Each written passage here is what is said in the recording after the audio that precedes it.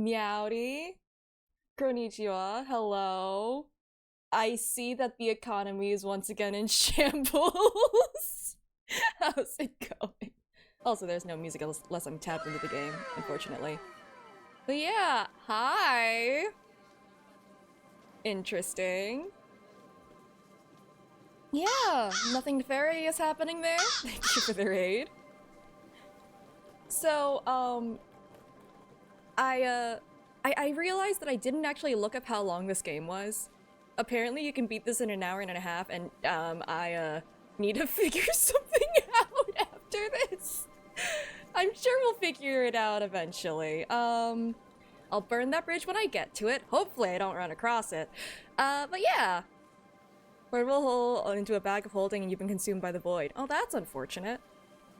But what if you put a bag of holding into a bag of holding? It blows up, if I remember correctly. It becomes like a black hole or something, right? But yeah. Hour and a half of chat bullying. Oh, I see how it is. You know, I was actually considering, oh wait, maybe this is where I can put that, like, tier list of the cases, or like, discussing the characters from Ace Attorney or something.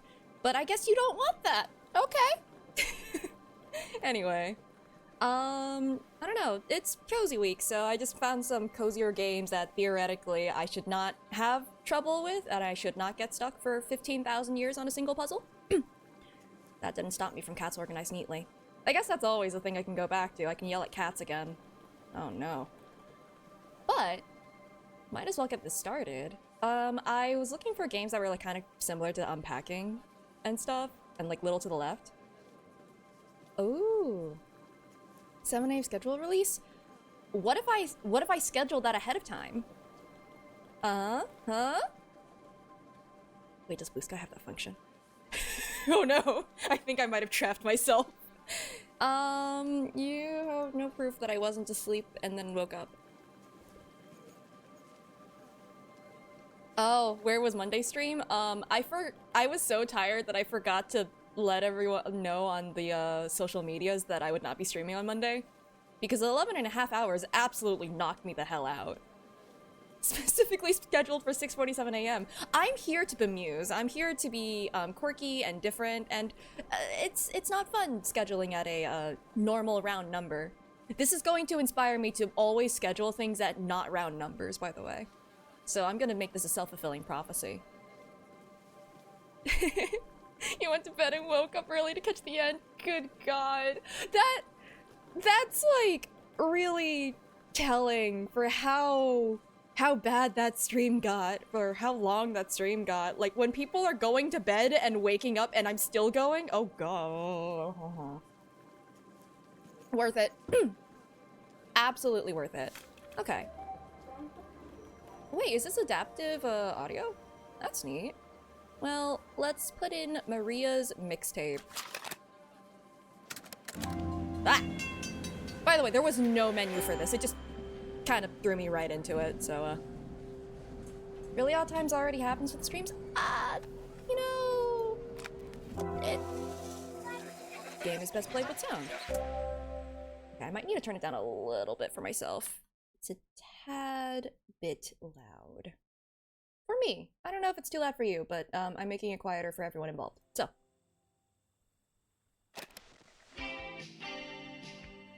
Oh, that's really charming.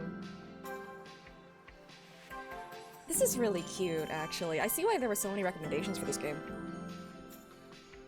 Alrighty. Oh no, I choked on my tea! Oh no. After a year on the road, I thought I'd get tired of traveling. The endless clatter of railways, highways, and everything in between. But as my train pulled into the station at Bellariva, I felt every bit as excited as the first day of my journey. A whole year. It felt like a lifetime. The places I'd seen, the people I'd met, and of course, the forgotten treasures I'd given a new lease of life along the way. I'm a restorer by trade. Bringing our most beloved possessions back to life is what I love to do. I'd been traveling for months, working my way from one town to the next, fixing everything from family heirlooms to VCRs. Bella Riva was my chance to take a break. Unfortunately, that would have to wait until after I'd unpacked. I'm playing unpacking? Probably not. Wait, how? Okay, I can spit. This is great. Oh no. What have you packed? Sunglasses, earrings that are loose in the suitcase, a passport, which is also loose in the suitcase, toolbox, one set of clothes, a hairbrush and scrunchie, and a camera. I think you should have packed more things. I'm not going to lie. The Ace Attorney to Evidence Dimension? I think this is the opposite of that. This is actually too big of a suitcase for what's in here. Can I move the coffee? Whoa! Oh, this is the menu. Oh, that's cute.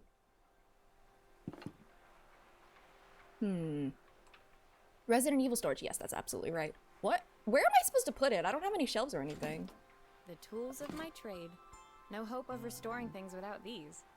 I don't have a key, do I? Okay. Well... My passport. Not many blank pages left now.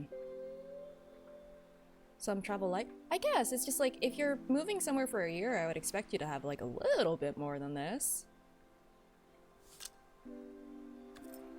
I saw a guitarist wearing these at a show once.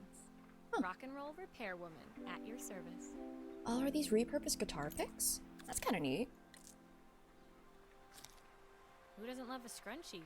Practical and stylish. Yeah, I should use scrunchies more often. Scrunchies don't really hold my hair very well. Like, it just kind of falls out after like a minute or so. But yeah, using hair ties, not great for your hair. One of the reasons I got a haircut last week. Fun fact, if you tie your hair, even if it's a loose ponytail, but consistently in a ponytail, for a long period of time, your hair hates that and starts breaking. And screaming at you. My favorite overalls. No These hairband? will never go out of style. Yeah, scrunchies are like apparently less stressful on your hair or something. Probably because they're looser and that's why it kept falling out. You shouldn't only wear a ponytail. Yeah, I learned that the hard way. Although it took like years, genuine years for it to get to this point. So like, you're probably okay. I was told by the hairstylist, just change it up every so often. Just like, wear a bun, wear a braid, just do something different so it's not consistently the same spot. Because like, what was it? I went in, I was like, oh, that my hair is like, you know, has split ends, it's breaking, it's not great, and she's just like, okay, so I see where the breakages are happening, and it's happening, and then she bunches my hair up like around here, and that is exactly the spot where my ponytail hairband was. My parents So, took this after yeah. I made my first repair. Take Seems care of your like a hair. lifetime ago. Oh, let's see. Looking forward to Camera? taking more close-ups of my fingers with this. What? Wait, what does that mean? Does it mean you're bad at taking pictures, or do you like taking pictures of your fingers? I'll hand these out once I'm settled in. Fingers crossed they get me some work. Are you gonna take a picture of those fingers that are crossed? That cut? Oh my god. I also got my bangs flipped back to what they were, and now I'm no longer my own evil I'd twin. made it to Bella Riva. I'd come for the food festival, taking place in a few days' time. After living off TV dinners and instant ramen for the last few months, I was craving a decent meal. Oof. Of course, I'd need to earn enough money to pay for it, so I figured I'd head out the next day and find some work. I'm in this sentence and I don't like it. Yeah, personally, I started trying to do, like, food prep. This is the first week I've, like, actually tried, where, I made, like, some wraps ahead of time, and honestly, lifesaver. Wraps are really good, and they are very, you know, good as a, you make it on Sunday, and then you can just pick it up and go.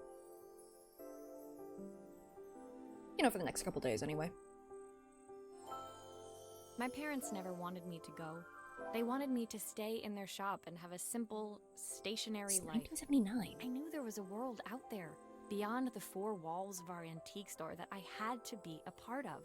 Now, is that an antique calendar, or is that the year that this game takes place in? Because, oof, that's older than me. I daydreamed constantly about the weird and wonderful places each of our antiques came from. I loved figuring out their stories, revealing the memories hidden beneath the screws and wires. My story in Bellariva began with a little girl, and a voice she was longing to hear. Okay. Oh. Right, how many... I see. Oh, I'm not... Wait, can I see how many... Oh, can I only scroll one at a time? Ah. Okay. Neat. It was my first morning in Bellariva, and I couldn't wait to leave my hotel and explore.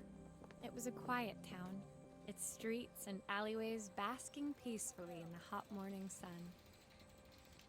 In the main square, meanwhile, preparations were underway for the festival in a few days' time.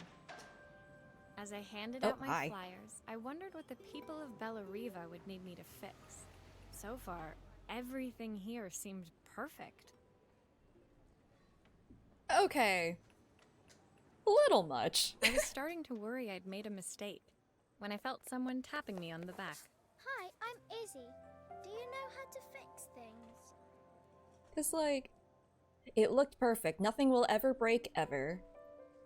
I don't know. It was a little girl, maybe 7 years old, who must have gotten hold of one of my flyers. She rummaged around in her backpack until she hauled out a battered red cassette deck. You know what? This does take place in 1979 because they still have cassette decks. My tape is broken and I can't make it work anymore. I tried to fix it myself, but there's this metal thing in the way. Can you try? The moment I pointed out everything being perfect, everything went to crap. Everything broke all at once. Okay. Well, metal thing in the way? What is that supposed to mean? Can I spin you? There we go. Little child, are you talking about the screw? Oh, I have to actually spin that. Okay. Child, a screw is... I feel like a kid should know what a screw is, right? Aha! Those batteries look like they need replacing. Luckily, I have some spares. Okay, wait, how do I... Oh, I can't spin it anymore. Alright. Get those Duracell looking batteries in there. And that's it.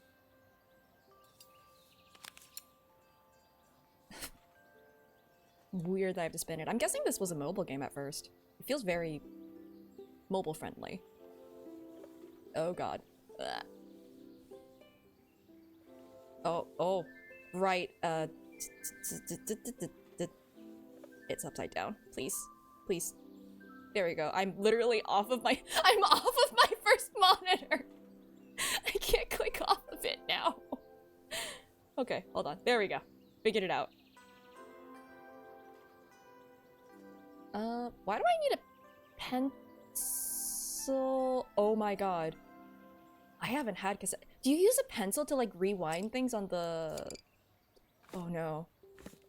I know this. But that's not gonna work yet. Wait. Oh, I can put this down. Nope, hold on. How do I? You, go here. That means I'm working on you. You use a pencil for this, right?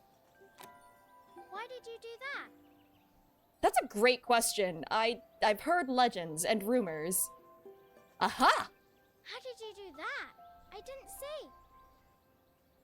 Small child, this is why you cannot use a screwdriver, apparently. Alright.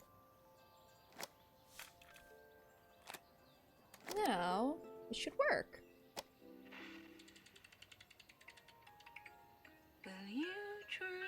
The music box plays, we hear a woman singing along. Sit by your side and hold you so tight. Know that I will always love you. wonder if this is... I mean, I'm sure there's a story behind it. The forbidden knowledge of cassettes, only known to the elders of the village. Aww. When it finished, Izzy picked up the tape deck and tucked it carefully into her backpack. Good night, my darling. That... Is that, like... her mom?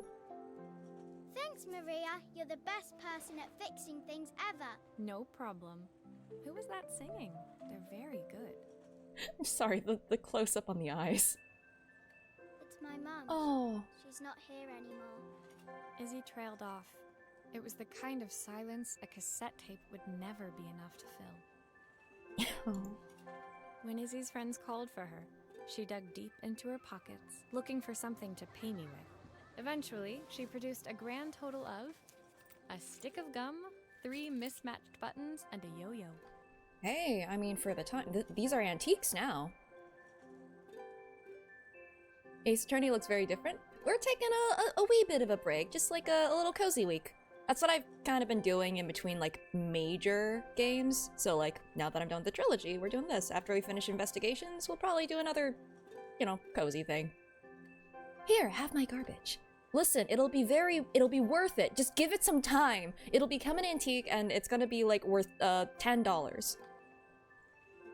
I usually preferred a check, but Izzy looked so serious, I wrote out a full receipt.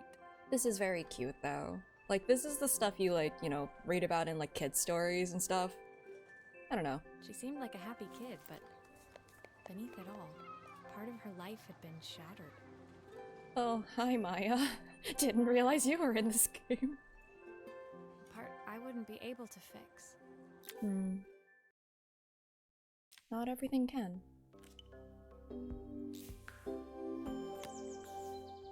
What? Is this a D&D figure? Oh, I've had to fix them before. I had a little miniature of my D&D character. And then I dropped it and it just kind of shattered. But I put it back together. So, it's fine. A little glue and a lot of patience. My first repair complete, I spent the rest of the day doing small jobs in and around the square. I was exhausted when I got back to my hotel and found a message asking me to make one more visit. The address led me to a quaint little house, a stone's throw from the beach. Bathed in the evening light, it looked beautiful, in spite of its flaking paintwork and chipped tiles. I really love the colors that they use for these. Like, the palettes are just so, I don't know, comforting? It's nice. The front door was opened by a harried-looking man, still dressed from a long day at the office. Are you Maria? My name's Joseph. I'm Isabel's father. I'm so sorry she bothered you this morning. Please, come in. I'd like to settle up properly. On the mantelpiece, I saw the remains of a broken statue. Without thinking, I picked up a fragment. Ah, my father's statue. What's left of it, at least. Yet another way I'd have disappointed him. Sir, I just met you. Why are you trauma dumping on me? It survived 100 years in this family. But 5 minutes with Isabel and... do you think you can salvage it? Okay, this is not a D&D miniature. But, seems like it's gonna be fixed the same way. Let's see. Will you be able to see the glue afterwards? I don't want people seeing the cracks. I didn't see the cracks for my thing, but it also wasn't painted. So... Oh! Oh no! How do I make it stop? How do I make the glue stop? Okay. It's so going to show! No! Okay, what part is this? Oh man. Maybe all of the trauma is going to be revolving around just this one family. What is this? This is the base. I've made a mistake. I shouldn't have started with this. Now there's just drying glue on it. I'm so sorry, guy. I'm very bad at this. Ah! Okay. This is not the amount of glue. This looks like Elmer's glue, so maybe this is actually the proper amount of glue. Okay. That's fine. What even is this part? I'm looking for the torso. You are probably, like, here-ish? But probably not yet. You? You. Okay. This is such an this is genuinely too much glue. Okay. Nope, not glue yet. This? Leg. Sometimes I think my daughter should come with a warning label. That's... Sure! Oh my god. That glue is just hanging off in space, alright.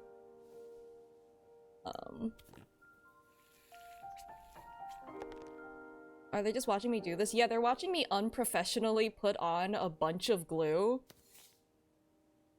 I mean, what even is the material? Maybe it's wood glue. In which case, there should be a clamp or something to keep it all together. You actually have to let that cure. Is this glue really strong enough to hold everything together? Potentially? Oh, it's porcelain. So... I don't know. I have... Oh, it's certainly fidgeting around. I don't know if it's gonna hold, genuinely. Thank you, Maria. It looks as perfect Does as it it ever did. My father wanted me to make something of myself. God. He didn't have time for anything less. I'm just here to fix things, my guy. Physical, tangible things. As Joseph put the statue back on the shelf, it nudged against the family portrait stood proudly next to it. So he was Bellariva's mayor. And that was Izzy's mom. They must both miss her so much. Slam it against the ground to check. Sorry. I'm a little tired. I've been working late getting things sorted for the festival. There's only a few days to go. Looks like I'll be working late. Again? I'm so sorry. When I told my parents I wanted to leave, they always found an excuse to be busy, to avoid talking about it. I guess keeping themselves occupied was their way of pretending it wasn't happening. See, I would call this trauma dumping too, but she's not saying this out loud. This is just absolutely in her own head. So that's, like, different. I don't know. I just... Maybe I don't know enough about, like, human interaction. Hi, Rin! I'm just walking into a room and people are telling me their life story. I'm just here to, like, put glue on statues. I don't know. Joseph's work must have been taking up so much of his time. But maybe that was what he wanted. I just hoped he was finding enough time for Izzy, too. I fixed this porcelain statue using what I assume is Elmer's glue. So, I'm sure I'm doing a great job.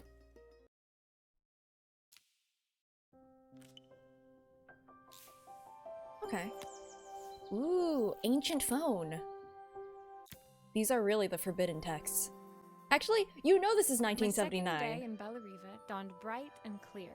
Another beautiful sunny morning. You know this is 1979 because they're trauma dumping to me instead of finding a therapist. Actually, both.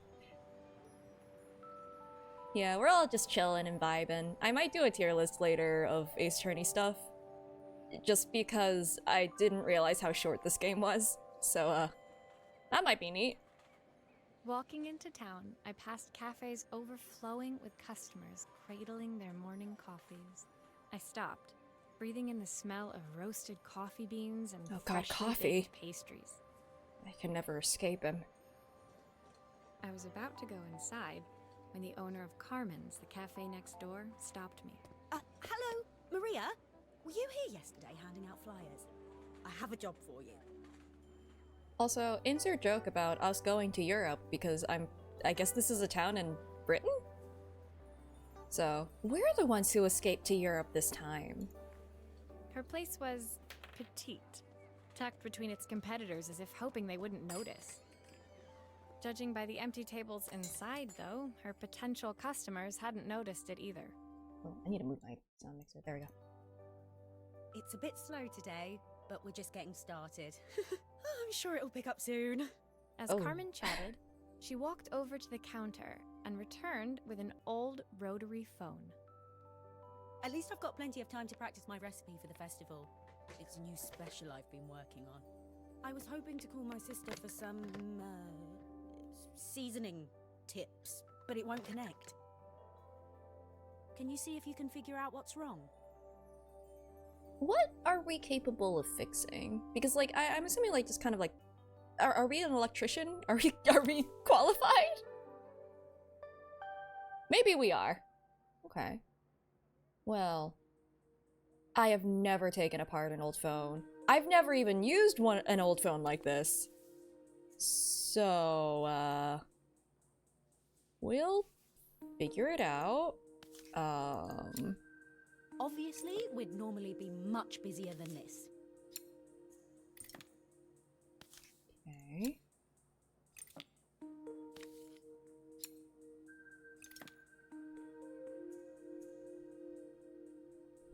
People just think you can fix anything. I mean, I think that's what happens with, like, my parents ask.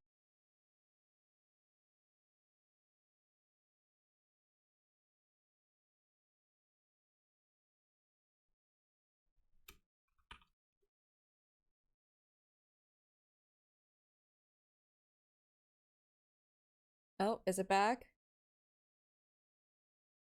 We'll wait for the bot to be back because it has decided. Okay, there we go. Oh, hey, I don't need to refresh that then. Okay. Can't seem to do anything about it when it disconnects on its own. The phone was a very key part of the streaming setup. It's like, you know, the jokes about, like, coding. What is it? How there's like, oh, we don't know what this code is for, but it's in here, and if you remove it, everything breaks, so we just kind of leave it here. I'm not a coder, so... Oh my god. You can fix it, can't you? I can't afford to replace it. Give me a second? I've barely looked at it. Are those two bells? Oh, for ringing the, that's how they, Huh. I never really clocked that the phone ringing is just two bells in there. It's kind of neat. Wait. This just comes off? Wait, how do I... Can I move it back? There we go. You.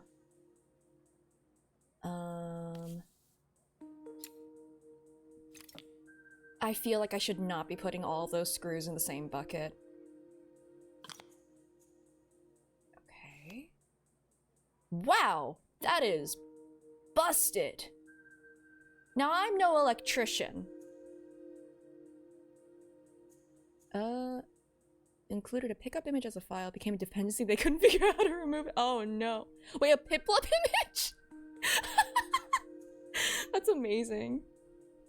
Wait, really? Mario Galaxy has a mushroom in the game's files, but if it's deleted, the game will refuse to run. That's...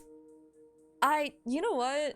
People joke about, wizards being basically, comp sci majors, and I'm starting to agree. We don't know how it works, we just kind of assume it does. And those who work in the field don't really trust it and just choose to walk everywhere instead. TF2 coconut JPEG.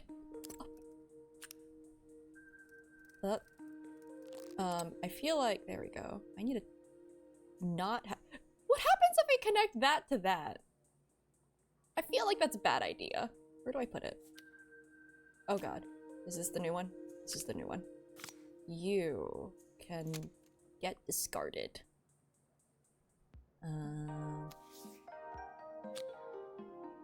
You know, I've never really been much of a fixer-upper, but like, I did for a little bit look into trying to figure out how to like fix pocket watches. I never managed that because finding one to practice on would require spending money for all the tools and stuff, so I didn't. Where was it connected to? Wait, there's only... That one has one socket for it to fit in, this one has two. Which one am I supposed to connect this to? is it just this wire to this wire? Oh, it needs 2 wires. I see. I get it now. This new circuit board is all hooked up.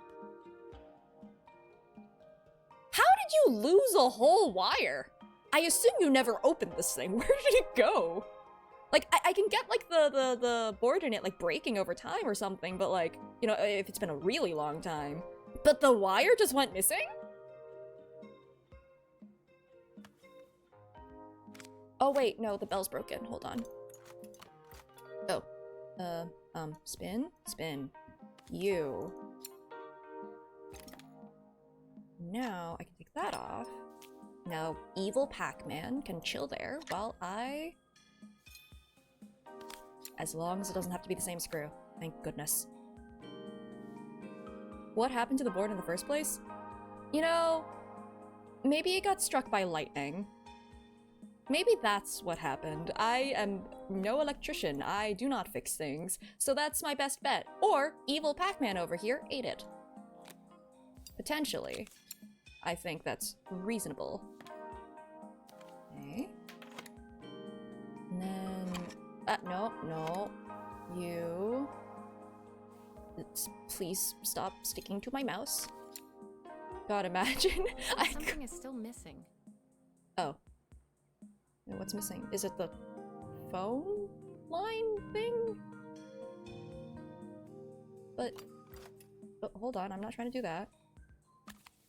Because, like... no, come back. That is... Okay, sure. I will take it. Not quite how I imagined that going. But yeah, imagine, like, fixing something, and then it just sticks to your hand. Short-circuited? Do short circuits look like that? Like, does it, like, completely break the board?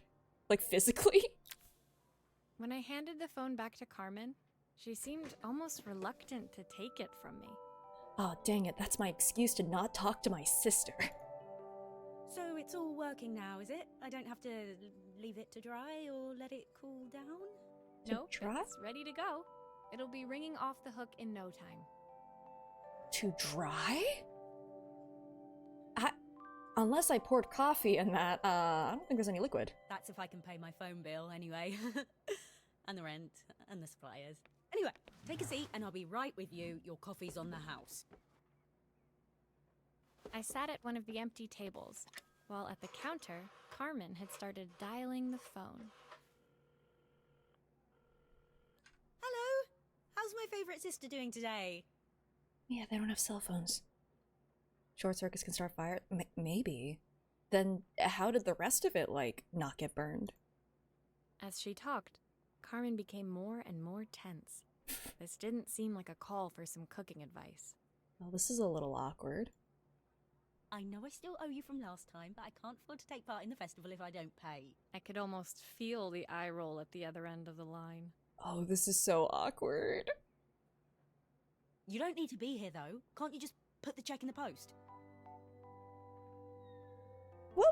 What would you do?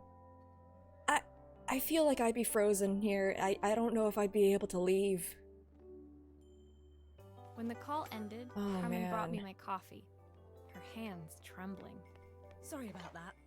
My sister's decided to fly in for a visit. Oh god, I have to get ready. Look the other way. I mean, we don't have cell phones in this era, so it's just like I don't even have anything to pretend to be busy with. Actually, I might have another job for you. Can you come by tomorrow? She turns back with the coffee. We're like halfway out the door, like,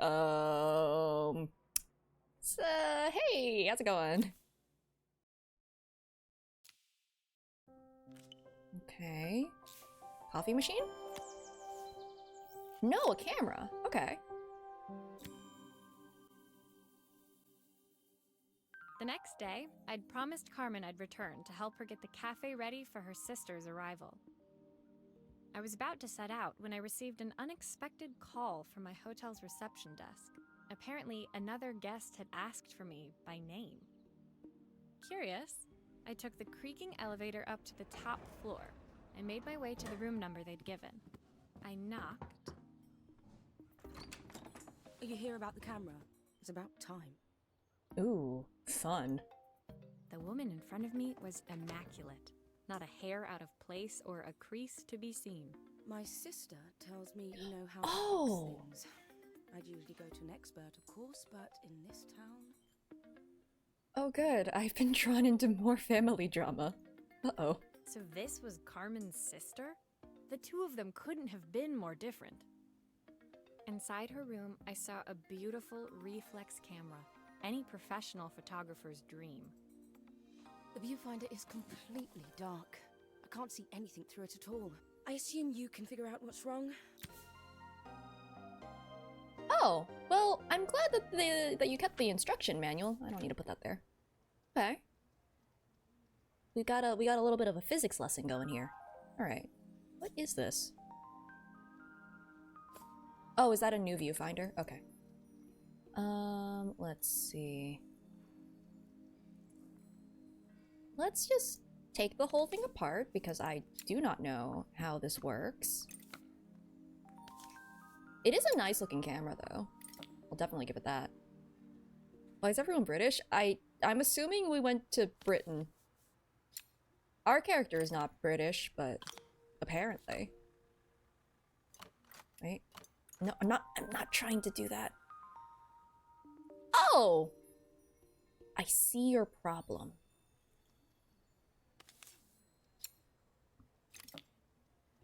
What did you do? Throw it on the ground? Okay, there's no more. Oop. And now you are upside down. Please stop being that. Alright. Now, what else can I... I don't suppose you've fixed anything this valuable before. Alright, ma'am. You don't want me to fix your camera. If I Sheesh. used the screwdriver, I could adjust the angle of the mirror. Oh, that's why. Alright. Ooh, no, no, oh. Here. Perfect. Now the viewfinder should be working. Alright. Honestly, I should be able to just put everything together and then put all the screws in place. Which, I don't know if that would work in real life. Not without many pairs of hands. But, works here.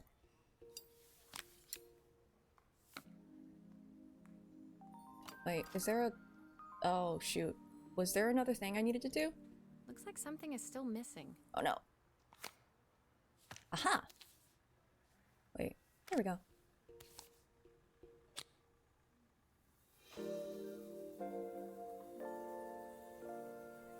Another reason your camera isn't working, you kind of forgot the battery.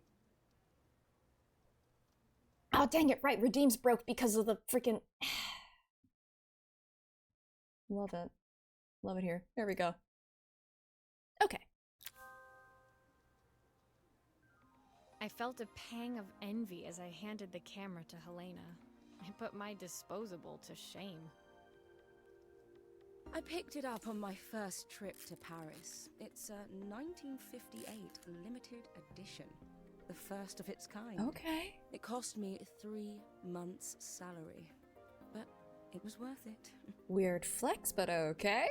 Yeah, genuinely who asked? At least the others, it's like, you know, it's something that's bothering them and it's related to their item. This just feels like a humble brag. I had no idea what 3 months' salary meant to Helena, but I was pretty sure it was more than I could afford.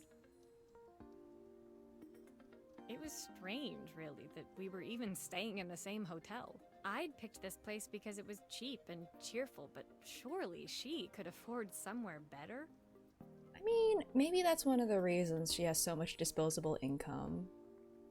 Maybe she lives frugally. She took some test shots, fiddling with the camera settings until she was absolutely satisfied. This work is immaculate. At least there's one person in this town who knows what they're doing. Are you capable of giving a compliment without putting at least one other person down? Jeez. Sending you to me might be the first Oh my thing Carmen's God! actually gotten right. I wondered why Helena had bothered coming if she thought so little of her sister. Listen, clearly she cares, otherwise she wouldn't be here. Either that or she's, you know, humble bragging. But also, like, yeesh. I hear nothing from her for weeks, and then when she finally does call me, all she wants is money. If she thinks I'm lending her another penny, she'll have to convince me it's not a total waste of time. Okay, I will give her that, though. That's pretty rough. Oh god, this feels like I'm reading an, Am I the Asshole post or something. That didn't sound good. If Hurricane Helena was about to hit, I hoped Carmen was ready. Am I about to mend their relationship? Possibly. Oh, okay. Neon sign. Wait, can I even— am I a chemist? The sun was setting over Bellariva by the time I reached Carmen's cafe. From the outside, it looked as quiet as ever, but inside, I found Carmen cleaning like her life depended on it. Listen, I'm pretty sure we're going back to that, like, first family at some point, so I get to fix up a broken family. I mean, here's the thing. Fixing trinkets, like, trinkets with history and stuff behind them, you know, they do have stories, and metaphorically, they can help heal the soul. Some real two sisters with a contentious relationship where one sister is their parents' favorite and looks down on the other, but they can reconcile if they realize they were both victims of their parents' abuse, just manifested in different ways. Oh my god, I think you're spot on, honestly. Yeah, the fact that that's, like, so relatable that you can pinpoint it, like, that quickly and that specifically is genuinely kind of unfortunate. Maria! Oh, don't mind all of this. If Helena finds one speck of dust in here, I'll never hear the end of it. I'm so sorry, Carmen. Yeah. I guess it's just a thing that happens in a lot of sibling relationships, which is really unfortunate. Carmen seemed pleased to see me, but I sensed the fidgeting tension beneath each sweep of her mop. Trying to live up to the standards of someone like Helena seemed like an impossible task. It's a bit typical. Yeah, a little. Don't we love favoritism and, this isn't really generational trauma, but I feel like it can also stem from it, but eh. I hope you didn't mind fixing the camera for her. She was furious when it broke. I really need this to go well. If she doesn't lend me the money, I don't know how long I can keep this place going. Hey, I mean, that camera was worth 3 months' salary to her, and I don't think she paid me? Or maybe she did. But maybe she didn't, and if she didn't, then, like, I don't know. Maybe she can give you the money. I feel like I also need the money. Carmen led me to a back room, where she'd laid out the components of what looked like a neon sign. I had this made when I first opened the cafe, but I'm hopeless with electronics. So there was supposed to be a sign outside. This might explain the lack of customers. If you don't traumatize your kids, how will you have a dramatic family reconciliation later? I'd like to put it up before Helena gets here. Can you give it a try? Isn't this a cafe? Why does it have ice cream on there? Also, is this like an electrician thing, or is it like a... I guess it makes sense for it to be an electrician thing. Clearly, I've never worked with a neon sign before. What the? What am I? Oh god, clearly I've never worked with neon signs before. Well, there's a wire here, so I assume the wire goes with the wire. And the circle goes into the square hole. Oh god. Oh no. You? No, not you. You! How did I miss that? Okay. Oh my god. Nope. You are nothing. Screws? That possibly is... Shoot, I need to turn it a little. Oh, I'm very out of my element. Put this here. Alright. Oh. Yeah! Don't come back. need your help. Can I thread it through there? No, the answer is no. What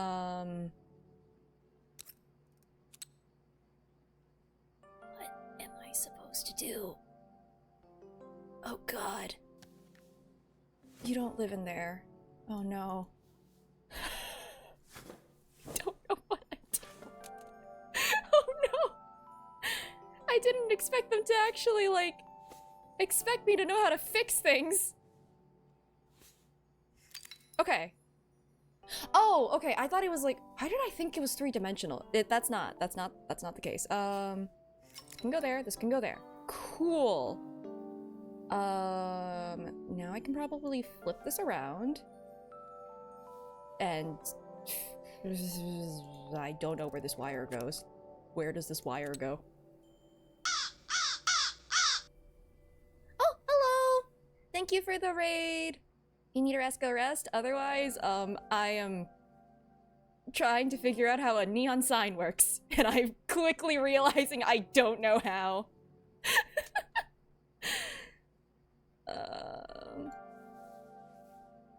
Oh right, I'm so sleep deprived.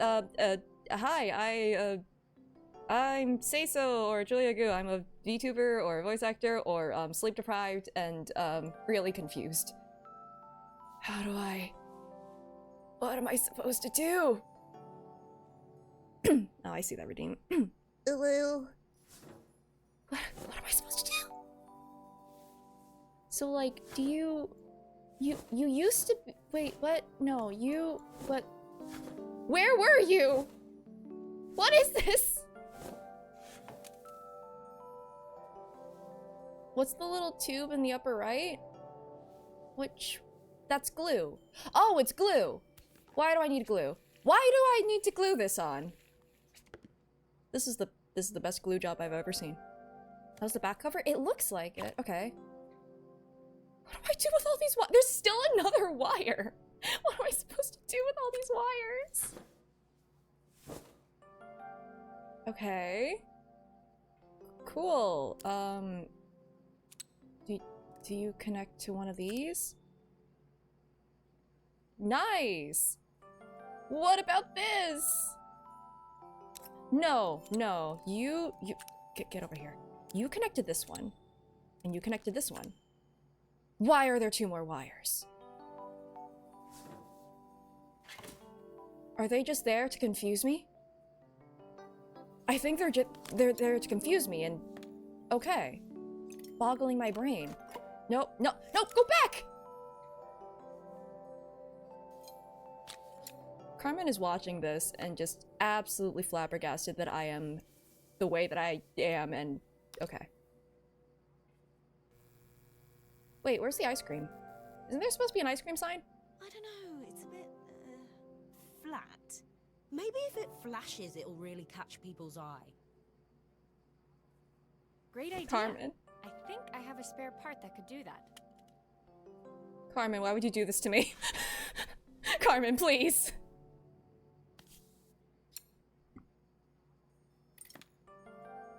I am but a mortal who does not know what they're doing. Oh god, not the IKEA building. No, go over there. Alright. I'm glad that it puts that in I have to glue it again, don't I? I'm sure this is safe. Definitely. Yep. Totally. Alright, well, I figured out where... That means there's one more wire at some point? Is it for the ice cream sign part of it? Because, like, there's one more part of this that just isn't- Stop doing that! Go back! How dare you? You had them send you one screw. That's wild. Oh, I'm absolutely gonna have to take off this cover and do another part because this is not complete yet. Alright. Now...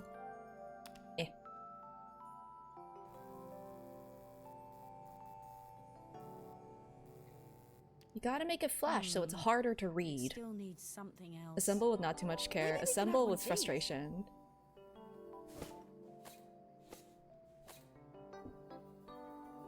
Okay, but for a cafe, none of these are things you sell. Hello. None of these are things you sell. You sell coffee. This is not coffee. That is pizza. Oh my god. Yeah, I did. Thank you so much. Thank you for the birthday wishes. I am now dust. I mean, apparently I'm old, but I have no idea how these older electronics work. So. Espresso martini. Shoot, I guess that's just what I'm gonna have to do. Yep, this is the appropriate amount of glue. Well, now you could probably go here and I can do this. Is this genuinely a good way to do this, or am I just crazy? Always sell his Irish coffee, because I need to be drunk when I deal with my sister. Welcome to Carmen's. Alright, take your... I guess, what do you guys want to put on there? Because, like, none of these are coffee. Oh, Trix, you missed it. Everyone's been trauma dumping on me. And, yeah. Ice cream for coffee float? Is that a thing?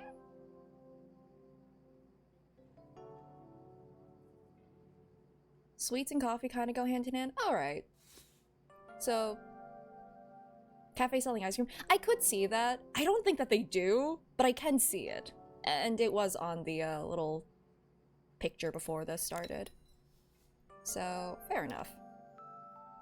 You wouldn't put pizza or martinis? That's if you're a coward. And I am. It works. I'll screw everything together again and you'll be set. I already did. Oh, should I have tested it before I screwed it together?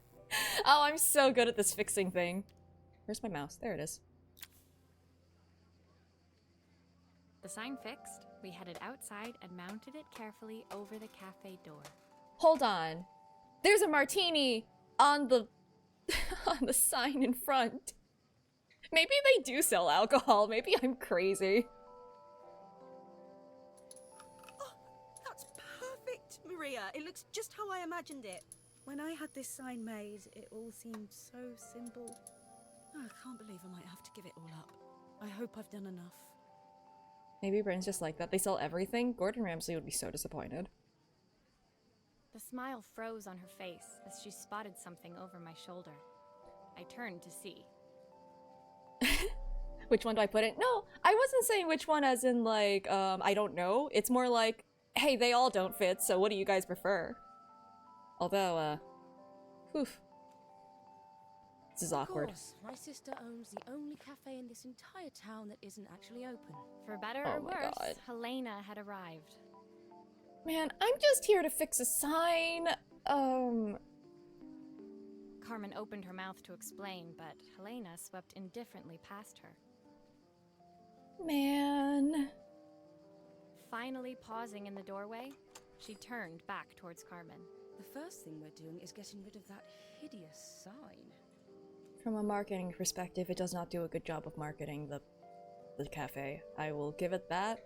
I think that the handwriting thing of it, for it is fine. With the town that it's in, I mean, it stands out. And with that, she disappeared inside. I hoped Carmen's chances of saving the cafe hadn't disappeared with her.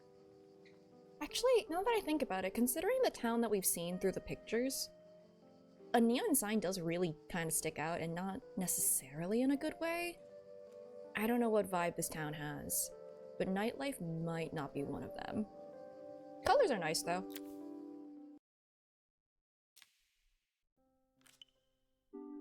Too bad we fixed that.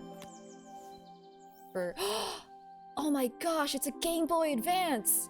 SP! Kind of. Sort of.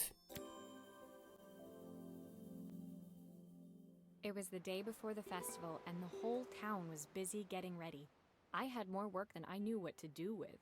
When Joseph called with another job, I was craving the cool quiet of his and Izzy's seafront house. That was a DS. To be fair, I'm probably wrong too. That doesn't look like it has the actual like backlight for the screen.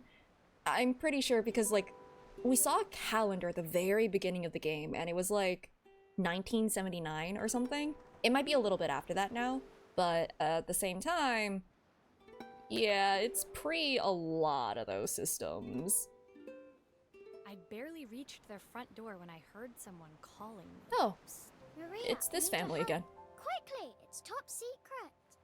Yeah, because I grew up with the SP, which means that it's a Game & Watch, maybe. Because, like, this is like, oh yeah, people are wandering around with cassette tapes. That's why she has headphones. She has a cassette player. So, I don't know.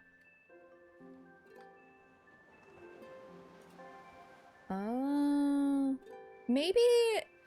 Is it really 1970s? I think it might be a little after that, because, like, I think the calendar was from when the main character was, like, younger. With ESP. Yeah, I grew up being a psychic. It was Izzy, peeking out from the side of the house. She beckoned for me to follow her. I'm actually Mob Psycho 100. She led me through to a beautiful, unruly garden, overflowing with flowers of every color. Nestled among them was a playhouse, its doorway almost completely obscured by a towering rose bush. This is very cute. Oh, shoot. We're on break. Oh, wow, it's been an hour already?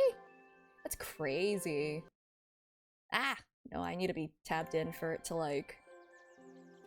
do I get more tea? Or do I just stick with the water? I have my backup water. I'll stick with my water. So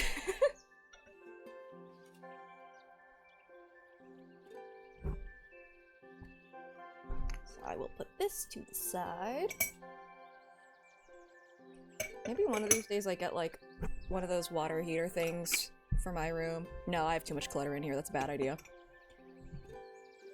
Switching to your backup water is faster than reloading. Exactly. It's faster than reloading your tea. Obviously. But yeah, like, what is it? Something... What was I saying before? Oh god. Something along the lines of... Something growing up with the Game Boy SP, and they have cassette players, and oh my god, they had cassette tapes, and rotary phones, and, I don't know. It's definitely before my time. No any percent hydration.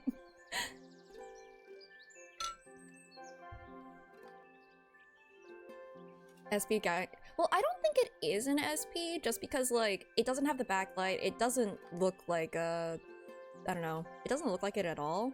But I don't think they had, like, foldable game systems, like, portable game systems at that time? Possibly? Because, like, the Game Boy Advance was, like, you know, just, like, one chunk of system. How do I even put that? Like, the 2DS. Hell, the Game Boy itself was just like the... I don't know, the brick? I think brick is a good way to put it. It was a brick. Because, my older sister had a Game Boy Color, and I used to play Super Mario Land on it a lot. Yeah. Had early single-game consoles, but anything with swappable cartridges was still a few years off. Does this one have a swappable cartridge? I didn't actually catch it. I just saw that it had, like... It looked like one of those, like, old... I don't know, plug-and-play sort of things. Like the, It looked kind of like a Game & Watch. Yeah, it looks like one, but, like, were they foldable? I just didn't think they were foldable until, like, the SP. Yeah. Man, this mayor is rich as hell to be able to afford something from the future. You have to squeeze past it and breathe in real small, like this. Izzy took in a big gulp of air and crawled through the gap and into the playhouse. Fake system and fake world? Yeah, that's fair. We're just here to fix things. I hadn't planned on crawling in the dirt today, but the life of a repairwoman never did run smooth.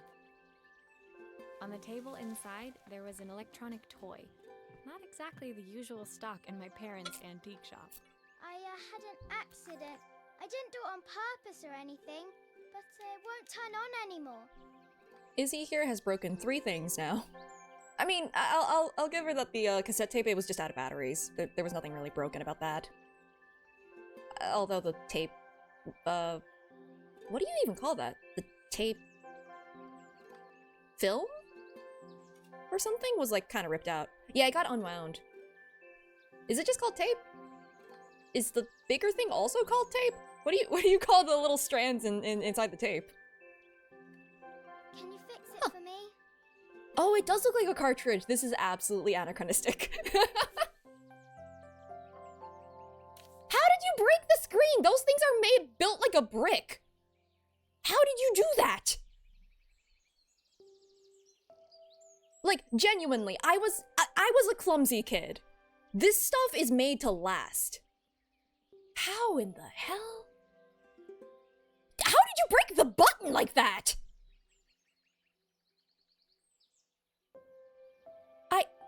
But that's not possible. That's impossible. Like, okay, broken screens, fine, I can kind of get it, but like the button? You are not mashing that hard. That's impossible. Alright. Let's do that. And I see that the soundboard also exploded. Awesome. Let's just leave that there. Unplug all of these things so I don't burn myself. Oh, the shoulder button not working. That happened with my DS. One of them. It was from playing Fire Emblem because of the L button. Okay, so wait. Well, I'll put this one here first because I know that I need to change that out anyway. You need to be changed out for this. I'm glad that even though this is not something that I generally repair, I have all of the tools for it anyways. Yeah, L plus button, exactly. Did I ever have the N64? Nope, I was too young for that. I grew up with mostly the portable stuff for Nintendo. So I grew up with, like, my sister's Game Boy Color. My personal system I grew up with was the Game Boy Advance SP. I played the heck out of Kirby and the Amazing Mirror. Like, it was one of those games, I got 99% in it. Without a guide, and without knowing that the map told you which rooms were complete. I played the game that much. Yeah, PS2 was technically my first system, though. I played, like, Kingdom Hearts on it. When I first played Kingdom Hearts, I was, like, 5, so I just got lost in Traverse Town. I did not know where to go. I'm a 2000s kid? Technically, I was born in the late 90s, so, like, I grew up in the 2000s, basically. So, kind of that weird cusp.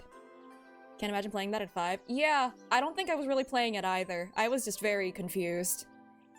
Kingdom Hearts 1 doesn't tell you where to go. Yeah, I think it's funnier that, like, I got to the... I remember, and I might be misremembering because it's been so long, but, like, I remember getting to, like, the gummy ship level, like, the first one between, Traverse Town and the Alice in Wonderland level. And, like, I left it or something, and then I came, like, when starting it, and I forgot why I did that, but I came back, and it was just in the next world, and I was really confused. Because, like, I just kind of, I think I left it on there expecting to either lose or for it to, like, stay that way. And then I come back, and it's just an entirely different world. I'm like, where am I?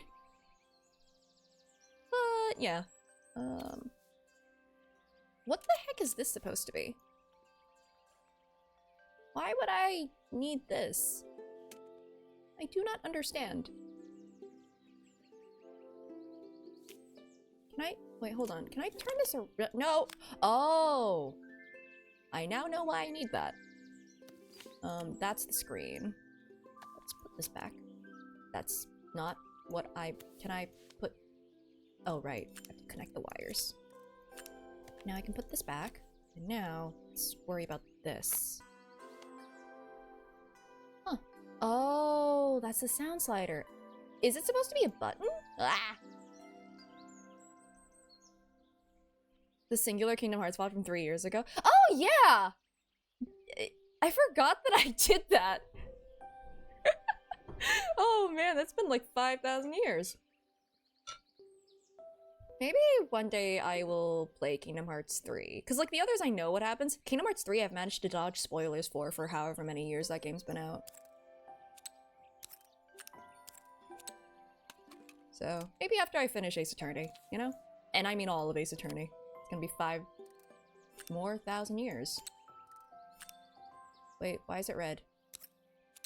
Is it supposed to be here? Am I supposed to cross the wires like this? This doesn't feel right, but okay. It's green now. Kingdom Hearts stream when? In like a year. Don't know if I'm gonna like 3.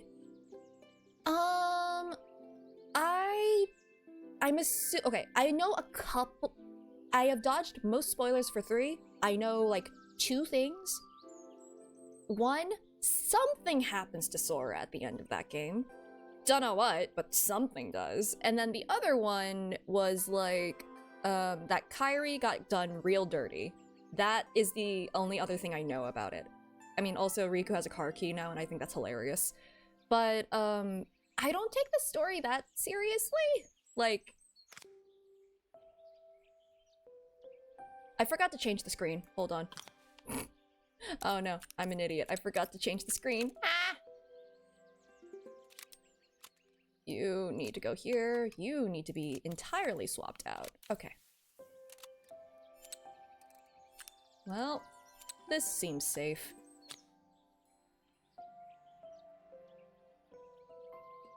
Gameplay is also a point of contention. Really? Huh. I'll see what happens then when I eventually play it.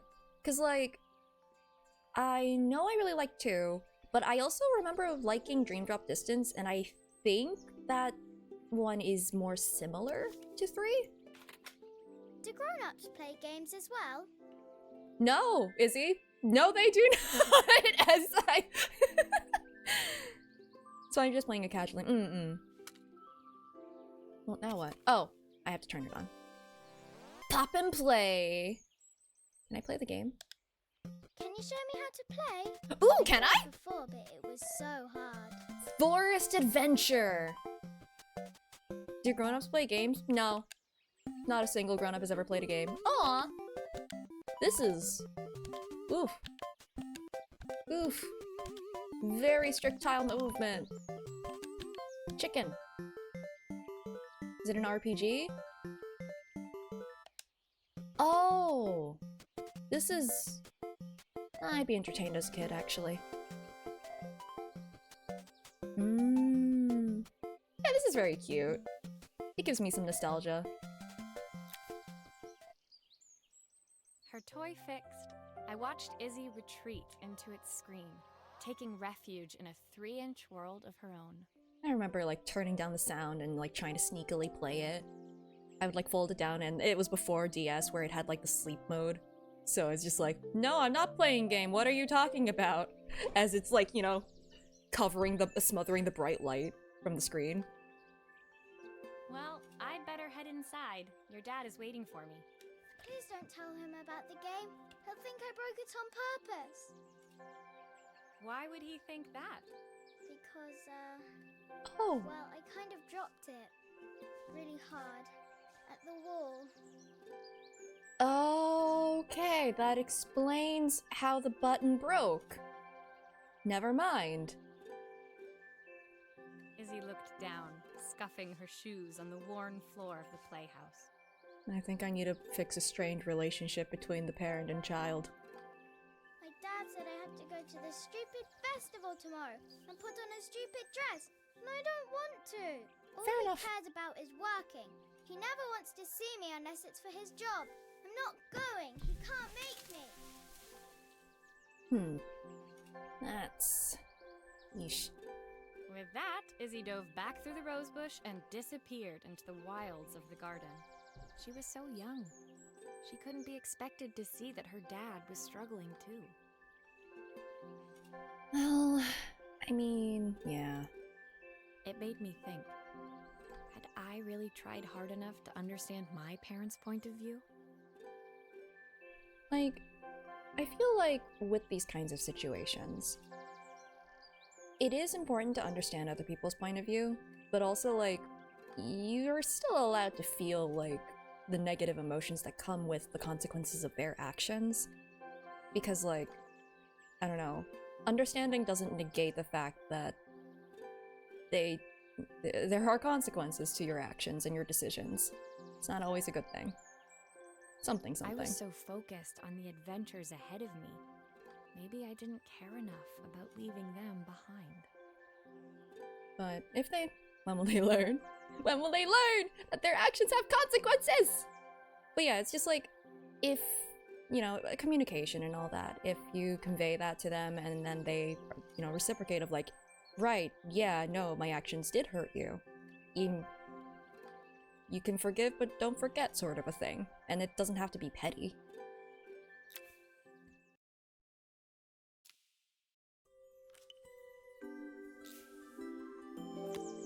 Oh, a watch. I tried to learn how to fix one of these before. Not that type of watch, but, you know. Actual, Leaving like, pocket Izzy watch. hiding in the garden, I walked around to the front of the house and rang the doorbell. It was only then I noticed my favorite overalls covered in grass stains. I scrubbed desperately, but it was too late. Maria, what are you doing? What happened to your clothes? I tripped. I tripped. You know, I dropped something in the grass, and I was trying to find it, and whoops, got some grass stains on my kneecaps. Unfortunate. I mean, there are so many ways you could go about this, but I have a feeling Maria is not a good liar. I was, repairing a lawnmower. How unusual. You're a great liar. Well, do come in. The job I've got for you is a little more delicate. This is rolling a 10 on deception, but the guy rolling like a 1 on insight. Totally embarrassed, I walked into an orderly room filled with papers and ledgers. So this was his office. You must be so busy getting ready for the festival. Are you looking forward to it? Of course. It's traditional for the mayor to judge food from every cafe and restaurant in town. I'll be declaring the best chef in Bella Riva by this time tomorrow. Speaking of which... He unclipped the watch from his wrist and very carefully handed it to me. I'll have a tight schedule to follow, but my watch stopped working a while ago. Could you see if you can make it tick again? I really hope that this is like one of those like more antique kind of watches. It's probably battery operated. But if it isn't, that'd be really pretty. Because those watches are gore. Why is it so broken? Ow! Are you sure it will all fit back together? Okay. Let's love always. Oh no, this one's gonna be depressing. Yeah, the one you have to wind. This is clearly battery operated, so it's not gonna have as cool of inner workings. If you look up like antique pocket watch, the inner workings of the antique pocket watches, they're gorgeous. Like really freaking pretty. They put like etchings onto the gears and stuff. It's anyway. Oh, that looks familiar. Oh, there's a spring in there. Oh wow, this looks incredibly familiar. Maybe it's not battery operated. Oh my god! The main plate has completely cracked. I'll need to replace it. Yeah, I also... that. The cogs look good though. If I'm careful, I can reuse those. Nice. How am I supposed to... Okay. I can take these off. Oh god, where were they? This is another reason why I would not be able to fix things in real life, because, like, I will not remember where everything goes. Also, holy moly, did this just, like, completely rust over? Why did I throw the mesh on the floor? Well, yes, why are we working on the floor, actually? I think that's the better question. Okay, put that there. Put that back. Now. Yeah, they are really pretty.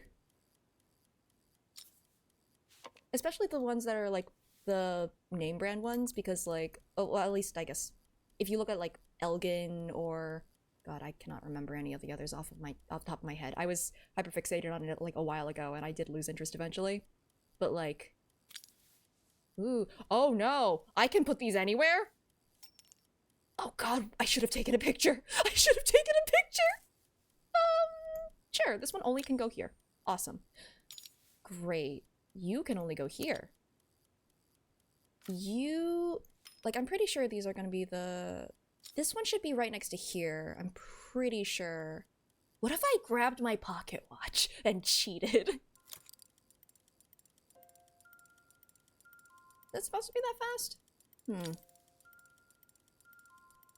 I don't know if it's supposed to be that fast. Where's this go? Who are you? What is this gear piece? Everything's moving though. So, is it keeping time accurately? That is a different question. There are other things you can do, I believe, to make sure that it keeps time correctly. Yeah. Mine currently, if I remember correctly, isn't necessarily working completely correctly, just because, like, if you tilt it in certain ways, it stops moving. And I think it's because, like, one of the pieces in there, is too old. Something like that, anyway. Like I said, I did look into it, like, a little bit, but I also realized that, like, if I really wanted to use it, like, day to day, I would need to do, like, biannual, like, maintenance things on it, and I just don't have that power. I'm gonna be a master of watch fixing? Nah, this is the stuff that, like, is a little bit more simple. The things that I need to fix are not these. I also don't have the parts. I've not gone a day without this watch since my wife gave it to me. Yep, there it is. Yeah, I knew it was gonna be the case.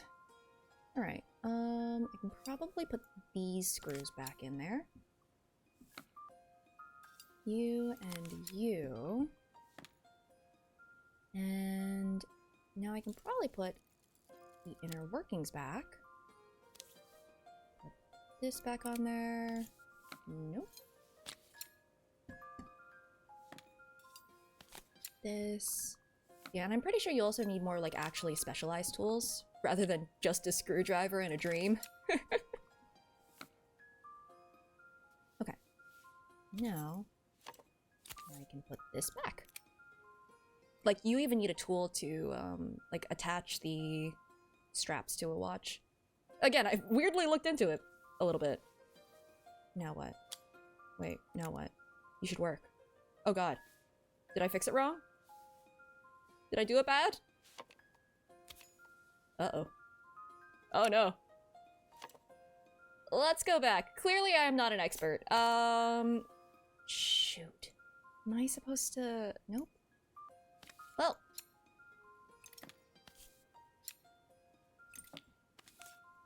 Okay. Where did I go wrong? What did I do? Yeah, no, the extra gear is incredibly sus. You are correct. I don't know where it goes. You see. Please stop being upside down. Okay. Maybe... Do you not go there? I don't... What is this? Where do you live? Okay, hold on. Nowhere. What? What are you? Do I attach something to you? Is that what I do? An idiot sandwich? No, how dare you use my full name? Nope. I'm trying to grab... Nope. Fine. Nope. Let me put this down, please. It's fun when you know the answer to the puzzle. It's great that it's just like, oh yeah, I kind of know what I'm doing, and then it's just like, I'm pretty sure I put the gear on top of another one. It's on the other side. It really hit me because I'm just like, it definitely came apart from both sides of a thing, and yeah, that would do it. Okay, that makes more sense. It needs to actually hit the hour hand, and I did everything else correctly. Clearly. All right, let's put everything back.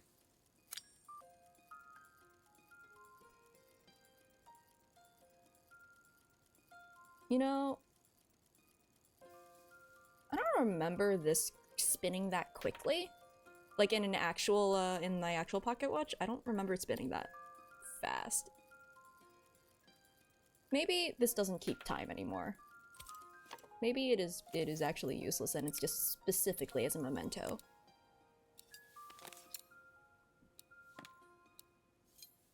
I hope it's not upside down. Imagine if I put the cover on upside down. That'd be a little rough.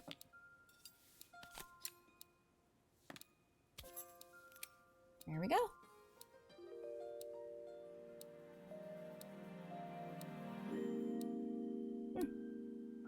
It's not battery operated, but it doesn't have the quartz in there, so I don't know how it's running actually.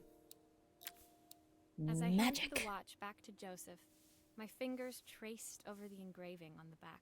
I hoped fixing this was one small way I could help him move forward. I can't believe it's working, Maria. Thank you. My wife was a brilliant woman. Feeling this ticking on my wrist, it makes me feel like she's still here. I was about to be like, does it keep time though? But I mean, to be fair, she is actually an antique dealer, sort of. So I can imagine her having the parts for something like this. Watches measure minutes and hours like they're infinite. I didn't know we had so little time. Even with Isabel, I barely see her. And when I do, she acts like she hates me. Just then, the phone rang. Even when he was at home, his work was never done. Sorry, Maria. I have to take this. I'll see you at the festival tomorrow. You know, it's a little awkward when it's just like, the solution is to spend more time with your daughter. Are we also a licensed therapist? No. But we are a licensed fixer. As I left, I turned and saw him pacing the floor of his office, his watch glinting in the afternoon sun. I hoped its quiet ticking would at least bring him some peace during the busy days to come.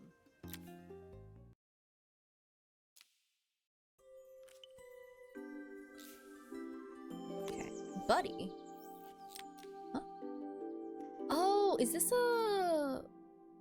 like a old film projector? Or photo slideshow projector? Huh. I have never seen that before. When my last it's you job again. of the day brought me to Carmen's apartment, the door was opened by someone I didn't expect to see, Helena. Sorry for inflicting this mess on you. Carmen's never seen a knick-knack she doesn't want to buy, apparently. Carmen's apartment was a little chaotic, but totally charming. It was easy to imagine her living in a place like this. It definitely wasn't Helena's style. She seemed more upmarket than flea market. I wondered why she was even here. We're having a clear out, or at least I am. Carmen's not helping, as usual. There's a market at the festival tomorrow. I'm selling some of these things to make her some money. I hope you've discussed that with her? And not just arbitrarily choosing random things to sell? I really, really hope. Ugh. She says she has nothing when there's all this stuff right under her nose. Helena stepped delicately past the items on the floor and reached down to pick up one from the pile. Look at this slide projector. Our parents treasured it, but Carmen treats it like a piece of junk. Can you take a look? Oh boy. Well.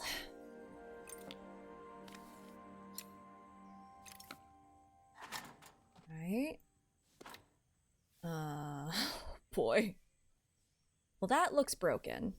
So, I assume That light I bulb fix is this. completely smashed. Okay, I'll need to redirect the light to the lens at the top for the projector to work. Oh no! Mirrors? Oh no!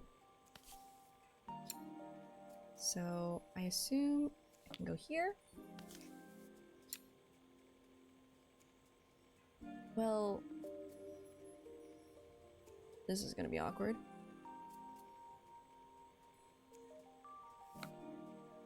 Where does the third one go?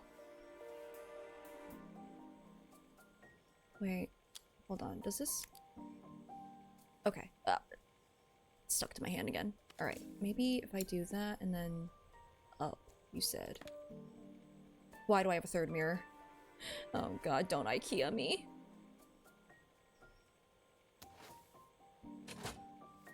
Do you work? Wait, no. The third mirror is in here because it goes up, but it needs to bounce off of one more thing. How do I go over there?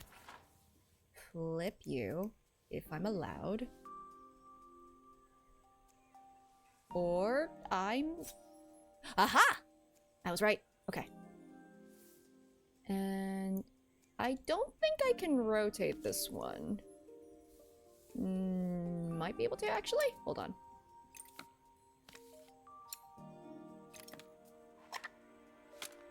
Oh, typical. Carmen's even managed to get a slide stuck in here. Oh, how do I remove this?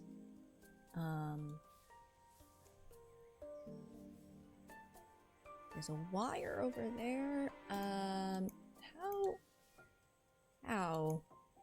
How?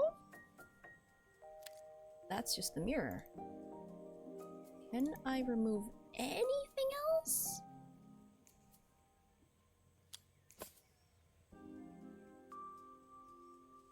The eject button? There's an eject button?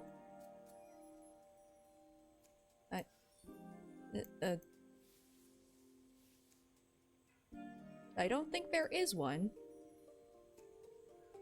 Do I have to, like, turn it on to get it to come out? Oh god. How do I remove this?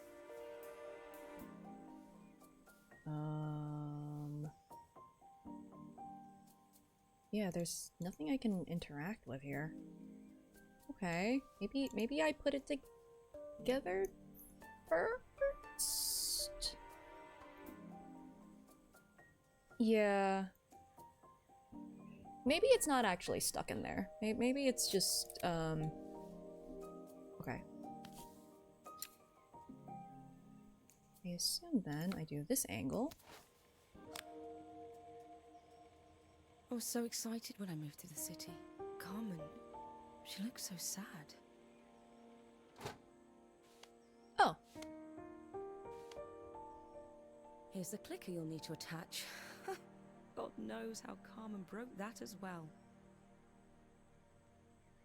Everyone Looks like just... something is still missing. Yes, clearly.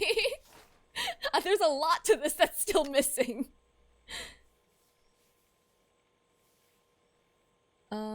Let's see. Well, for one thing, I can put the slides in here. This is for fun storage. Does this mean I can, like, take out the slide and then, like, replace it with other things? Oh god. Maybe not. Like, if I were to, like, look at them. That's cooking. That is... reading together. Oh, is this them together? Oh, man. Looks like something is still missing. Maria, I am aware.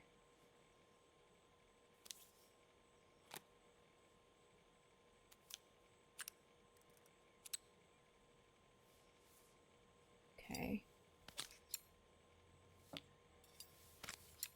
I really hope that the slide isn't actually stuck, though, and I can just, like...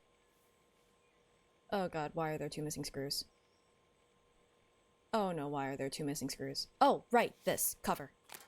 Makes sense.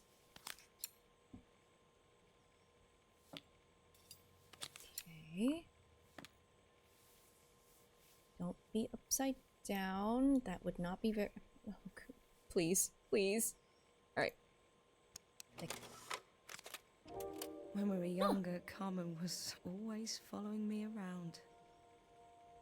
I used to do that with my older sister too. I probably annoyed the crap out of her. I suppose she looked up to me. A cool older sister. She used to ask me when I was coming home, but I was always too busy. Is everyone just too busy and now there's just built up resentment in every single family in this entire town? Helena was transfixed, staring at the 2 young sisters the projector had brought glaringly into focus. I never meant to let her down.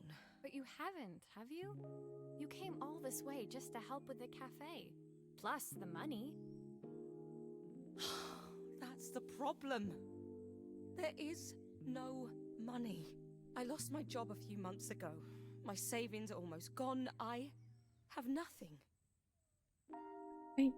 I feel like you two should talk about this. Like, Carmen thinks I'll throw my checkbook at her bad decisions and make them okay. But I can't. Not this time. You know, the funny thing is, I came here wanting to tell her the truth. But she's so infuriating. How can I ask her for help when all she cares about is herself? oh boy, yeah, that's just a whole matter of no communication. You're making some assumptions there. I'm going to, you know, wager, coming from a younger sibling, myself, hello. When you look up to your older sibling, you don't think that they can get into trouble until you're, like, old enough to, like, for them to, like, talk to you about that kind of stuff. You just don't realize it. And if you refuse to communicate, I'm not saying she's not at fault for, like, not asking or not noticing, but, like, I don't know. Helena fell silent, shrinking under the gaze of her younger self, projected onto the wall. We drifted so far apart when I moved away. It felt like the only thing keeping us together was my bank balance. I know I have to tell her the truth. It isn't fair. But I already lost everything else. What if I lose her too? I mean, you won't.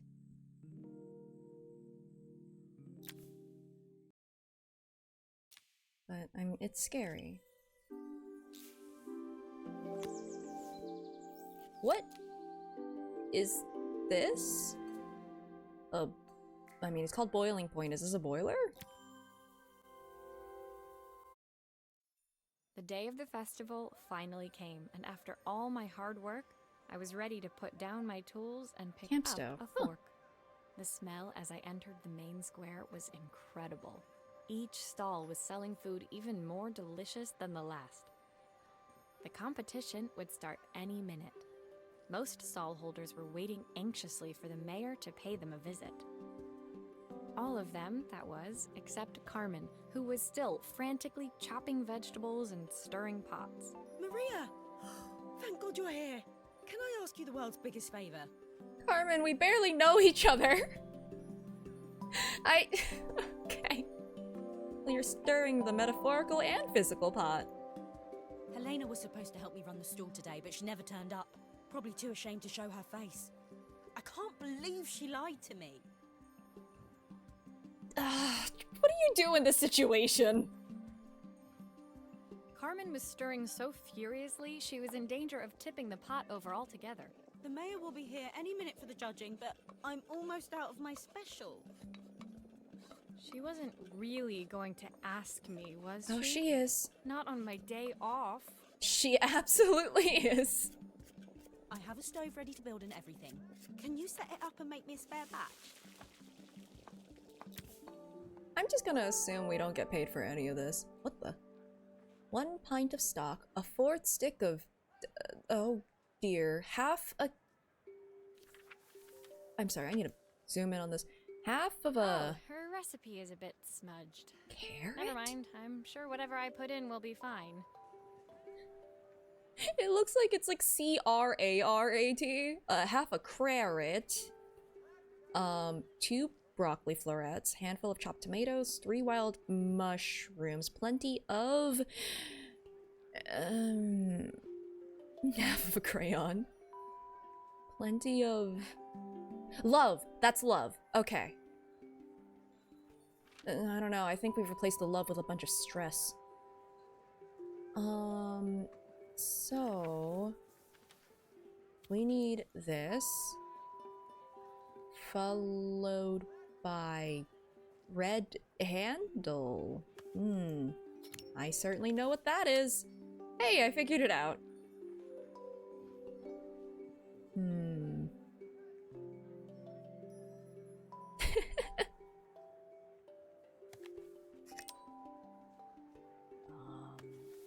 Okay, this is like a clan. No, come back. Come back! I think I have to spin it. Alright, you can go here. What the? Why can I put it there? It all fits. Now to light the gas.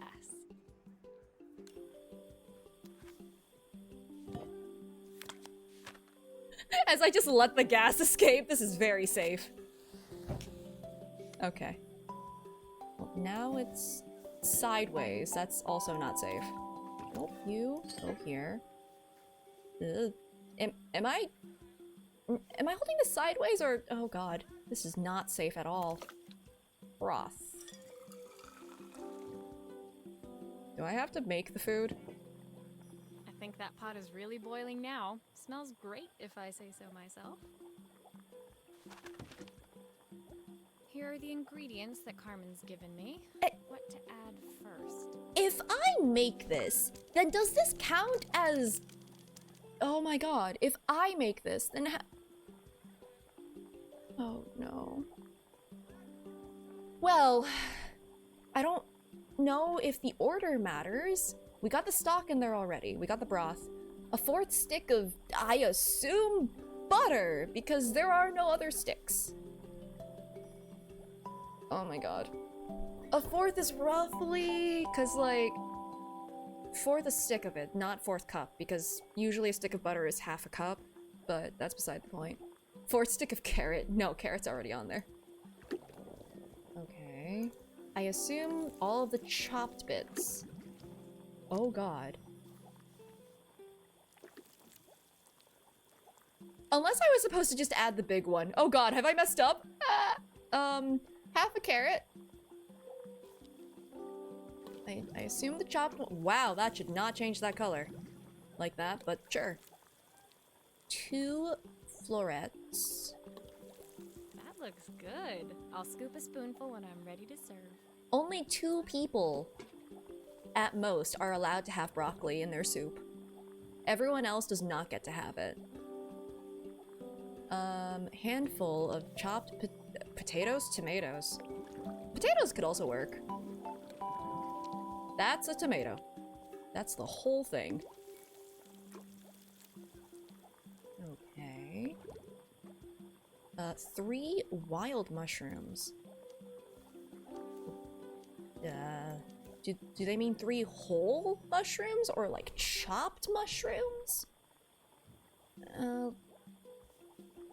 Oh wait, these are all chopped. Okay. Well, that's half. That's 1. I'm assuming it's done this way. 2. 3. I feel like she should have given me just the ingredients I need to put in there instead of just the excess. Plenty of love. No onions. No onions. Not onions. Onions would be good, though, in my opinion. What now what? Ah, a ladle of soup. There we go, I fixed it! I fixed your soup! My part done, Carmen took over and added the finishing touches.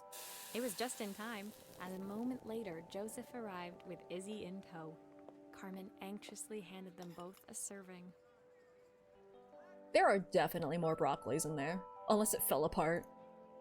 That was so tasty. Can I have some more, please? I'm going to assume she added the seasoning. Well, you've certainly earned yourself a loyal customer in my daughter. We have a few more meals to taste, but so far you are one of the best. Good luck. Joseph and Izzy looked so happy together. Maybe the festival was doing them some good after all. Carmen, on the other hand, seemed annoyed. But why, when it had all gone so well? I wish Helena was here to see this. She's so convinced I'll never succeed at anything. I don't think that's what she thinks. She wants what's best for you. She's just not very tactful about it. Yes, I know. Even when I was a kid, she pushed me when no one else did. I just wish she hadn't lied to me. But then, I've asked so much of her over the years. I never stopped to think how much she actually had to give.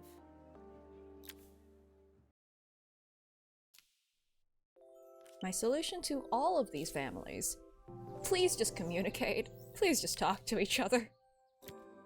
Is this a new one, or? The festival finished.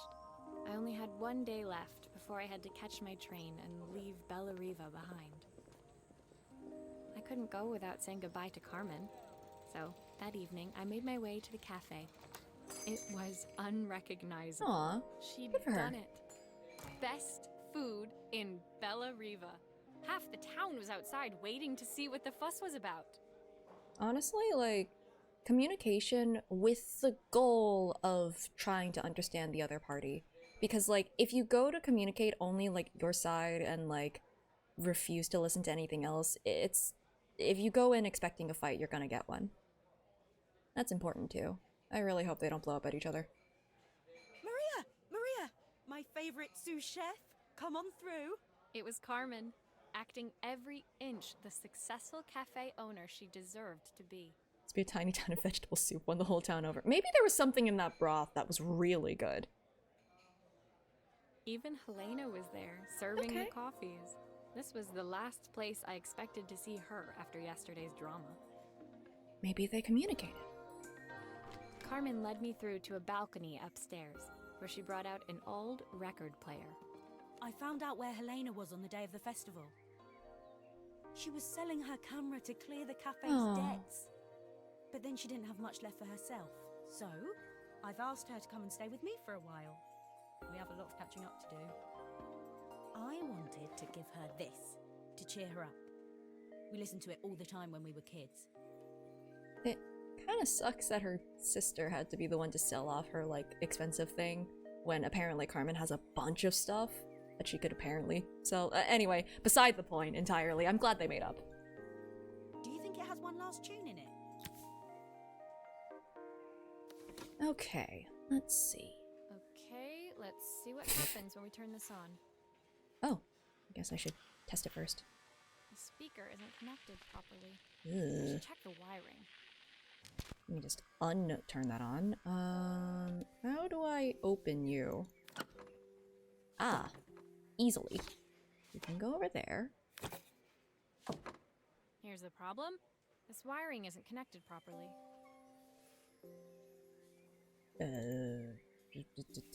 That's the speaker. It's upside down now. Please turn the other way. Makes my brain feel better.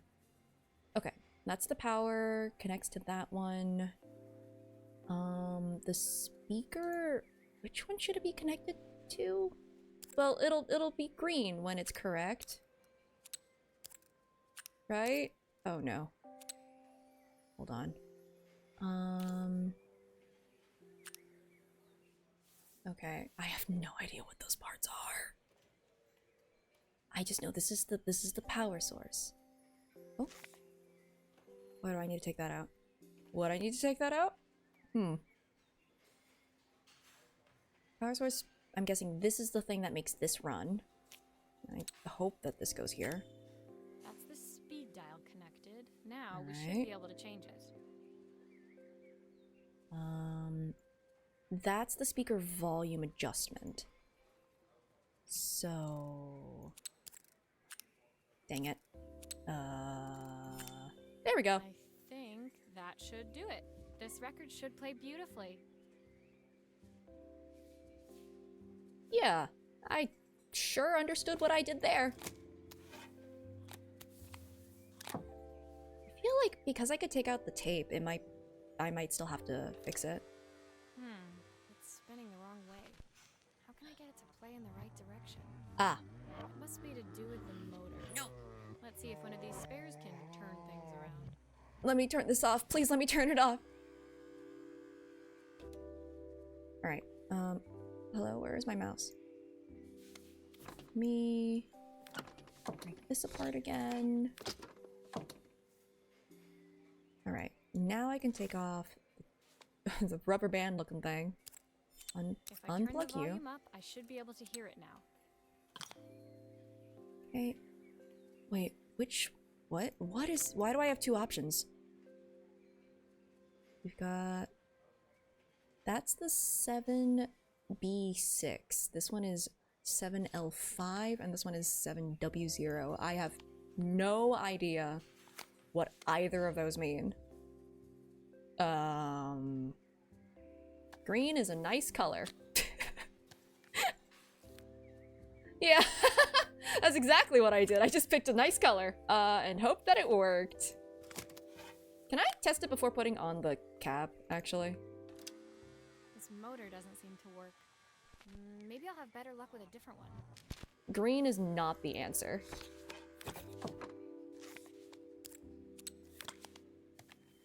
Ah! No. Come back. Okay. You. Plug in here. You. And that. Alright. Now, it should work. Well, it's playing in the right direction. Oh, I dang should it. check it's turning at the correct speed.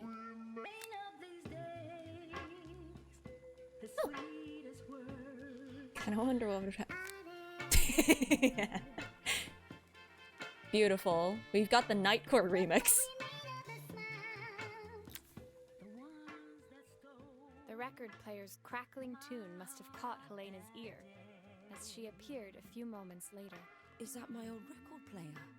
I can't believe you've kept it all these years, Carmen. Benefits of being a hoarder. Leaning over the music, they looked just like the young sisters the slide projector had preserved all these years, inseparable once again. Carmen told me about your camera. That was a really generous thing to do. I loved that camera, but I love my sister more. Now it's her time to be the person she wants to be. I'm going to stay here with her for a while. Make up for lost time. Carmen and Helena's relationship wasn't suddenly going to be perfect, but they were both prepared to try. And to think, it had all started because of a call Carmen made about some seasoning tips. You know what? That's the most important thing. I guess in the end, maybe it wasn't so hard to just pick up the phone and dial. I hadn't spoken to my own parents in a year. I wanted to hear their voices more than anything. But the silence between us was so cavernous. I didn't know how I'd ever find the words to bridge it. Sometimes, I don't know, what you see as like a huge gap is smaller than you think. I don't know. Man, this is making me just think about life. I guess that's the point. Do we fix our own relationship next? Is that what we do? We didn't yeah, we didn't fix the other one yet. Hold on. My final morning in Bellariva, I received one last call out to Joseph and Izzy's house. I knew I had to pack, but I figured I could squeeze in one final job before I had to leave. The only people in this town is these two families, and that's why she won the food contest. When I arrived, I found Joseph tidying up his wilderness of a garden. The playhouse was already cleared. Inside, I could see Izzy happily testing out her screw-driving skills on the back of her cassette deck. That cassette deck is screwed. You've made quite the impression. Izzy, tells me she's going to be a repairwoman like Maria. I'm sure she could be anything she wanted if she put her mind to it. She could. She's a brilliant child. Spending the day with her at the festival, I haven't had so much fun in ages. I wanted to give her something before she starts to forget. Inside, the house was transformed, flooded with light and the sounds of the garden. It felt alive again. This would be my last repair in Bellariva, but it felt like it was the house that had really been restored. It's a music box. It used to play beautifully, but now when I wind it up, nothing happens. I'd love for Izzy to hear it sing again. Can you help? Let's see if I recognize this. Cause I used to have like a teeny tiny music box. It was one of the very basic ones. Didn't have a pretty case or anything. Let's see. Oh, that definitely needs to be. I mean, does it really need to be fixed? Does this really need to be fixed up though? Cause like, it's an old picture. And I don't know. Maria, could you add this family picture of us? Oh. Wait, that's adorable. Yeah, gladly. Put it on backwards because apparently it wants me to... Okay, come on. Please. What? Huh? Am I not allowed to? Do I have to put that in first? No. Huh? What? Do I have to glue it? It's in a case! It's in a frame! Why do I have to glue it on there? What if you want to change the picture out at some point? For like, you know, a different picture of your family. I don't know. Maybe a picture of you holding this picture. Heck! Make it a funny tradition. It's in a case. Why did the other one just fall out? Because it didn't have glue on it. We've made the executive decision to glue that picture down. I'm assuming this one did not have glue on it. We're just being weird. We just really like using this glue. This multi-purpose glue that apparently holds together porcelain. Wait, is it screwed on or something? Hold on. Oh, why is there a bird in here? Oh, there we go. Oh, hello, mouse, cursor? Hello? It's frozen. Oh no. Never mind. That was weird. I just needed to marvel at the, intricacies. Clearly. Okay. Now I can take this off, which means I can take this out. Alright. Put this down. Let's take a look. This mechanism What the heck? completely broken. I'll need to take it all apart before I can fix it. What are the people in this town doing? How are they losing gears? Like, I'm assuming they're not taking it apart themselves, so like, how are they breaking them like this? Without breaking, like, the case? That's wild. How did they dent that so badly? What the heck? Like, what happened to this piece? I'm glad I have the exact same song, because this is where the song is written, that they had on here. Considering that I'm assuming the song is a very personalized score, so... Like, that's not wearing out! Someone just beat this piece up! How? Oh, that's not what I meant to do. And same with this, someone chewed this gear. They just ate it. Anyway, let's just put these in there. Yeah. The dog ate it. There is no dog! Hungry for music, for some good music. I will say though, I'm glad that they had a backup of the song, which is what I'm assuming is happening here. Otherwise, we genuinely would not have been able to fix this. Because what the hell? Alright, let's put this back. Should be able to put that in there, go down here. Put these screws back in.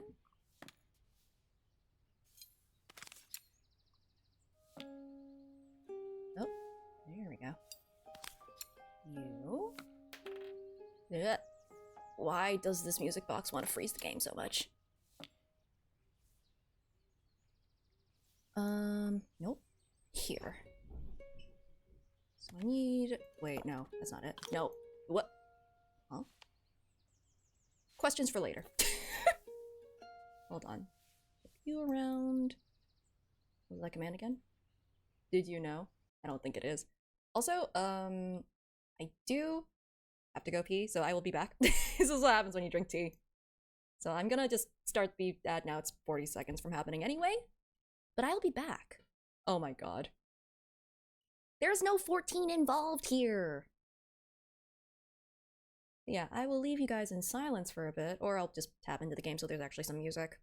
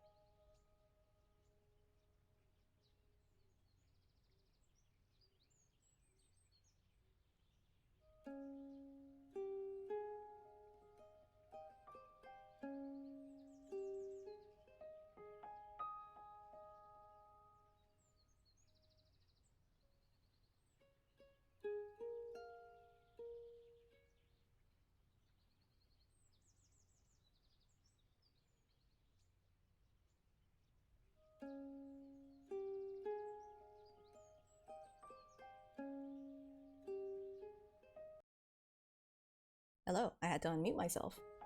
I do not have a button for that, but hello. You know, I mean, I'm sure it's also the message for this game too, but like, I'm thinking that like, it's not so much fixing the trinkets, but more like remembering, I guess. And that's the reason that they were able to fix their relationships after, you know, all of this. Because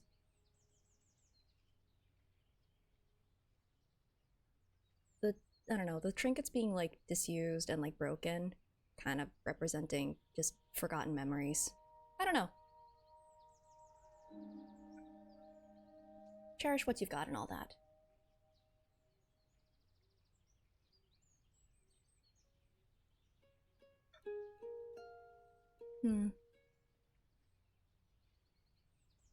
What is that over there?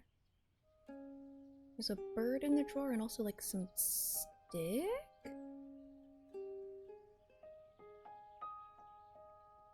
It's like... I mean, the key's obviously for winding it up. Yeah, I'll figure it out in about, 1 second. Alright.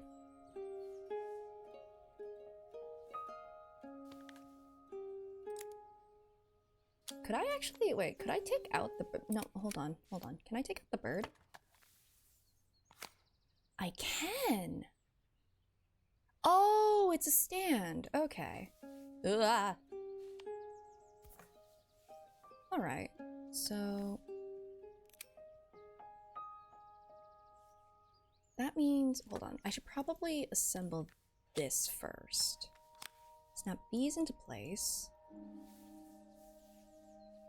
A bird and a nest.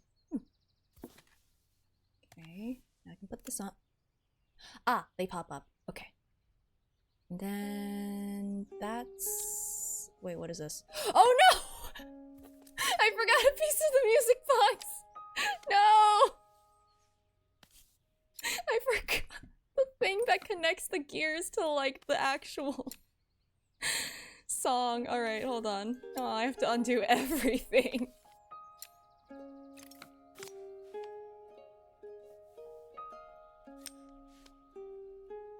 Okay, I need to... here. Now, I can put this back. Now it'll work! Alright, cool. Go back in. Bird? Listen, the bird was there to remind me that the bird, I don't know. It was cursing me. In my terrible memory. Alright. I've deleted the bird, but it's always there. Watching. For a second, I thought you were talking about the bird in here. Alright. Let's put this in here. Now I can put this over here. And now I can accidentally put it down. Now... Nope, nope, nope. Grab the key.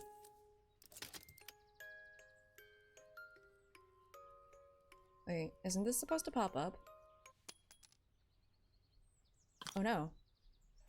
Wait, aren't these supposed to pop up?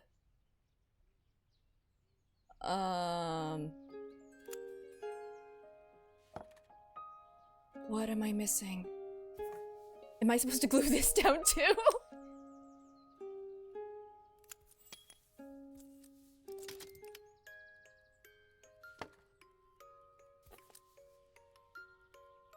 Can I rotate you? What am I missing here? What is incorrect about this? Do I have to close you? No. Oh god, why is it not working?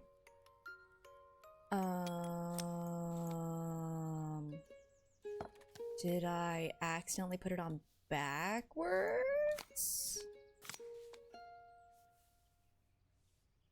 Am I... no? It really wants to be that way. I don't have another gear for this. Do I glue them down? No, no, I do not. That would be ridiculous.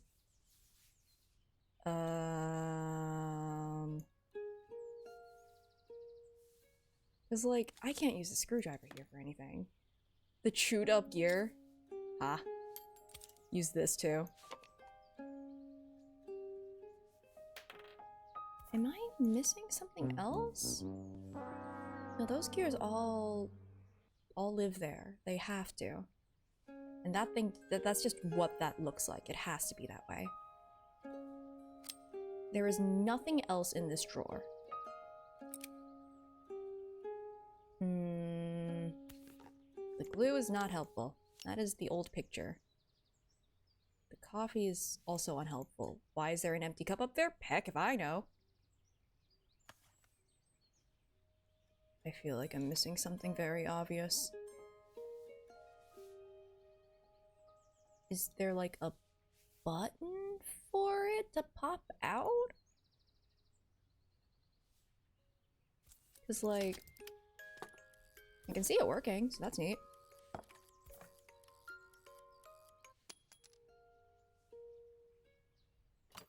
Like,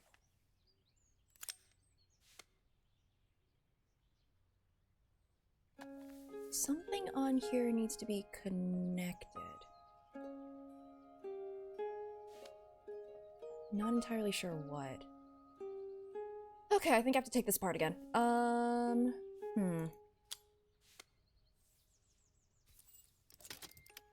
That's not what I meant to do. That's not a screwdriver. Yeah, that's not turning. So something about that is off.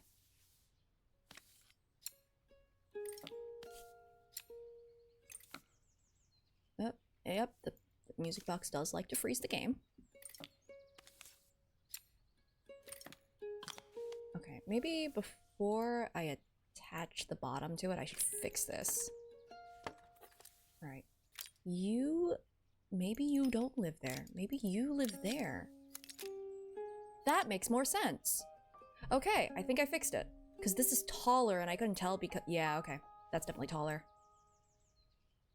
Maybe I did just fix it. If I put this on now, I could probably... Aha! Oh, that moves really fast. Also a very short song. Right. Actually, no. Those things are generally pretty short. Makes sense. Okay. Spin you.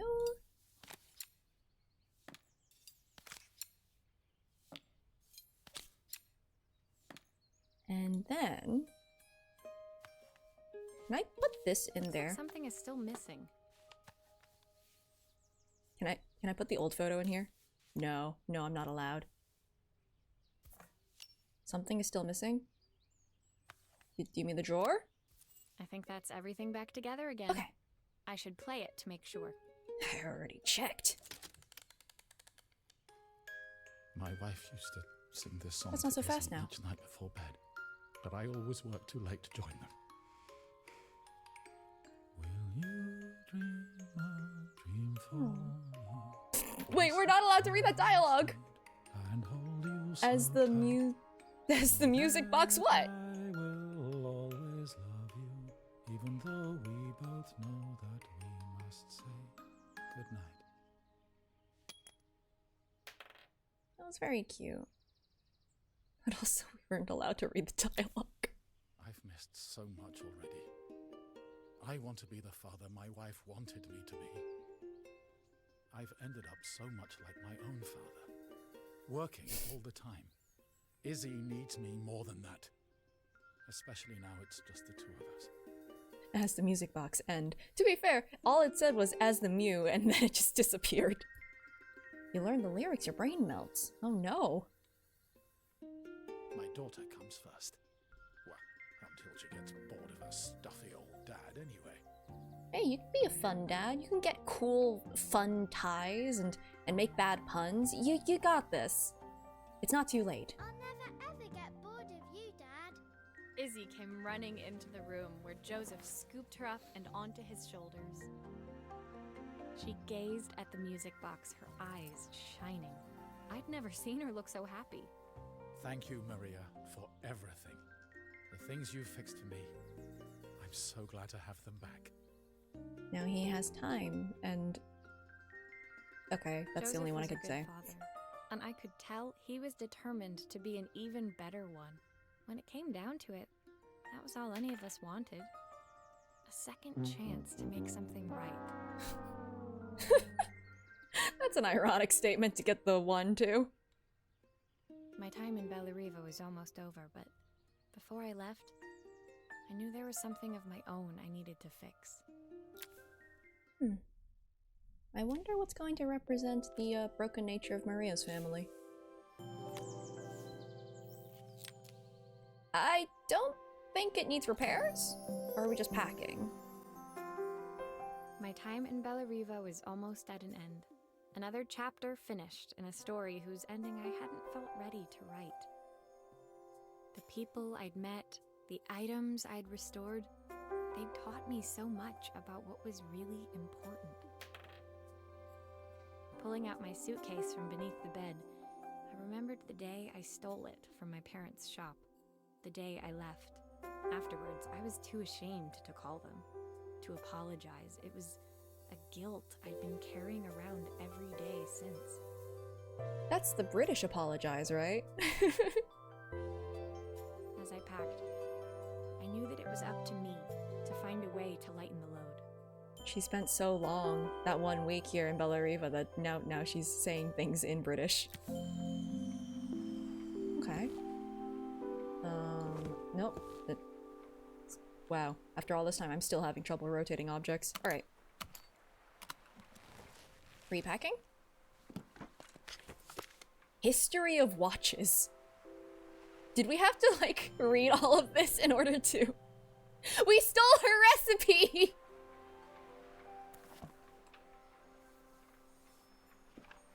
Joseph's idea of light reading for the train. Ah. It does look thorough. Helena gave me these designer shirts. Not sure I'll pull them off as well as she does. She probably could have sold the... She could have sold those for more than the camera, I feel like. And the camera, I feel like, has more sentimental value? I'm sure it's fine. That does not go there. You can go here, though. My train ticket. Can't believe it's time to leave Bellariva behind. Where do you go, then? Okay, you live here.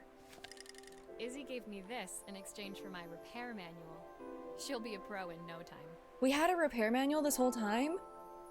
Are you saying I didn't have to struggle with wires with the neon sign? soundtrack to my travels.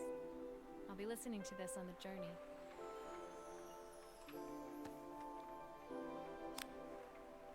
Okay. Oh, this looked bigger. Okay. The recipe for Carmen's special. I'm under strict instructions to guard it with my life. What? Why did she give it to me? Also, it's really not that... That's fine. My parents would love Ballerina. Maybe I can convince them to make the trip. My suitcase was full, but it was my heart that felt heavy as I made my way to the station. I was sorry to be leaving Bellariva behind, but I hoped that in my own small way I'd made a difference. Helena and Carmen's reunion was possible because they'd learned to overcome their differences. I mean, it's not so much... I feel like it's not so much overcoming their differences, so much as, like, kind of learning that what they knew about each other wasn't the full picture. And recognizing that, and, you know, now they see each other as, like, entire people, flaws and all. And I think that's important. Joseph had realized he shouldn't let his grief or his work get in the way of his relationship with Izzy. They'd each learned to see things from someone else's perspective. Maybe it was time I saw things through my parents' eyes. Entire people instead of halflings. So, a halfling walks under a bar. I stole that from Baldur's Gate 3. I knew it would be easier to jump on the next train, put even more distance between us, but I finally felt ready to talk to them. I just didn't know if they would feel the same. Hey, don't know until you try. Did I even remember their number? I wasn't sure until I reached for the phone and it all came flooding back.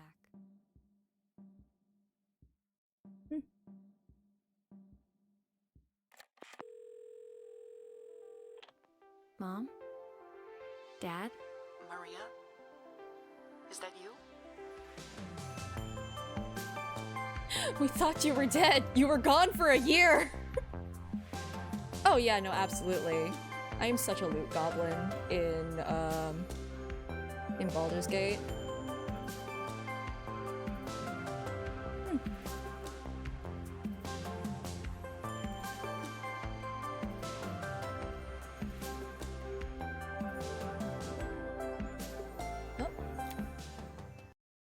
Cute.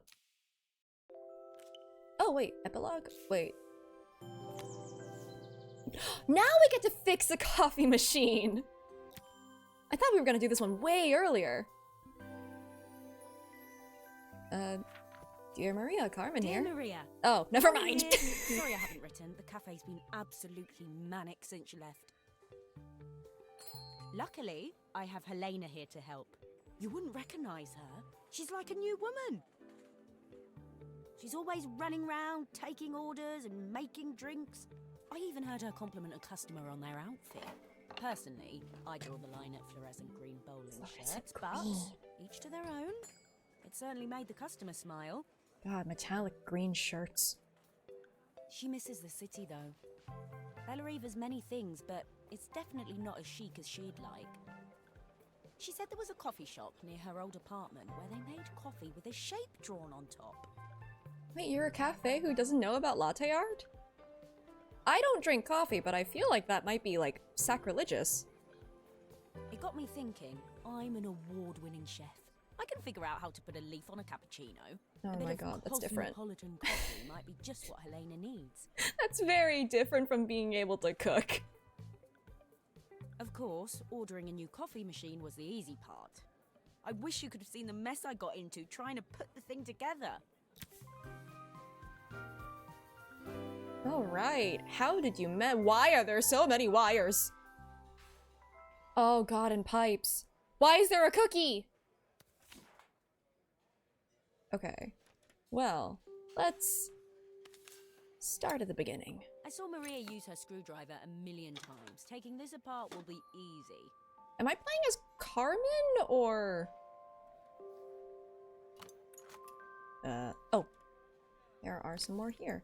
I'm so glad that in this universe, the screws, if they are in place, will just wiggle ominously so that you know that you can... You know where it is stuck. That's dangerous, These pipes are right? Pretty simple. I should start with them. This should not be on right now. The wires aren't even in. Oh no. Okay. Well, let's see. This goes that direction, so this probably goes here. Oh, I wish Maria was here. She'd know how to put these pipes together. Girl, there are arrows on these things. The steam means it's working. It also means you're gonna burn yourself on it. Oh god. Which way does this go? Man. Oh god, and it's spinning now. Please spin back. Okay. Ah! I am not a fan of mouse rotation camera. Where? Okay, you go here. That might help me figure out what angle to put these at. You certainly exist.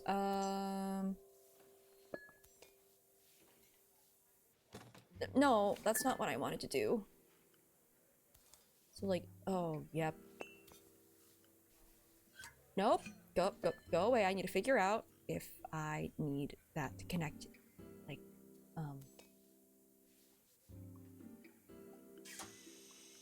oh god.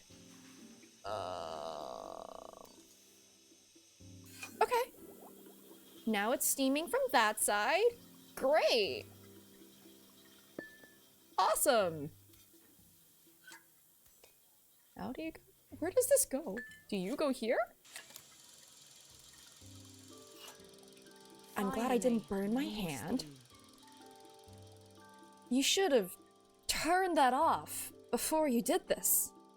If you get scald burns, it means you're doing a good job. I don't know about that one. I'm no engineer, but I don't think that third-degree burns are conducive to... Oh my god. How do I look at the... Wait, how do I look at the... I mean, I see that... What? What? Oh man, I really am Carmen right now. Oh, panel! Okay. Okay, where did it go? Where did I put it? Huh? Did I already put it in by... I already put the panel on by accident when I was flailing earlier. Okay, well, I'm pretty sure all three of these need a wire. Okay, so this one is the power. Connect it to one. And then one can connect to other power. No, not you. Stop. You are lights, question mark. Or steam explosion, heck if I know. And you can go here. Oh, good! We're crossing the wires again! This is a great way to make these things. And you make the coffee. Alright, that panel should be done. Nope, come on. And now... Okay... Well... Electricity probably goes with electricity. Now it can turn on. Oh god. Does it ever cross? Oh my god, it does! Why does it do that? Following that wire down. It's like... crosses there and then crosses there, so... The light one is the one up there. I think. And I see we are crossing the wires once again. I'm pretty sure you shouldn't be having them overlap like this. Like, that's like a risk for, like, screwing up, right?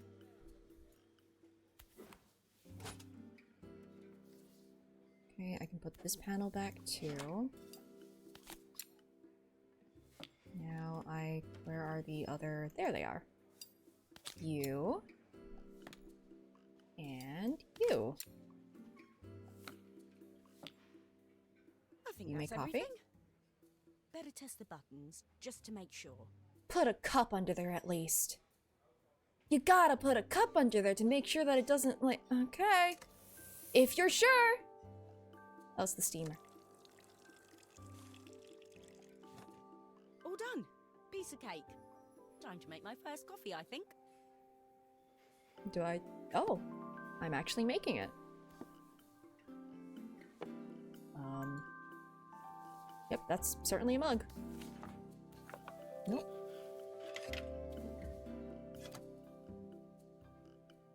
I'm pretty sure I'm supposed to lock it, but I'm not allowed, so there's a drip tray for a reason. I mean, I guess.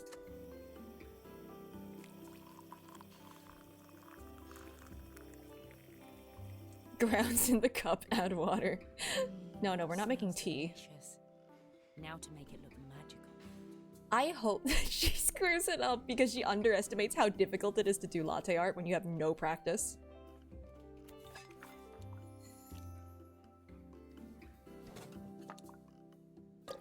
Okay.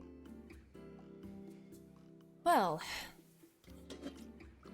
Oh no! I have to do it?! A perfect coffee. What do you No! A saucer and a couple of Helena's favorite biscuits. I put it down to keep the creamer from spilling onto the table, and now it's just apparently done. No, I didn't get to draw anything. What do I call it? Imperfections, incomplete, oh, wait, no. How am I supposed to make this into a leaf? Wait, there's no art. The art isn't allowed to happen. I'm not allowed to make art. It just disappears. This has so much creamer in it. That is the... No, I gotta try it again. Okay, so like, how do I make this into a leaf? Like this, and then like this, maybe? Nope, that's not how I would do it.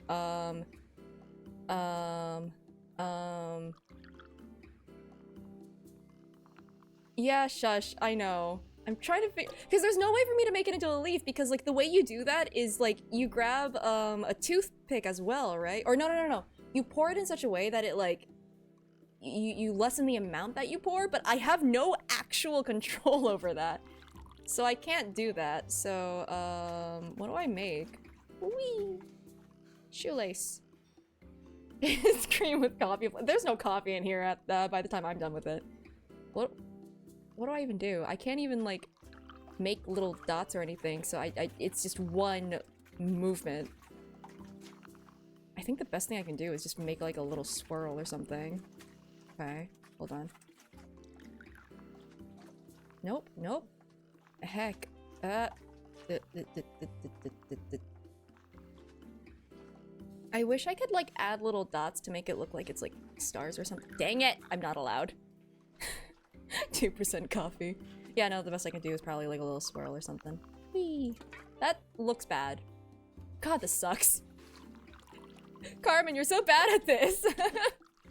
Not me, clearly. Z.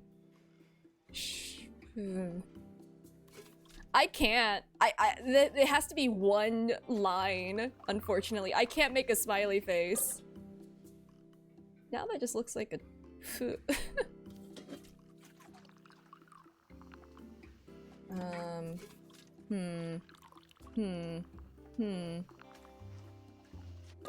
Sure. Chrono symbol. Hourglass. Time is passing, and, there is no more coffee in here. Cool. Amazing. I put the plate on top of the coffee, and now it works. This is the best espresso machine I've ever seen. Right? Look at this espresso machine. It looks great. I was feeling more has-been than coffee queen by the time I'd made a drink fit for human consumption. It looks It's not. Postmodern, but knowing Helena's refined tastes, I hope she'd think it was intentional. Always the connoisseur. She didn't even bother to look at it at first. She was so busy wafting it under her nose. Steamed up her glasses, of course. How was she going to see my work of art through an eye full of fog? Don't look at it. Honestly, it's better if she doesn't see it. When she finally spotted it, though, she was totally impressed. Oh, yeah! I'll admit, she spent several minutes trying to figure out exactly what it was I'd drawn. She decided it was probably a horse. Well, what she doesn't know won't hurt her. I hope she's not lactose intolerant because, the human who consumes her receives immediate tooth decay. She was impressed enough to ask for another one. Amazing. Guess I'll need to get some practice in. The whole thing was such hard work, Maria. I never realized how difficult it was, all that mechanical stuff.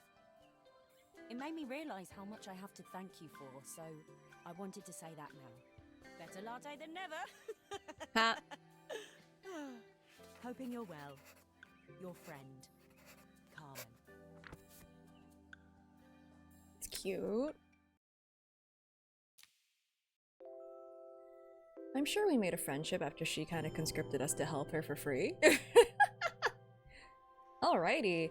Yeah, this game is definitely too short. I don't know what to do now. Well.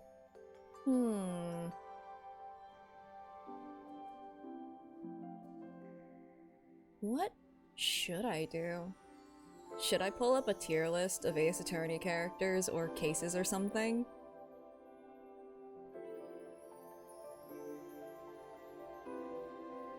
Next weekend is, next weekend? No, I'm not even streaming on the weekend. Next week is Ace Attorney? Yes! I think that Monday I'm still gonna be doing, like, one last thing. I still have games to go through? I do? Wait, what? Wait, what do you mean I still have games to go through?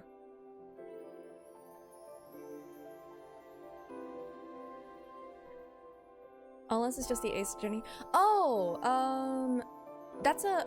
Oh no, I'm not starting the Ace Attorney yet. It's Cozy Week, and then we're gonna hop back into investigations on Wednesday. Monday's gonna be probably like I'm assuming Coffee Talk, which starting on Friday should be 2 streams. I'm not entirely sure how long it is, but from what I understand, it is longer than this game.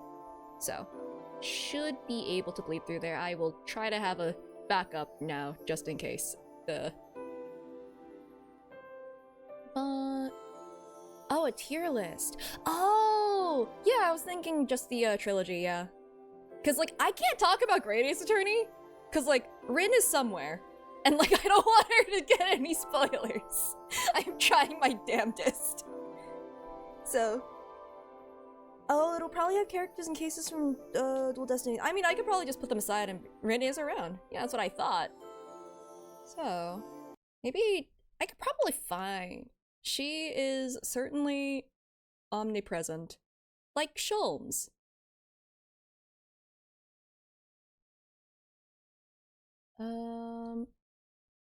Tier list. Maker? Question mark? Maybe someone's already done it. Trilogy.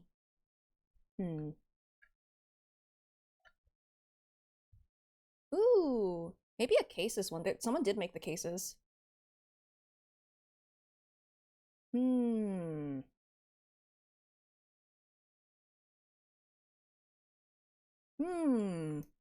I could do that.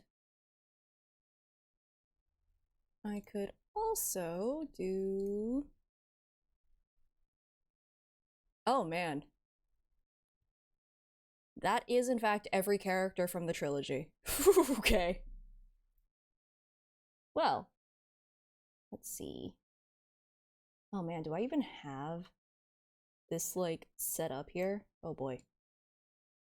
Maybe I'm gonna throw it onto the screen, which I have not been on in a while, so that I can set up the other one. Maybe find some music to play too. Oh god, I have too many scenes. Oh no. What have I done? Maybe... do I have it already?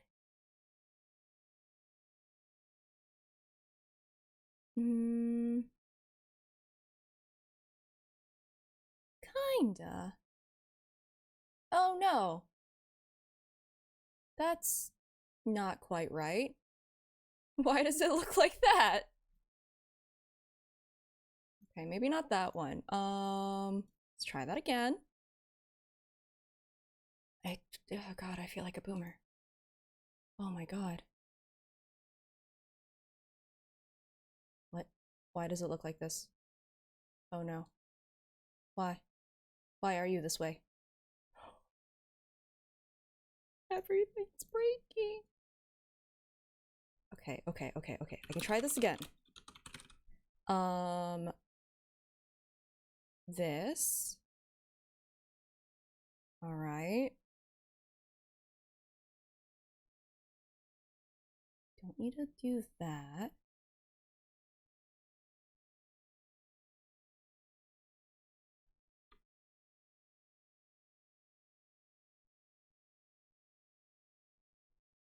Okay.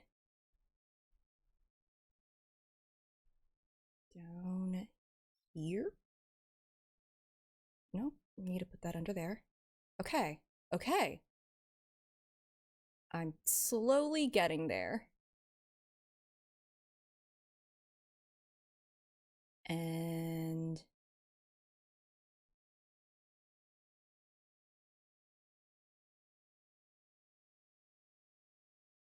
do I have music for this?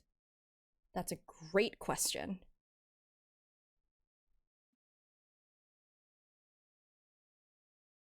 You know what? I'll just... How did I do this before? Oh my god. Fine, I'll do your OO. Oh, whoa. Okay.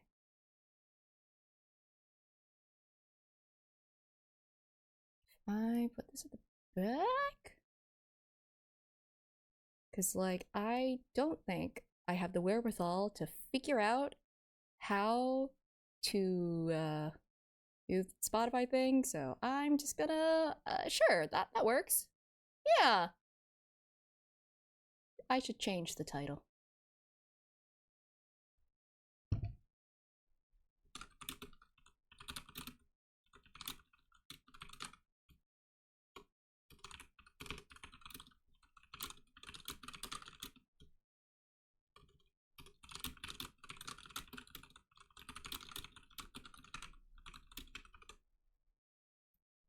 Just chatting, I guess? Sure. Okay. I think I figured it out. I stumbled my way there. I hope nothing is broken. I think it's a little broken. There's like a tiny line at the bottom that's bothering me a lot now. Ah! No! Ah! There. There we go. Close out the game. Okay. So, this is gonna be my own personal tier list. Now the question then, actually no, I do remember all the, maybe? Wait, do I remember you? Who are you? Are you like what the nurse originally looked like before you pretended to be your sister? Okay. First of all, Parrot top tier. No! April May does not deserve to be up there, and you know this. Parrot gets to be top tier though. Same with Missile. They are the toppest of tiers. Obviously. No ifs, ands, or buts. But Larry butts, okay. I guess I can go in order. So first is Acro. Oh man, you know what? I'm gonna put all the circus people together and I'll deal with that later. I do not feel like dealing with the circus case right now. So, Adrian Andrews. I think that she has been dealt a terrible hand. Okay. Ooh. DeVille Wait, your favorite Ace Attorney character, their name is DeVille, they're little sensitive, they may cry. DeVille may cry. I think they go into the different game category. Adrian Andrews, okay. She's really cute, honestly. I feel like I like her character a lot because of that. I don't know. She's clearly not okay, but we also put her through a lot. I'm not surprised. Listen, there are a lot of ships out there. I am aware. I don't. Okay, actually, what am I grading this tier list on? Is it like on my personal like opinions of like how much I like them as a character? Okay.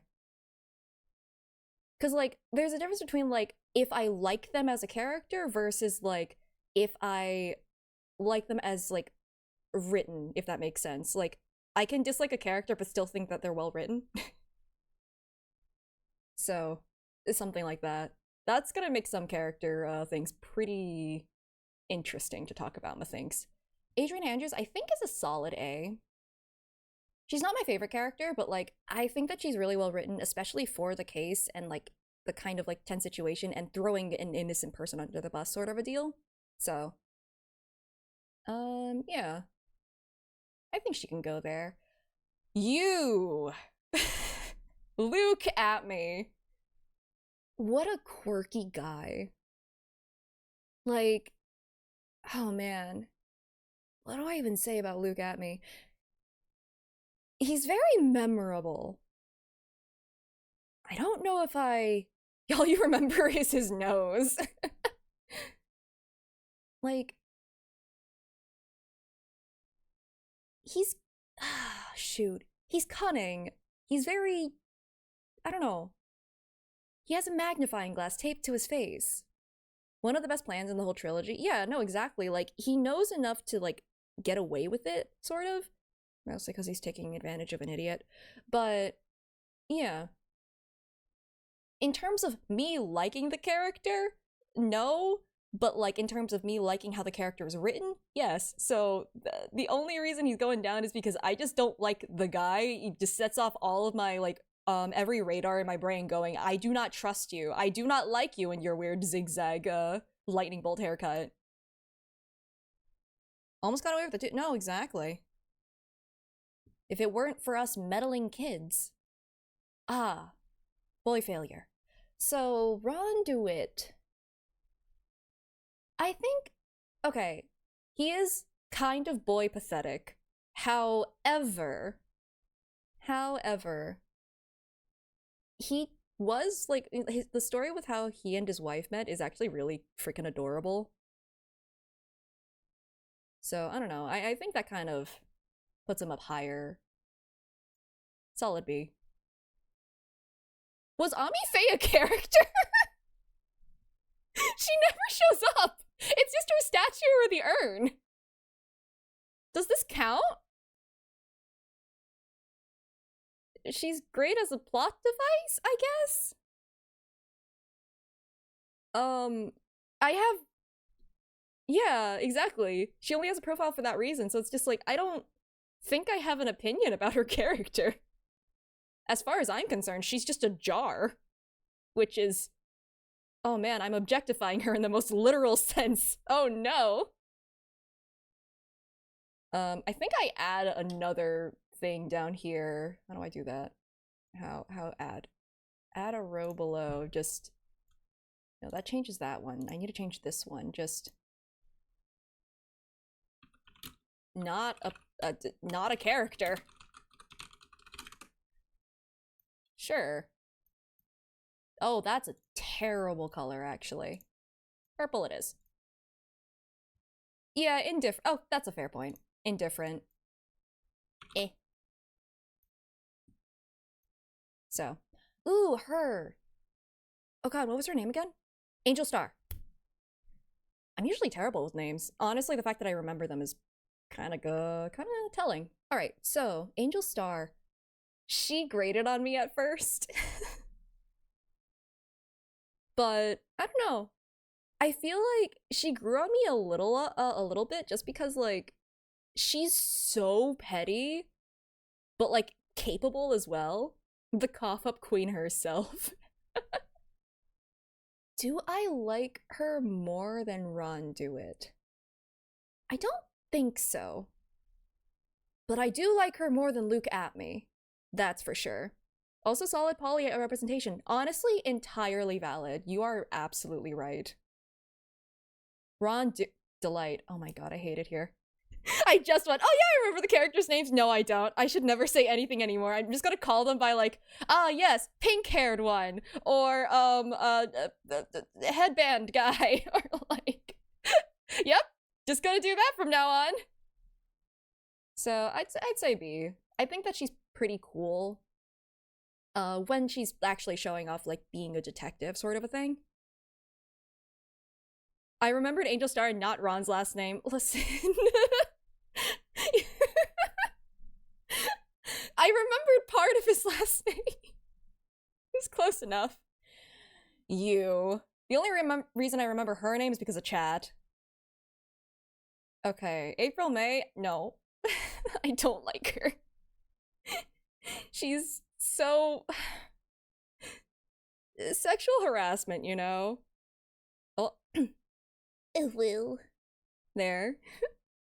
It's just... what a first impression on the case, basically, because of her. I repressed things, and it was partially because of those interactions. I mean, what else can I say? She makes me uncomfortable. Now, Iris.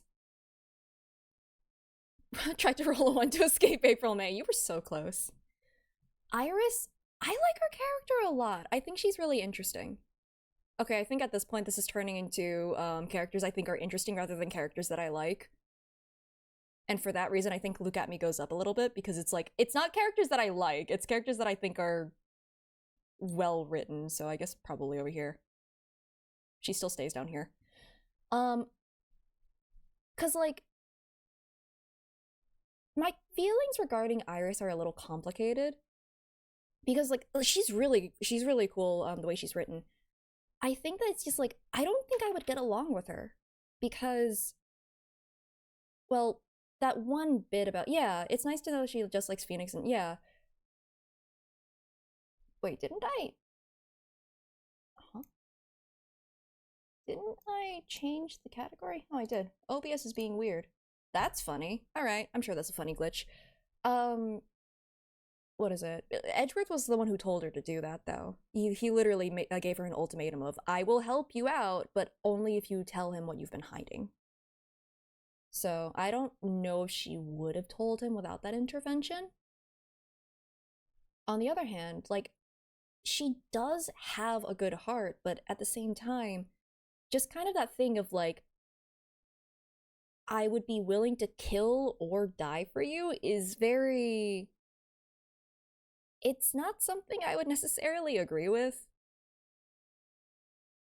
So, I don't know. I don't think I would get along with her personally, but like, I think that she's a very well-written character. Very high A rank, I feel like, for that reason. I'm gonna be very stingy about my S ranks, by the way. The bird and the dog win for obvious reasons. Oh god, no, I'm pushing away the circus case for later. I'm procrastinating on the circus case. I refuse to look at it right now. Okay, the butler. I think it's funny that the butler came back, like, multiple times. Like, cause what was it? He worked at the Gatewater Hotel. And then he came back at the prosecutor's office when giving Edgeworth his tea or something like that. Wait, he owns the hotel now? Good for him! Although, there's really not much else I can really say about this guy. And the expanded, yeah, they made like a theme park. Who would go to a theme park for a hotel? Yeah. What is the theme? Murder mystery? Like, I know they capitalized on that a little bit. I'll say solid C. He's fine. No, circus case is... I'm not dealing with the circus case right now. Okay, Sister Bikini. I think she's really fun. I was so suspicious of her at first, but I don't know. Plot only comes through if you would flavor text. Oh, do you mean the... Wait, what? He was also very... Wait, what do you mean? Oh my god, I forgot about that. I completely forgot about that. That's fun. Okay. Maybe I do bring that down a little bit. I forgot that he was, like, down bad for her. I completely forgot that he was down bad for her. And for that reason, he's been demoted. Sister Bikini, Man, I just really like that case a lot. So, because of that, I'm very tempted to put her higher.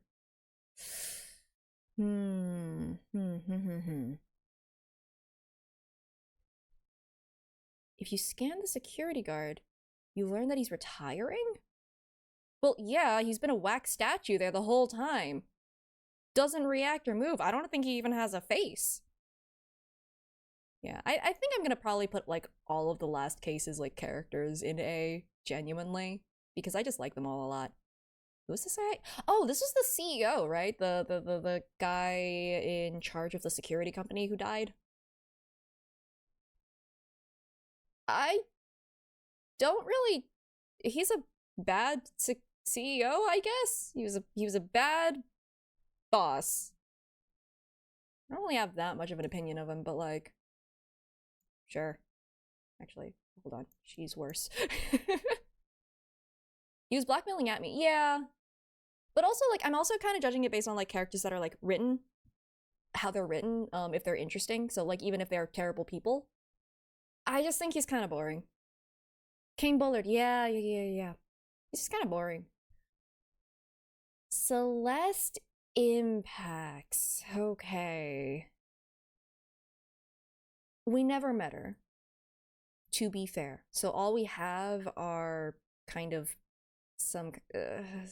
yeah, she's tragic, but because that's all the information we have about her, is relating to the tragedy. And what we have is just kind of like, you know, someone who has been manipulated, and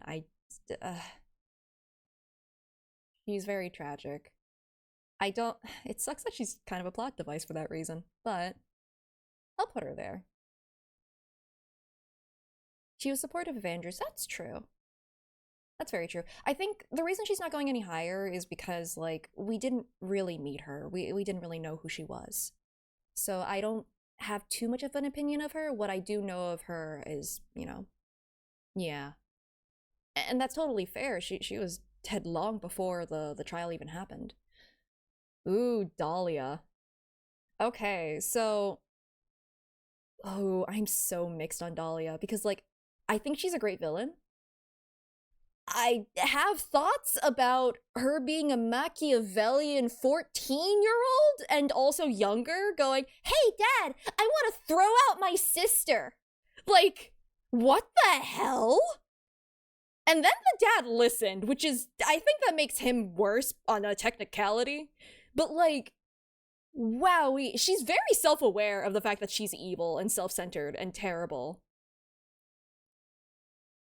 It took me out just a little bit, being like, oh, writers, are you sure you want to double down on the 14-year-old reverse grooming a 20-year-old in this relationship? Which, I'm not over that. I will never be over that. That's kind of weird.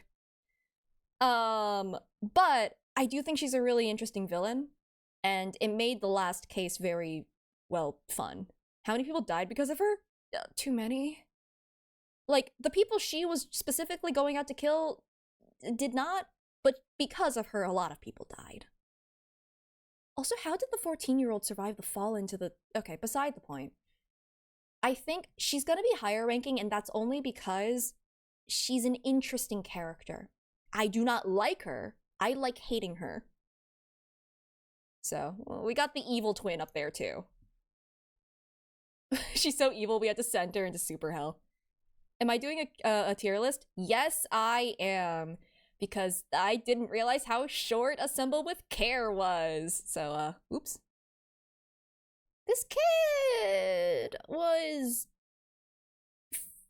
fine. I remember him being annoying to talk to because he would only talk to, like, was it Mia? I think it was Mia. Feeding the brain rot? Oh, absolutely. That's exactly why I thought of this as a backup. With the limited amount of time that I had.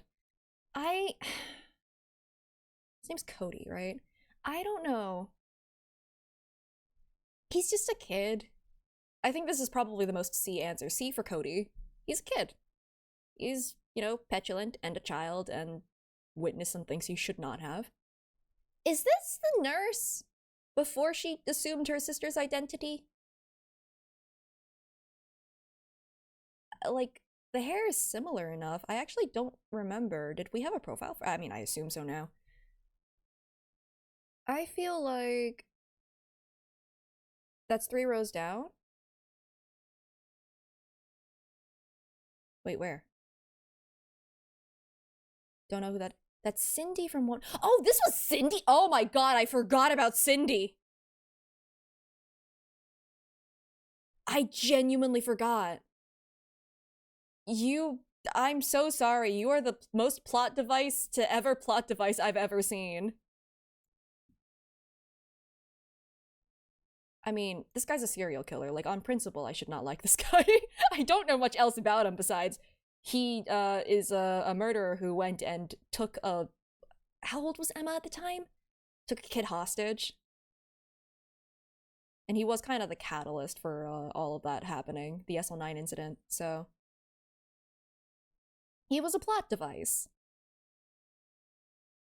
For that reason, I don't have much opinion on him because, like, we only really know him as a plot device.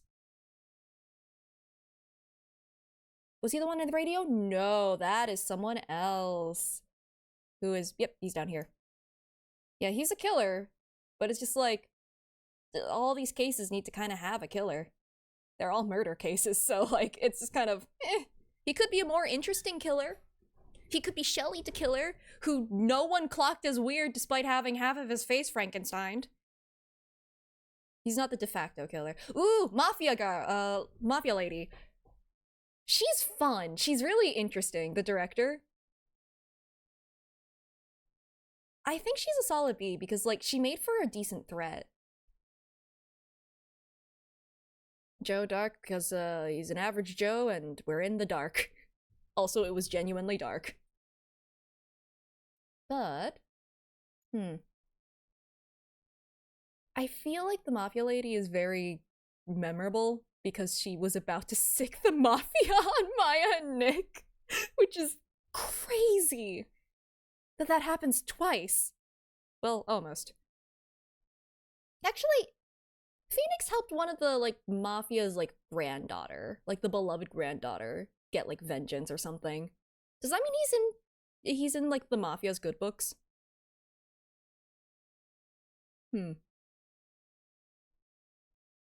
Why you understand the blackmail and hate towards him? Jack Hammer? Oh, I'm talking about the other, the Cadaverinis. Like, her family? Do you think that means that, like, Phoenix won't get murked in an alleyway? Maybe that's one of the reasons he's immortal. Anyway. For a second, I was like, who the hell is this guy?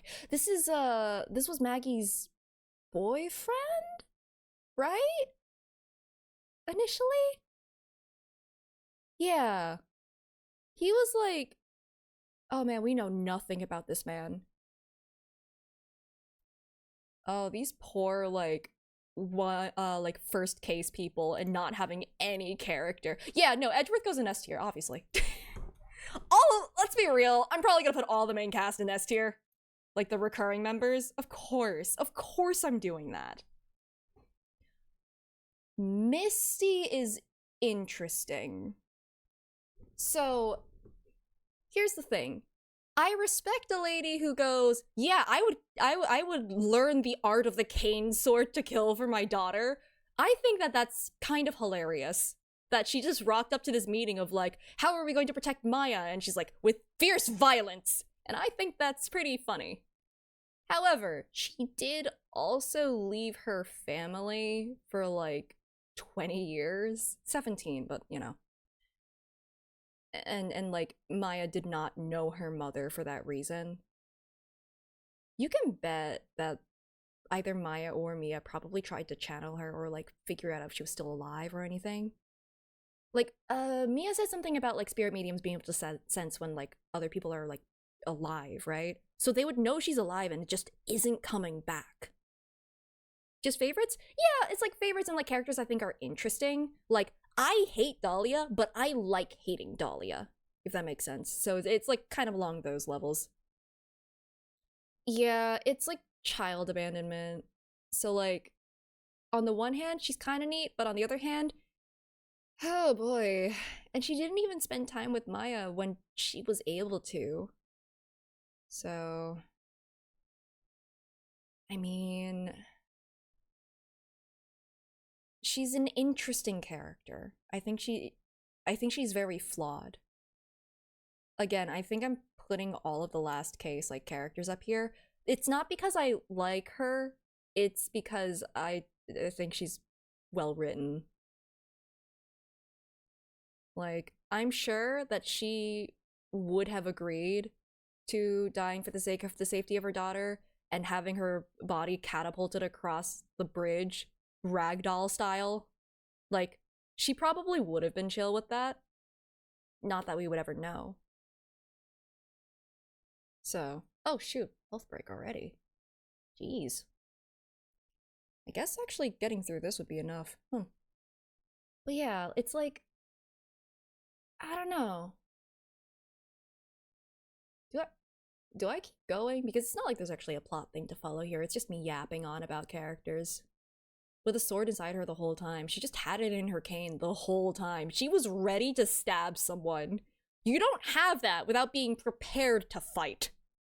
Which is kind of amazing, actually. It's a very Kazuma thing to do, I feel like. The guy had a sword on him at all times, so. Candy tier list 2.0. I learned from that first candy tier list that it was basically, I don't actually know a lot of these candies. That's what that ended up being. Wasn't the cane the real murder weapon stuck in her to stop the bleeding? Yeah, I'm surprised that stopped the bleeding considering that she got swung over the well, under the burning bridge, landed on the other side. You'd think that would jostle the wound and leave blood. I guess at that point, you just scoop up the bits of blood in the snow and like toss it over the edge. No one would figure it out. Oh yeah, they had to fling her across the ravine, take out the cane sword, put the cane sword back into its sheath. So that means they also had to swing across the sheath. I don't know how they managed that one. They only had one suspension cable. And then, yeah, and then impale her with the bigger sword, which I guess would hide the wound because it's, if you match it up correctly. God, that's so screwed up. Hey, kitten, wanna help desecrate a corpse? Sheesh. That is kinda wild. I mean, is trapezing the dead body better or worse than catapulting it? Maybe the same. This is the same amount of desecration, I feel like. Also, the fact that it worked. Like, how did he know that the way he tied the knot would actually be just enough so that the force of it would end up like, you know, untying the knot and throwing her across? Stuck the rest of the cane back onto the sword through the wound from the other side. That's so screwed up! Also, I feel like that would not stick. Stick because it's a stick. I don't know. Because you can't fully sheath it. Because there's a body in the way. So it would just fall off, right? Sword staying inside her the whole swing is just yeah. No, that doesn't seem like it would be possible. But I guess Godot panicked and things just happened to work out that way. Yeah, it would definitely slide halfway through. Maybe like he put the sheath like somewhere on her person, like maybe there's like a sash or something. Maybe there are ways that could work that they did not tell us. More or less believable than the end of the circus case. I feel like it's more believable because we actually considered that as an option. Like pretty early on too. Rin and I both were like, there's no shot that they just catapulted her, like, across the ravine, right? Oh yeah, that's what I thought. I didn't think it would really be stopping the blood entirely, especially if it was being jostled around. And that was when I thought it was being jostled around on a snowmobile, not being catapulted across the ravine. Yeah, maybe that's what happened. Just wedged in. That's so... It's so disrespectful. Misty Faye looking on at this like, while I don't agree with the reasoning for this, the motive for this, boy, do I not appreciate what you're doing right now. Anyway, Emma Skye, she's fun. I feel like I haven't seen enough of her yet. I know her character is different in the like, she comes back in Apollo Justice, right? And she is more interesting there. Because the one case we have experienced with her is sort of she's supposed to serve as a parallel to Maya, but science. So she's very similar to Maya as of this trilogy. So for right now, she's lower tier. This was Godot's big plan to protect Maya from getting accused instead of, confessing to the crime. Apparently Iris was supposed to do that as a backup. I feel like, again, and I mean, he admits that he was, like, tunnel visioning and, like, was not doing this in the best way he could have. Because the best way is to not have them go to the mountain in the first place. Like, they couldn't go there without adult supervision. Tell Phoenix, which he wouldn't want to do, tell Phoenix and Phoenix could go, we're not going to the mountain. That's it. Sorry about that. We're canceling the trip. Also, what he could have done, burn the letter. He saw it first. Just get rid of the letter. Or tell Maya. Yeah, or tell Maya. Listen, she's 18. She's been through a lot of crap. I think that it would be okay to tell her. I think that Godot was trying to self-destruct. I mean, we can discuss that when we actually get to Godot. You'll fight for Iris and Dahlia being S tier? No, that's fair. I don't doubt that. They're very high on the list for a reason. But the only reason Dahlia is lower, by the way, in that list is because of the grooming part of it. I don't feel comfortable with that being a plot point and her being a Machiavellian 14-year-old who was a master manipulator. Whose machinations have gone unnoticed for years. Like, she was 14 and younger when she was like, yeah, I don't like my sister. I want her to get thrown out. Throw her out like the garbage she is. Like, that's crazy. And I know that there's probably, like, kids who would say that kind of stuff, but, like, she is consistently terrible. Anyway, don't shoot me. The only reason that Emma is lower here is because she hasn't come back in Apollo Justice yet. This is purely case 5 of Ace Attorney 1, and only that one. I actually know, she's in B somewhere. She is somewhere in B. I'm pretty sure she would be higher if we, do this again at some later point. Yeah, and again, she's just supposed to serve as a foil to Maya, while Lana was like Mia, and it's just kind of like a warped reality sort of version of those characters. So, I like her more than Celeste Impacts. But yeah, she'll get to A tier eventually, or S tier. She taught us how to luminol. She certainly did, and we never got to use it ever again. I know that case was added after the other 2 games, but it's just like, we never got to do that ever again. You'd think we would ask. Oh, the list will absolutely change. Francisca's fun. I like her a lot. She's very fun.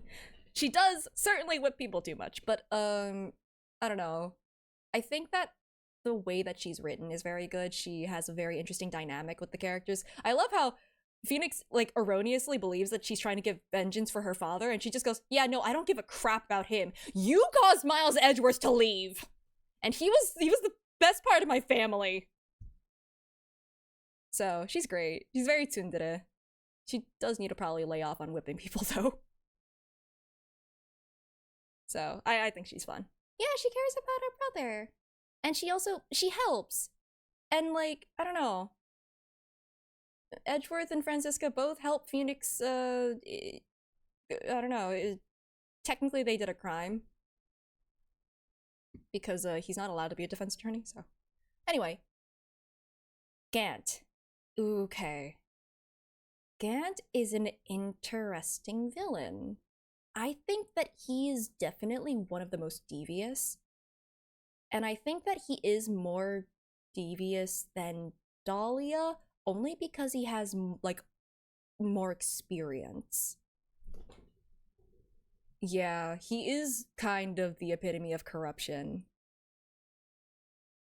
Call back from that one animation from... Shh, we're not discussing Great Ace Attorney. I'm pretty sure Rin is lurking somewhere. She's in the shadows. And I don't want to spoil things! But, yeah, no, Civilized villain. Yeah, no, he's like... He's charismatic. And you can tell why he was able to get away with a lot of the stuff that he did. He plays the long game. Yeah, no, definitely. I think he's a good villain. Do I like him as a villain more than Iris as a character? I like him as a villain more than Dahlia, but again, that's because of other reasons. I think I'll put him up here. He was really well written. I think he was cool.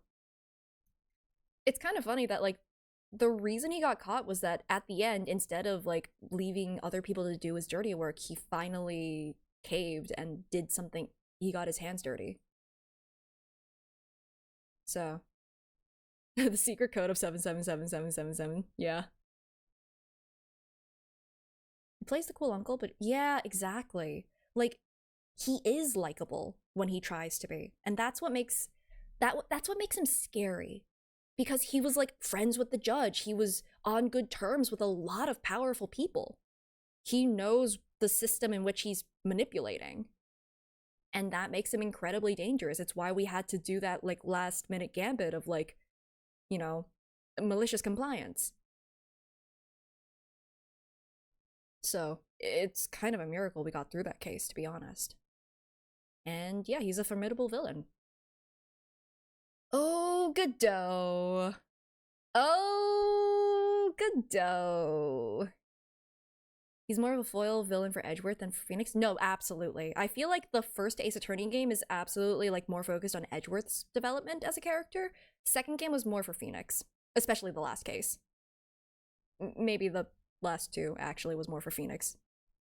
Was also very curious about us swimming. Yeah, I don't know what that was about. Like, it was a running gag, and I have no idea why.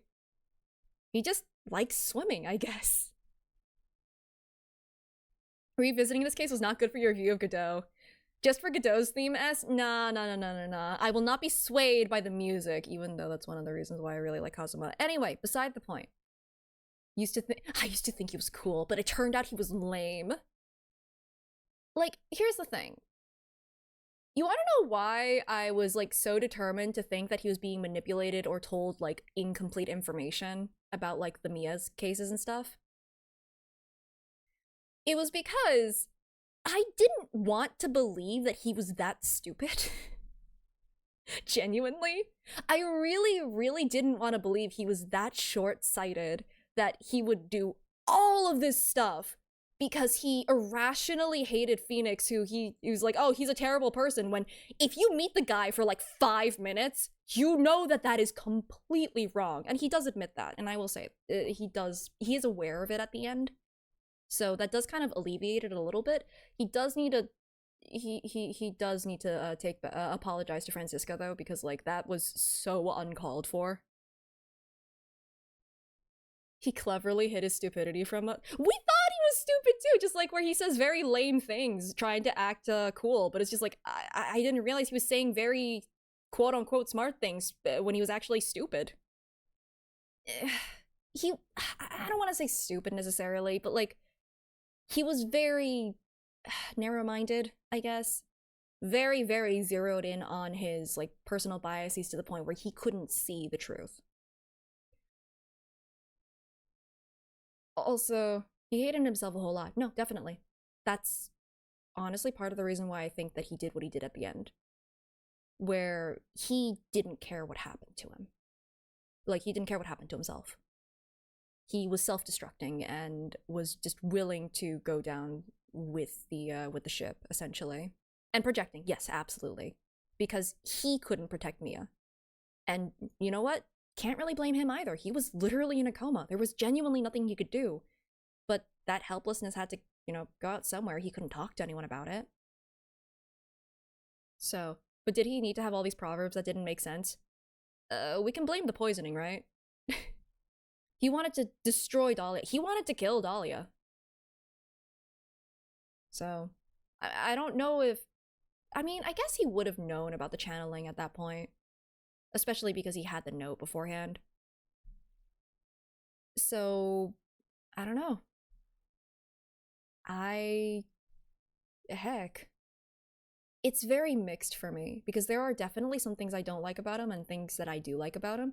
I think that the flaws that were written about him, it's frustrating to see because we know Phoenix. So we know that he's coming from a completely incorrect angle. But at the same time, it's understandable why he turned out the way that he did.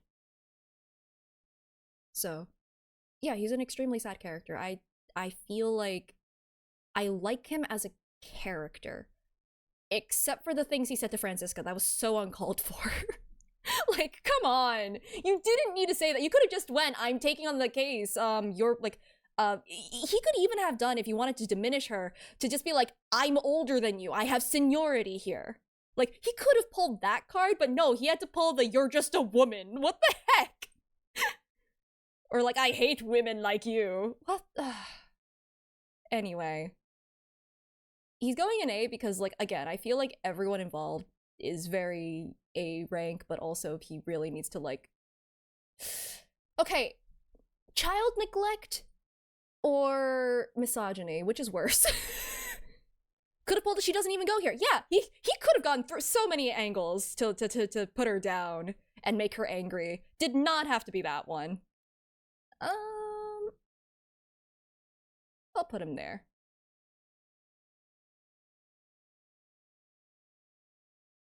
Actually, no, he can go higher. Because, like, again, it's how I feel about him is so complicated. But the thing is, I'm feeling these things about this character, and that's kind of important. It's much better than being completely indifferent. Actually, I think I'll put Adrian down, just because, like, everyone in this case is great. Yeah. He wanted to be hated, and while I am aware of that, you can be hated in ways that is not misogynistic. Listen, you have other ways. He could have made fun of her for not being strong or like putting on a false act, which is kind of true even. Because like that kind of was revealed at the end of the second game. He could have hit where it hurt. Instead, he said some real infuriating stuff.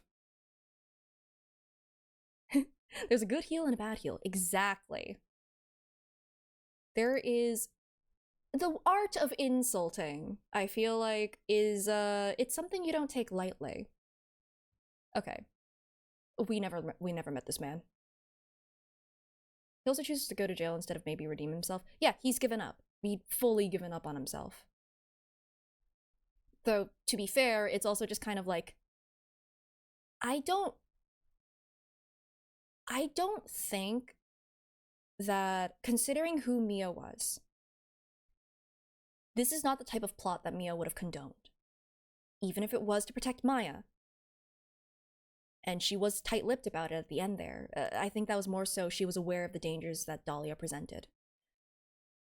I think that Mia and consequently Phoenix, the way that their sense of justice is, I genuinely don't think that they would have been okay with like the murder.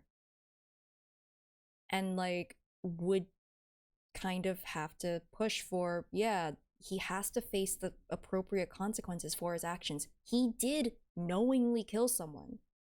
And it wasn't even Dahlia. Yes, he was protecting Maya, but like in the end, he killed her mom right in front of her, essentially. He could have done other things. It was excessive force. Could have aimed for the leg or the arm or something else. And he didn't. Yeah, that's also true. It could have been Pearl, and he still would have killed her, and that's so messed up. And yeah, he could have brought the cops. He could have handled it so differently. And I think that's why ultimately, like, yeah, Mia would not have condoned that. He accepted that punishment because he kind of did deserve it. So, it's like how, what was it, in the second game? The trial. Phoenix could have technically won. He could have gotten the not guilty, but he kept going because, like, even though it was to protect Maya, and Mia even half-heartedly agreed too, it's like, even though they wanted to protect her, she wouldn't want them to win like that. And it's also not the point of being a defense attorney, and they're both the defense attorneys in the truest sense of the word in this game. You look at Doe as a character, but every time, yeah, no, he's frustrating, and I think it's the point. He's meant to be, and I think that's really good. Like, that it makes you feel that way, because it's like, it's so much of, you could have been better. You could have been a good guy, and then you chose not to because that was the easier option. It's hard to be nice. It is hard to be kind in a world that, like, does all of this bullshit. Like, Maya being chipper and just, you know, being like such a good sport about everything is insane with what she's been through. She's an incredibly strong character. And Godot wasn't. And it's understandable. So, like, yeah, I don't know. He's meant to be frustrating, and it's sort of a reflection, too, of, like, kind of how justice is meted out. So, I don't know. I think he's, like, look at how much he's gotten me to ramble about this. Like, he's a very interesting character. That's why he's up here. We do not know Bruce Goodman. We don't know this man. This man existed. He certainly had a white trench coat and hat. Good for him. He exists here. He can hang out with this police buddy. Is this Gregory Edgeworth? Sorry, I'm used to his portrait from a different game. Forgot if he was corrupt? No, he wasn't corrupt. He was working with Angel and martial law to figure out, like, to bring this case back to light. That's why he was doing what he did. He wasn't a bad guy, but, like, he also was very inconsequential. Oh no, not Gregory. I think we were talking about Bruce Goodman, if he was corrupt, which he wasn't. Gregory Edgeworth, we don't know much about him here. For right now, he's here. At the top of the list, he is here. How? Oh, Marshall. Was that? His name's Jake Marshall. Oh, shoot. There's two Marshalls. Sorry. Yeah, he's a good character, but here he's not a character. He doesn't exist yet. We'll get him eventually. We'll come back to him as a character. I swear, I promise. It's like Emma. We know even less about him, honestly. But we'll be back. Oh, this guy, I hate him. I don't like this man. He's awful. He's very repugnant. He is vile. Well, he's not a murderer, but he is very ugh. So, he can go there. Ooh, Grossberg. Okay. Grossberg had a bit of a mini arc to him. And, like, man, what do I even say? Because, like, he's not great. He wasn't supposed to be. He was corrupt. He was bribed and blackmailed by Red White. Oh yeah, the doctor guy? Yeah, no, he was awful. And that's why he's down here. I could probably make another tier, but, like, I think this is fine. Grossberg is a little bit mixed. Because I think the worst trait about him is that he's a cow. Oh my god, yeah, no, the doctor brought a gun. Hold on, you're absolutely right. Why did he bring that? He was so ready to shoot, like, channeled Maya. Oh my god. I forgot about that. You can't kill a ghost! What was his goal? Yeah, Grossberg's worst characteristic is his cowardice and his hemorrhoids, but mostly his cowardice. He knew what the right thing to do was, and he just didn't have the guts to do it until he, well, lost some things. He lost, like, the painting, he was blackmailed, and, like, it was only after too much had happened that he finally turned over a new leaf. It's a better late than never situation, but he's still not great because of it. I think he did kind of care about Mia, though, in his own way, and that's why he did what he did. He was also lovers with Red White. Oh, man. Yeah, he was also lovers with Red White, clearly. He was in bed metaphorically with Red White. In the bed of crime. But yeah, I think he's interesting. I do think he should be in C for coward. Gumshoe is S tier. Just no ifs, ands, or buts. He's S tier. I feel like the game kind of kicks him while he's down too much, but like Gumshoe has genuinely been so helpful to us. S for give him a salary. See, even the bot has given out a promotion. There we go. Like, without Gumshoe, I'm pretty sure that Phoenix and Maya would be dead. Like, a couple of times over. Because of the mafia thing? And, like, the restaurant thing. Which is the other mafia thing. Oh my god, Phoenix nearly died so many times if it weren't for Gumshoe. And then Gumshoe, like, you know, is just a swell guy who, like, cares a lot about about his friends. Like, he was willing to lose his job, like, 5 times just to make sure that, like, his friends were okay. To make sure that his friends would get out of the terrible situations that they've gotten themselves into.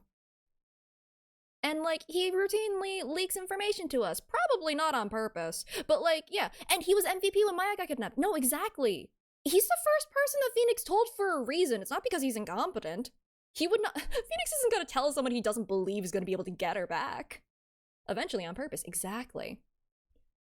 Because he trusts Phoenix not to, like, use that information, like, unwisely. He trusts that Edgeworth and Phoenix are, you know, going to fight for their side to the best of their ability to find the truth. And that's why he's comfortable, you know, breaking his NDA. And you know what? We respect that a lot. What else was it? It's also like, shoot. I forgot my train of thought. The train has left the tracks. Oh no, it has derailed.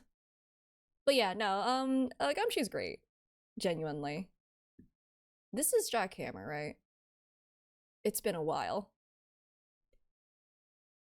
He also really good theme? No, entirely valid. I mean, most of the themes in this game is good. And that is Jackhammer. So back to not really knowing them as characters. He's not— I mean, what little do we know of him? He died, but he also was doing that while, like, framing— Killed by accident, but he was also framing Will Powers, right? Because I forgot if that was intentional or not, genuinely. But, like, he was trying to frame him. Yeah, okay. So, like, not a great person. Not as terrible as, like, the doc over here with the gun, but, like, still not great. Yeah, no, exactly. Drugging someone and then framing them. Yeah. Not ideal. And we will judge on intent here. Malintent. This was Robert Hammond. Why do I remember his name? Robert Hammond, I believe. Yet I can't remember Rhonda Light. Okay. He—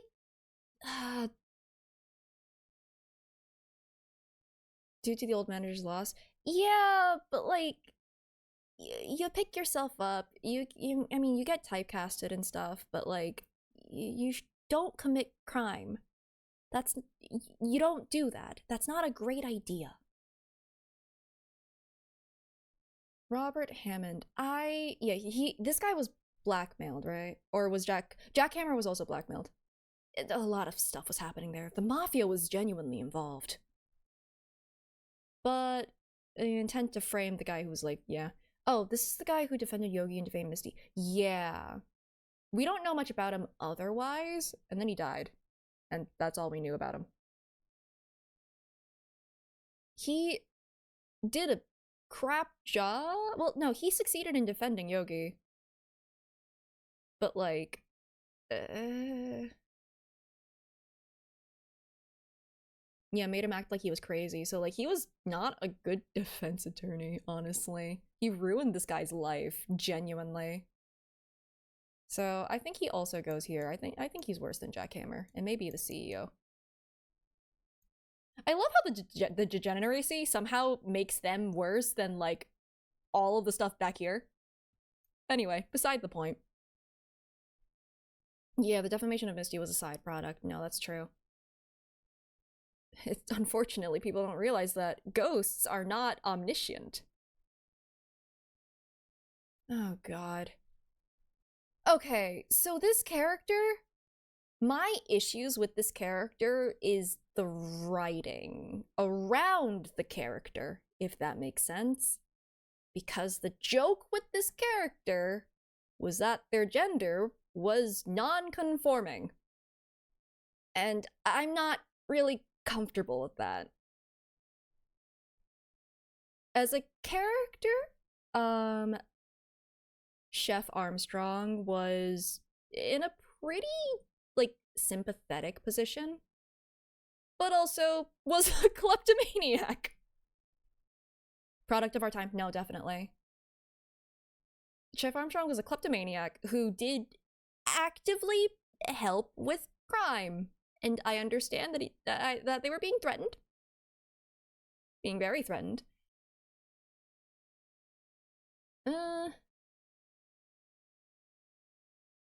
I feel like...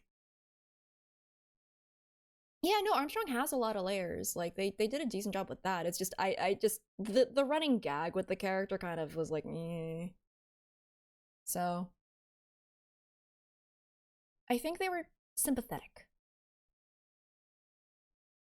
A little bit more sympathetic than the others, where it's like, oh, I intended to do crime or ruin someone's life. This was just, like, very much, I am being actively threatened and I will die otherwise.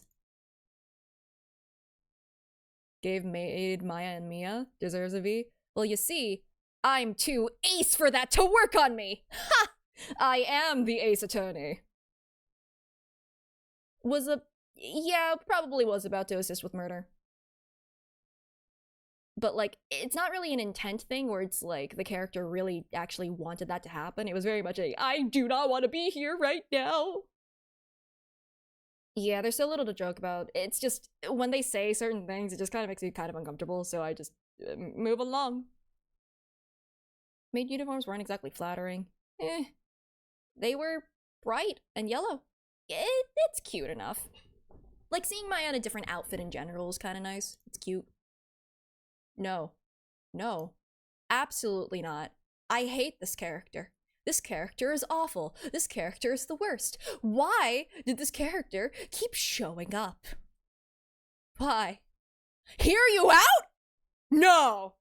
No! Explain! What do you mean? No, John. Explain. Hear you what do you mean? Hear you out. Hear you out? This guy?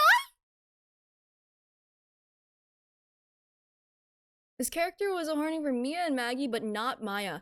But was for Franziska.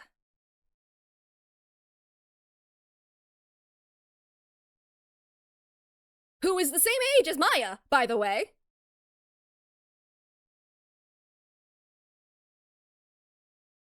Wait, Mia and Maggie? Oh, that's the wrong person. No, that was the wrong person. You're talking about the old man. No. I'm talking about this guy. Yeah, this guy. I immediately put him into D. Let me put him back. This guy is the one I'm talking about. Do you have a hear me out for this guy? That's fair. Yeah, burn that guy. Yeah, exactly. Right into the lowest tier we've got. Right at the top of that list. Okay. So, Kudo, he's a crotchety old man. He's just a grouchy guy. And yeah, he was certainly thirsty. You love him for this reaction. You know what? Fair enough. But I will pointedly hate him. He's a boomer. He's a boomer, and like, you are right that he was only thirsty for the older characters. Still uncomfortable though, but like, it's weirdly better than other characters in the game. This is such a low bar. It's such a low bar. He existed. He's just a grouchy old man. And you know what? That's fine. Okay. Her as a villain. Oh yeah, this was the nurse. I forgot. Her as a villain. Oh wait, no. If the nurse is here, that means this is actually the real sister that we never met, right? So this is when we actually discussed the villain character, but this one, we never met her. We never knew what she was like. For all we know, she wasn't an airhead either. Cause like, for all we know, maybe she was in like, not in, she took occult lessons as like a funny like extracurricular thing. Because like, you know, you go into the class curriculums and it's just like, huh, they have occult lessons? That's funny. I'll take this for fun. Like maybe she did that, right? For all we know, she was an astrophysicist. We don't know. Anyway, she doesn't exist. She exists even less than, hold on. How am I ordering this? The most to the least So I guess I should be putting them here, actually. The most non-characters to ever non-character. Sure. Okay. Marshall. A tier list doesn't really exist. Yeah, that's fair.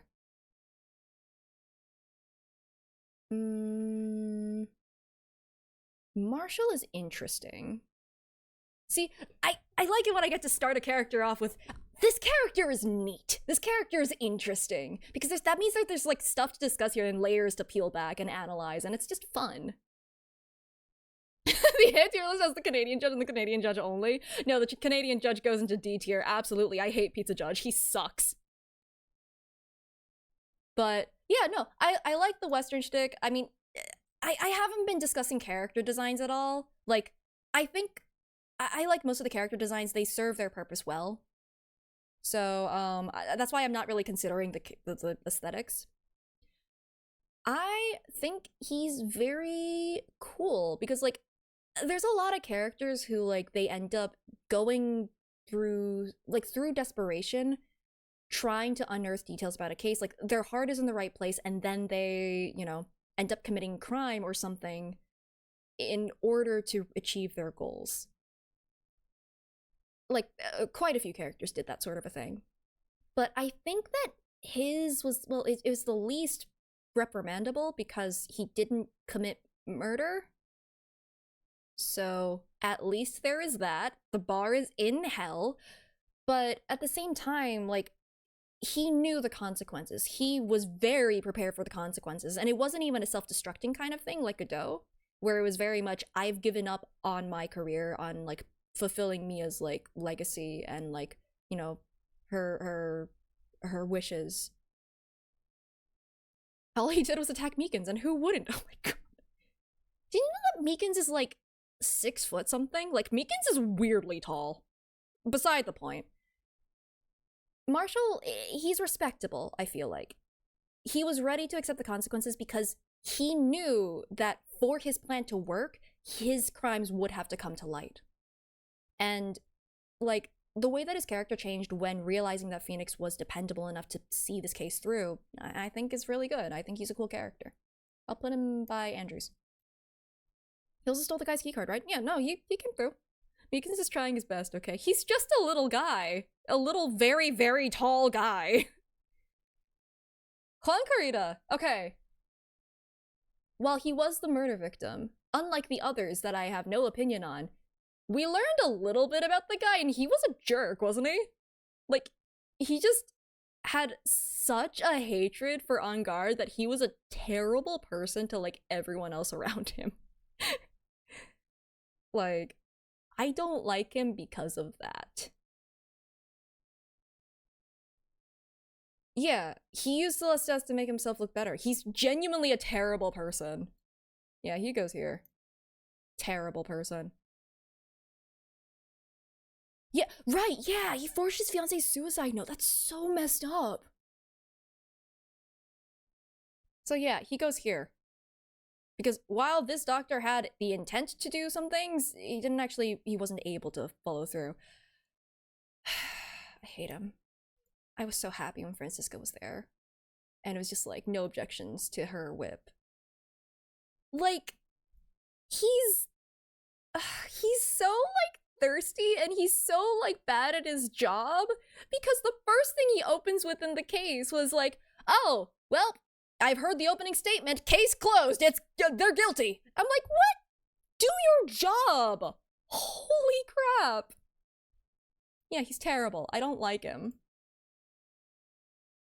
Horny and incredibly not based. Exactly. All of his opinions are just like, I don't like this. Great, we know that you don't like it. Cool. Anyway. Also, yeah, no, that expression is terrifying. Now, we've got the brother. We've got this judge, who I felt genuine relief on seeing when he showed up in the last case. I was so happy when he came back. He may be senile. He may not have an understanding about, like, modern technologies or concepts sometimes. But you know what? We appreciate him for existing. It's the bar has been lowered because of him. But no, I do like him. He is senile and a little funny. And there are some very funny penalties involving him. So I would say he's not my favorite judge. My favorite judge is still the one in Great Ace Attorney. I like Father Christmas the best. He's just a nice guy. You know, he had a mini character arc. So I liked them. Now, Mask Damask, who is different from Ron Delight. If we're just talking about the persona, is this Look At Me Damask, or is, I don't know, it's just Mask Damask. It can't be Look At Me. He doesn't have the nose, unless the nose is detachable. Oh, I don't want to think about Look At Me's nose being like, I don't know if I like that. Anyway, I think that Damask is a neat concept, and I do like that he showed up as a doodle on, like, the future thing.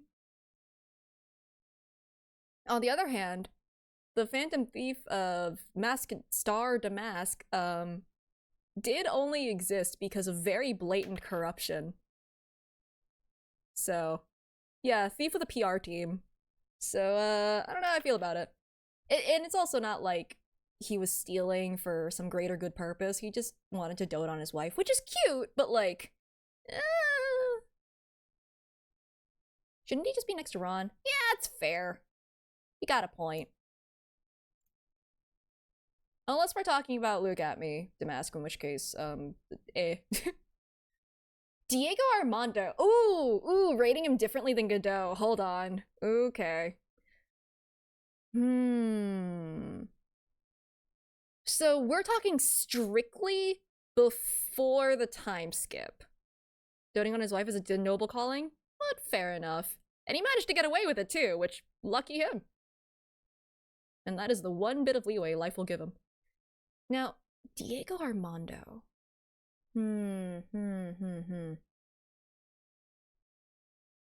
I feel like... Okay. The only impressions I really have of Diego Armando is the kitten thing, which is stupid. Listen, it was okay when I thought that they were going out at the time, but then it turns out that they weren't, and that just got weird. Stop calling people kitten. That's odd. But I think that end bit, with like him crushing the mug because of like Dahlia getting away, like his sense of justice. There's a reason Mia liked him, and it wasn't just because she was morosexual, you know. Rand is not around to interject. Ha ha! Exactly. And that's why I get to say this. I can get away with this. But like, there was something for Mia to like, and it wasn't just, you know, me joking that she liked him being an idiot. I don't know. I think he's all right, and I think he serves as a good basis for like the, you know, very layered character of Godot.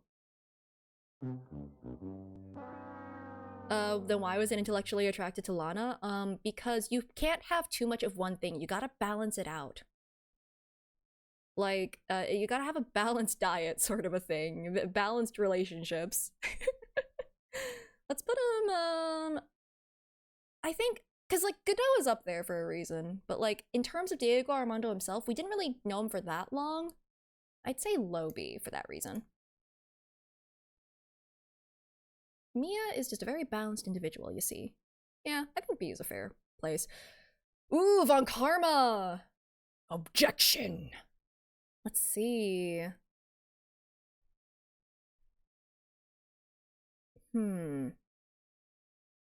Also, let's be real. Maybe it was a dig at Lana for making some very not so intellectual decisions. Maybe she was attracted to that. Anyway, beside the point. Von Karma, I think, is a solid villain, is the thing. In terms of liking the character, oh my god, he was abusive and terrible and a manipulator and murderer and like all of the bad things. However, in terms of being a villain, I think it's like a, okay, so if we have like Damon Gant, who's like more realistic, I guess, in terms of like his charisma in how he manipulated the situation, Von Karma is way more like old Disney villain. Like they're having a lot of fun. You wonder how they got away with the things that they did and no one like caught on or stopped them. And his presence is felt. He has presence. I think he's a fun villain. There's a reason we keep making the jokes. Like, he's very iconic. I think he's high B for that reason. Personally, I like more, like, crafty villains for my stories. But, like, I can't deny that this kind of a villain is fun. Why did he choose to raise him? Probably pettiness. You know, the one person who managed to mar his perfect record, taking his son and then molding him to be just like him. Didn't he taste Phoenix Maya? Yeah, like I said, villain. He has a very fun, like, villain energy. He's very, very awful. Like, explicitly awful. Not a manipulative bone in his body. Like, he is the kind of person that, you know, managed to foresee us cross-examining a parrot and retrained the parrot on the off chance that we would go that route. Like, wild. Genuinely should not have been able to get away with any of that crap. But like, it's just fun, I guess. Yeah, and like, I'll always prefer my like layered villains, but it's just silly. Why did he even plan Hammond's murder? I think he wanted to wrap up loose ends, right? He wanted to get like Edgeworth framed or something. Was that his goal, or was that a consequence? Because like, what is it? I think it was a matter of wrapping up loose ends. Because while he could have gotten away scot-free, it wouldn't have been perfect. And perfection is his whole thing. One loose end was the reason that he even killed Gregory Edgeworth. So like, him going through with all of this just to make sure everything is tied in a neat bow at the very last day, yeah, kind of tracks. I mean, he has very easily understood intentions. Not much, very surface level, but like, makes him fun.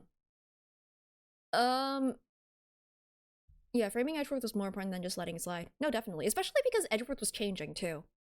Because of Phoenix's presence. And, like, I don't think Von Karma would have been chill with that. So. Potentially. I do think that he did notice the change in Edgeworth, though. In how, especially in the previous case, where he, like, did go against the, what is it? Against winning for the sake of the truth. Like, he lost essentially on purpose. And I don't think Von Karma was happy with that. You could probably see it as either like, oh, Edgeworth was a failure of a Von Karma and therefore had to be put down, which is oof. Or, you know, wrapping up loose ends. Or both at the same time. Probably both. This is a character who existed. I like how petty this person was, being like, oh yes, this person who was a great employee and definitely not a loser. Actually, yeah, maybe you do go up because of that. And definitely not a loser who is awful and sucks at his job. Not really much. No, he's more layered. I'll put her there. Oh man, I'm gonna run out. I'm gonna tackle some of the circus case. I can't end with only the circus case. I cannot do that. That would murder me. Bat.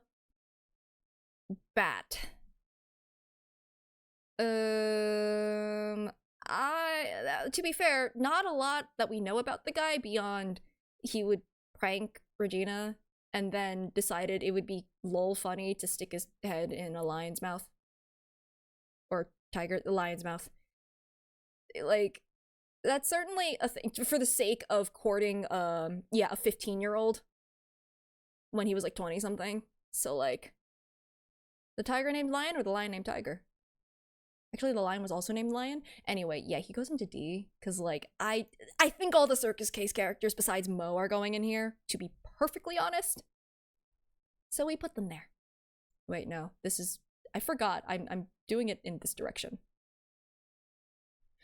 I think I need to reverse this. Hold on. I just realized that I should be putting the worst at the back. Wait, no, here? Is this how it was? Close enough, I think. Better or worse than, yeah, I think here. Sure. Okay. Lana Skye. I think she's a very sympathetic character. I think that her motives are very understandable. I also think that a lot of things could be solved if she decided to talk to someone.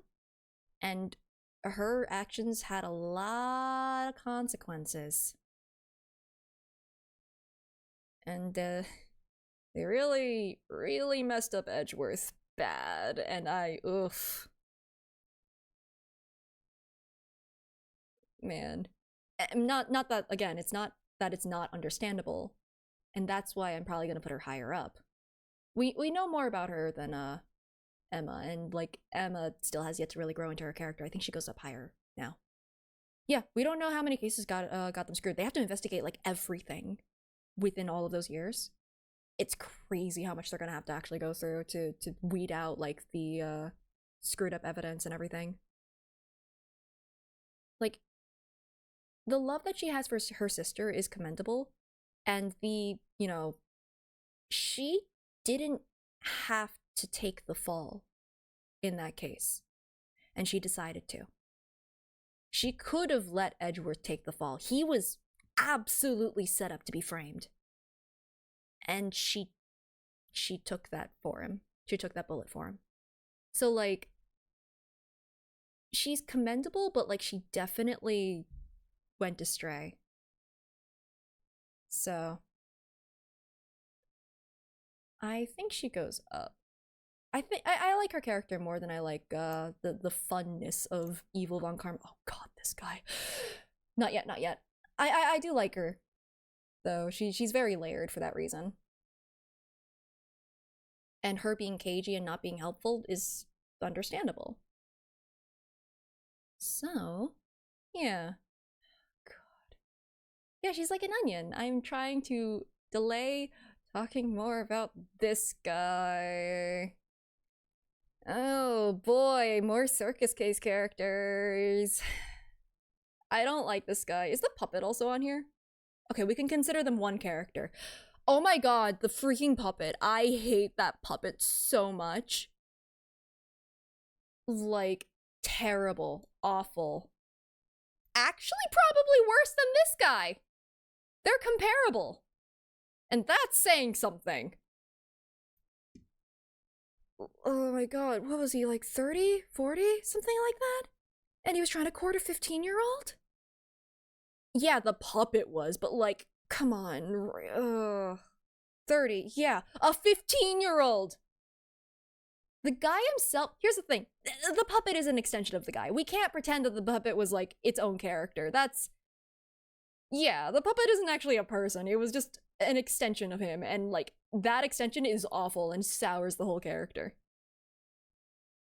When the game is made versus when people have played this, no, definitely.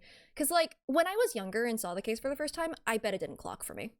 I didn't remember a lot of the case, to be fair, but like, I was a kid. I didn't recognize age gaps were an issue because I was a kid and didn't really have a conceptual understanding of how vast the maturity difference is. You know? Like, I understood that it was not good, but didn't really clock why. And now that I'm older and looking back on it, oh god, that's awful. It sucks. So yeah, on principle alone, absolutely the worst here. So, Larry. Okay. So like, oh man. Now, on the one hand, I can't put him there. I'm sorry, Ryan, I can't put him there. And the reason is because of similar things that he's said about not just Maya, which is kind of like, okay, she's 18, I guess. But the worst part is that he said stuff about Pearl.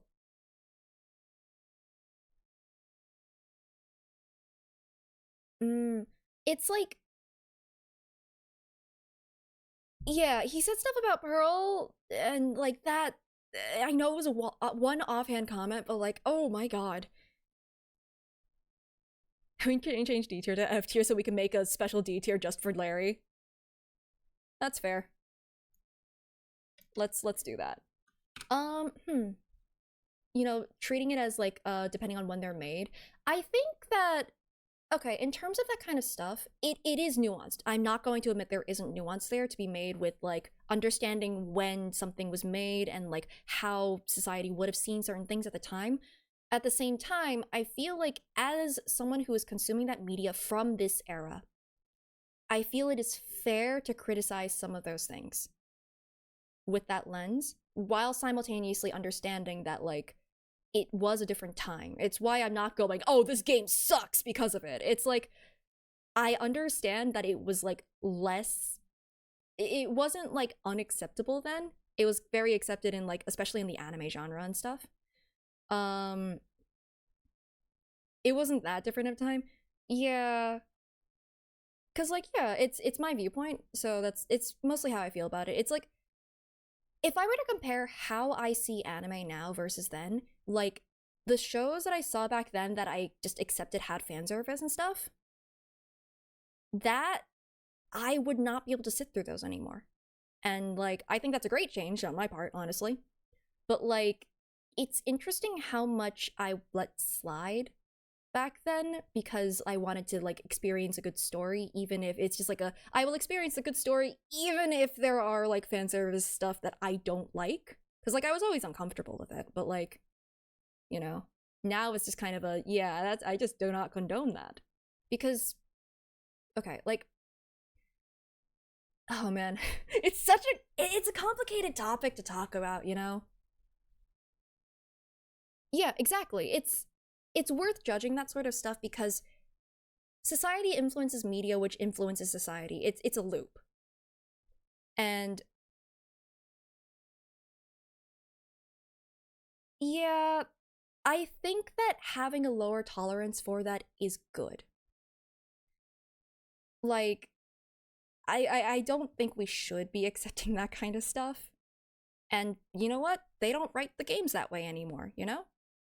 So I think that it's, it's just kind of a, what is it?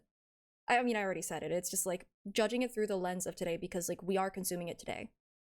And so we can like kind of point out, hey, this is not okay, and still continue with the game. Anyway. That is we can get away from the heaviness now. Methinks. What color do I make this? Wow, I screwed up the rainbow. Hold on. Let me like mix this up a little. Let's make this one blue. Okay. So.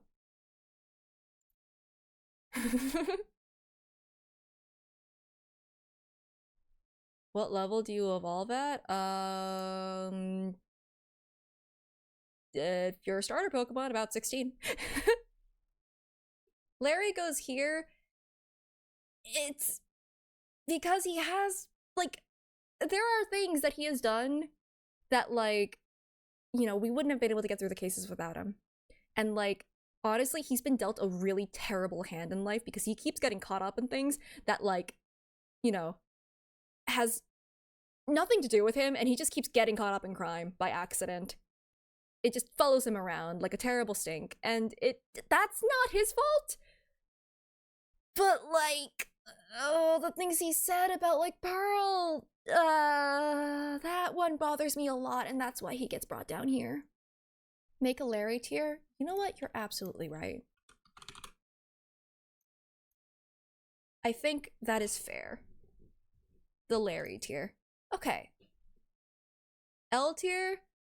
Lot of heart. I think some people, oh, never mind. There's a break. I'm actually going to take that break, but I will be back. It's okay. We will have a refresher, and we will not be L tier is just everyone with an L name. So Lana goes down there with Larry? Absolutely not.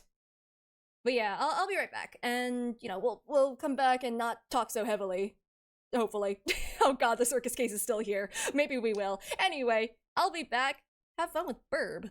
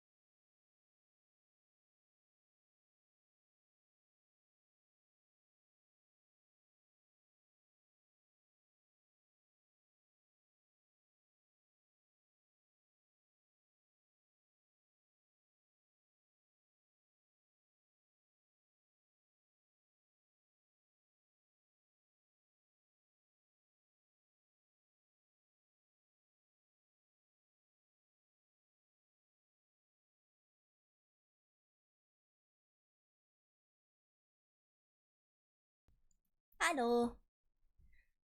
So, there was a spider on the toilet paper. I want to expire. Hi. It's fine. It's fine. Everything's fine. Yep. Everything is a-okay.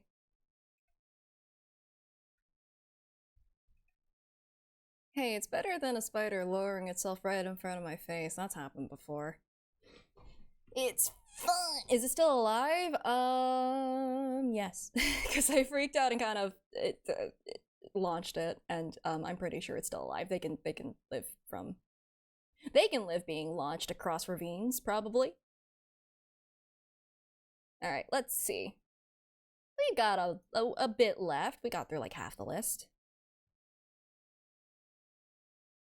Also snakes. Oof.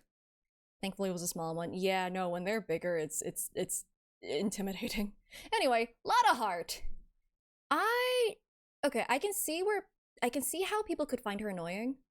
I think she's funny. Cause like, I don't know. She's she has like a charisma to her. She's charming. Endearing, that's the word to say. Because, I don't know, she sort of stumbles into success, if that makes sense. She's definitely meant to be funny, yeah. And it's either you find her funny or you don't. And I kind of do. So I'd say solid B. I'd say, like, here-ish. Maggie Bird.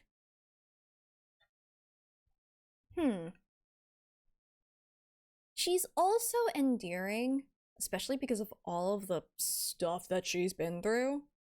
Like, she cannot catch a break, and that is unfortunately her whole deal. But, like, and also she didn't see through the faux Nick's wrong, so I don't know. But her observation skills aren't really, you know, they're not gonna impact, like, me liking her character or not. She's really mean to Gumshoe. No, that's true. Hello. But at the same time, it's like, she thinks that, like, he said that he was gonna be on her side, like, so, like, you know, so emphatically, and then he wasn't. He was saying the things that she was accused of and got successfully accused of. So, like, she felt betrayed and she lashed out, and I can't blame her for that, honestly. And she turned around at the end. She realized that she was wrong and she made amends, and I don't know. Not everyone can do that. So, and for all that she's gone through, she's chipper. Yeah, Gumshoe was counting on Phoenix to break his testimony, but, like, there wasn't much to break at the time, and that was just unfortunate. So, I would say probably be somewhere in here. Maybe Diego can go, huh? I don't know. They're dating now, so it's okay.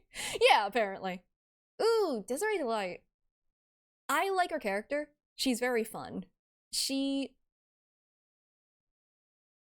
I like how it's kind of ambiguous whether or not she liked her husband in the beginning, if purely based on money or not.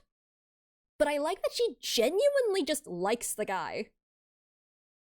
I don't know. There's just something very, very cute about it. It's especially hearing that story. I like her a lot. Here's the thing, she's a gold digger type, but, like, she was chill with him not doing that anymore. She loves her husband more than she loves the money, you know? And fair enough. She sees what her nervous, you know, a boy pathetic of a husband she has is willing to do for her, and it's just like, she appreciates that. She probably gave him a little bit of a stern talking to about doing crime, but, like, she does appreciate him a lot. Okay. Yeah, like the anti-gold digger trope, where it's just like, oh, you think she's a gold digger, but it turns out, no, she actually just genuinely likes him a lot. Acro. Okay. Well, on the one hand, he wasn't in love with a 15-year-old, so, like, there is that. I think, and I think I remember talking about it then too, I think that while the circumstances were tragic, yeah, the bar is so incredibly low. Yeah. 16-year-old? Yeah, no, it doesn't help anything. Especially because she acts like a 10-year-old, so, like, is it better to be in love with the 16-year-old or to attempt to murder the 16-year-old? So here's the thing. I understand that the circumstances were tragic. I think that the way that he went about this was kind of illogical. And, like, yeah, no, logic doesn't necessarily exist in a space, like, filled with, like, you know, vengeance and emotions that are running that high. But, like, it doesn't make him very sympathetic to me. like, at all. Well, maybe a little bit. It's just...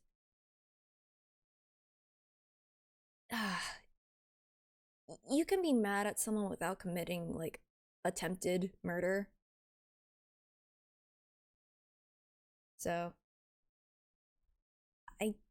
I don't know. I don't really like his character as much. I also think it's because they've written that type of, like, character in Ace Attorney better. So, like, they've done this again in the future, and it's better.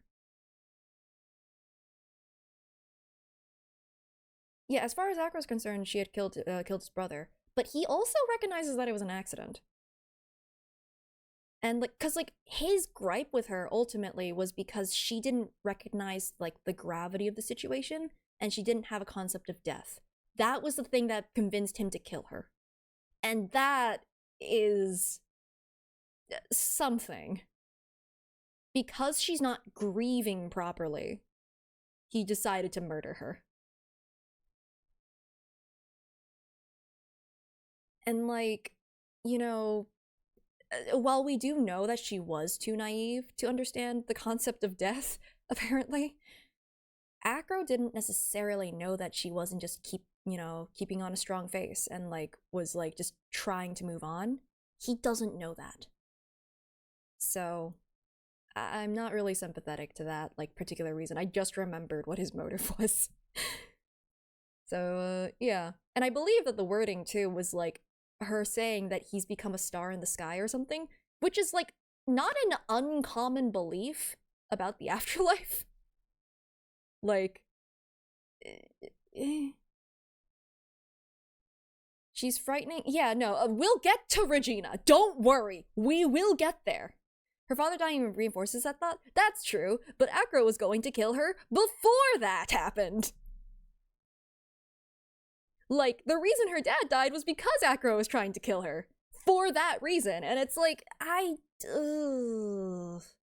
like, there's a difference between, like, the rage-filled thing of it is her fault that he is dead versus she's not grieving right, and therefore, like, I don't know, she needs to die. Which is, like... And also, I love and appreciate the Ringmaster for taking us in and raising us like he's our dad. I'm going to kill his only daughter! Like... I feel like there was a little bit of a flaw in that plan somewhere. So I'm gonna put him, like, here.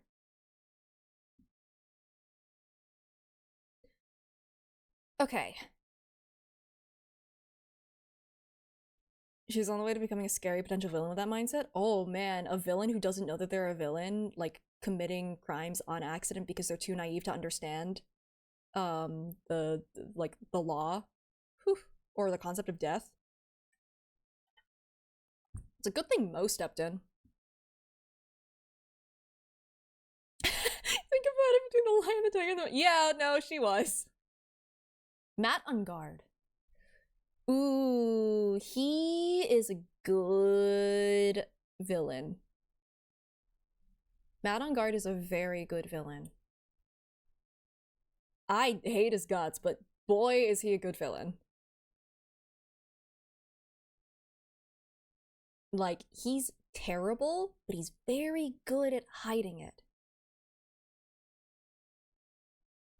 He's also cowardly? Yeah, no, definitely.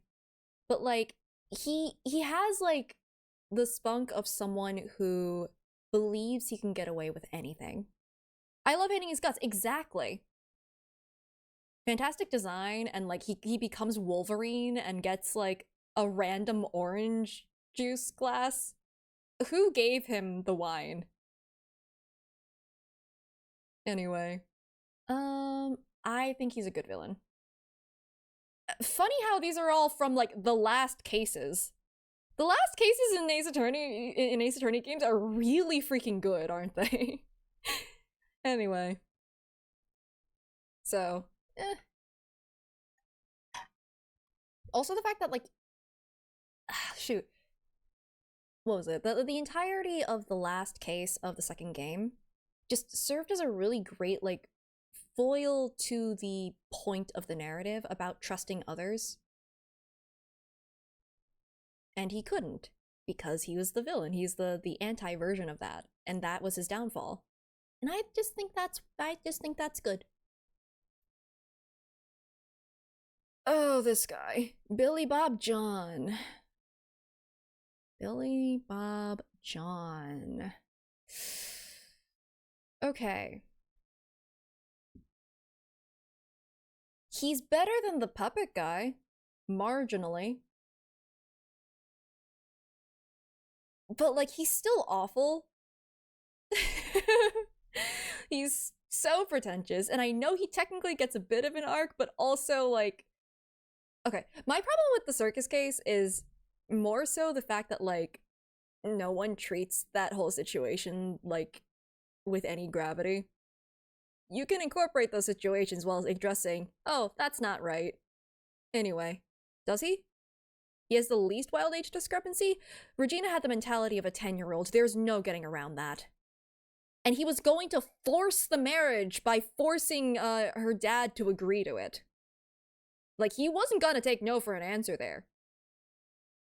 That's not great. That's not ideal. Even without a wild age discrepancy, even without an age discrepancy at all, I think that's kind of awful. Forcing someone into an arranged marriage? Yeah, who doesn't know what's happening. It's kind of messed up. He deserves to be here with him.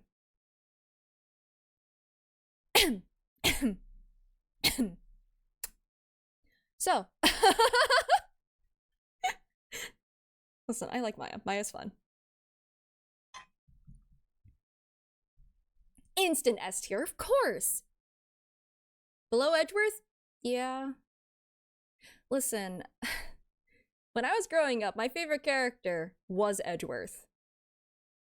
And that, I think, is for good reason. Like, especially the first game, or like the trilogy itself, like, the way that you see his development is just so good. He is such a different character between the first and third game.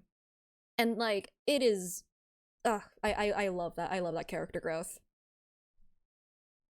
So, yeah, that's why he's up there. Maya doesn't really get as big of an arc, but, like, that's because she's more so a point of, like... She's meant to be a point of, like, staticness, sort of, if that makes sense. Like, a grounded force. Despite the fact that she's a spirit medium, ironically. But, like, it shows her strength when she's faced with all of these situations. The world changes around her, and she still is steadfast. And that's kind of, like, her deal, so she doesn't really get as much of a character arc herself. She does get them, don't get me wrong. But, like, it's more so that her arc is about her finding stability and keeping it that way. And I think that she's a very strong character, and I think she's really cool. Let's see. Meekins. I mean, her grown arc is in the Spirit of Justice. A lot of it happens off screen, though, doesn't it? Because she kind of disappears for a bit. Despite all the horrors, she stays goofy. Exactly! And we respect that. And she takes in her younger cousin, even, like, because she clocks that her aunt is not a great mother. And yeah, she's just a good person. Meekins. He's funny? He doesn't really show up that much. I think he shows up more later on. Like, I do believe he's a recurring character. As of right now, he's a little inconsequential, but, like, he did make an impression. He's funny. I think he goes into C for that reason. A high C. Like, he wasn't really there, but, like, he was fine. Mia is pretty great. I feel like it's because she doesn't have as much screen time that she's lower here than the others. But I like Mia a lot. She... how do I even put it? No, when she's on screen, she is the best. How do I even put it? She's a very good mentor. Yeah, no, definitely. And I think that, like, part of the reason why the characters are the way that they are, the way that they, like, the things that they strive for is because of her. I don't even think that's an I think, that's just factually true. Oh yeah, what she said to Dahlia was amazing. Absolutely. Quite a lot of screen time for someone who's dead. Yeah. But also, like, these 3 games were kind of about, like, the characters learning what Mia was fighting for. And it's like it's a story about legacy and the life that you live and how that impacts others and how they lead their lives. And I think it's really good for that reason. Phoenix was a bad defendant, you are correct. He ate the evidence. She put up with a lot. God, she put up with Pizza Judge? Like, she put up with a lot. She put up with Edgeworth calling her a bimbo. I'm not gonna ever be over that line. He ate glass that had poison residue on it and was okay. Like, you know, the poison that knocked out Diego Armando for years and, like, is still affecting him, gave him blindness and stuff. Phoenix is fine. Perfectly fine. Did not need to go to the infirmary or anything. And I know it was less poison, but, like, yeah, while already sick, his immune system was shot. How? I feel like at this point, if he took the cold medicine that was poisoned, he would have been fine. I mean, I don't want to test that theory, but, like, you know, he is fully built into constitution and charisma. That is his build. Every defense attorney has a superpower. Phoenix is being unbreakable. No, definitely. Well, I mean, he thought it was for Iris. It wasn't. Well, I mean, we can discuss that when we get to Phoenix, who I think we should end with Phoenix, to be perfectly honest. So I'll put him there, apparently after the fake. Alright. The nurse. Eeny, meeny, miny, mo. Oh boy. I think that she's like an okay villain. I still don't understand, like, why Morgan decided to work with her specifically. I guess maybe it was kind of a finding the best opportunity sort of a thing. Just happened to be that this was a good opportunity to stage all of that stuff. I think that she's kind of a terrible person. You know? Like, she got put through some terrible things, no doubt. But she did sort of commit identity theft and, like, you know, attempt to commit murder and stuff and get rid of Maya and everything, and kind of knocks it down a bit. Yeah, I think it was because she was there, but, like, wow, they really plotted it out for not having that much time. Everyone who tries to frame Maya goes right to hell. Because, like, I don't think she stands out as much as the other villains do. And I'm comparing her to, like, the end game case ones, and, like, that's not really fair to her. She was certainly a fine villain for her thing. For her case. That was kind of by accident, but now I'm just living for fake Nick being next to Nick. Alright. I think she's a B tier villain. I think she has less presence than the Mafia lady. But, like, she was fine for what she did. Is this Misty before she got the hairdo? I can't remember. Was this her portrait? Ah, okay. So, Misty pre-abandoning her children. Which, by the way, I was so ready to be like, oh, she was being threatened by Morgan to, like, abandon her kids. No confirmation of that, so she did just leave. Out of shame. And it's just like, but, like, you would kill for your kids. Why can't you stay, you know, deal with the shame for your kids? I feel like, yeah, she left her kids with Morgan, and she knew what Morgan was like. So, you know, But this Misty, we didn't really know this Misty very much. All we really know about this Misty is just she did the channeling in DL6. So she was more a plot device than anything. So she channeled him. She can be here too. Okay. Mo. The one okay guy from the circus case. Not wanting to be bogged down by being associated with her reputation-wise, that was already a downward spiral because they share the last name.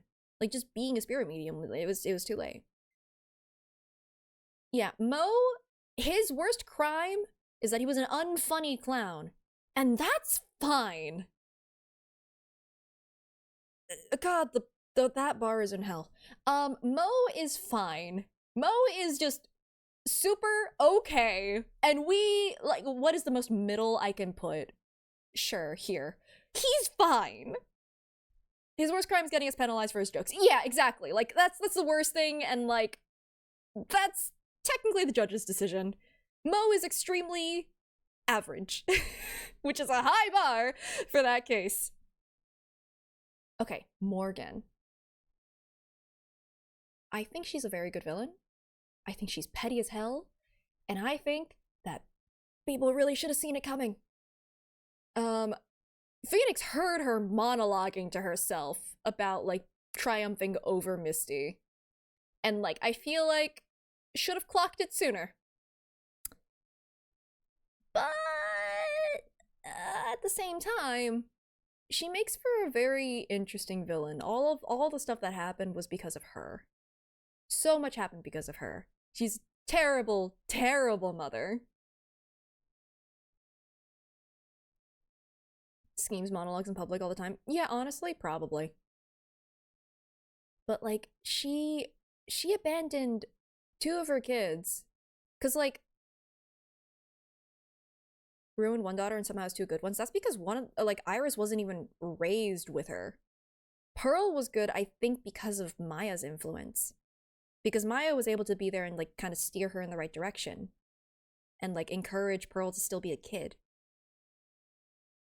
Like, even Dahlia was just like, yeah, I was lucky not to have been raised by her, unlike Pearl.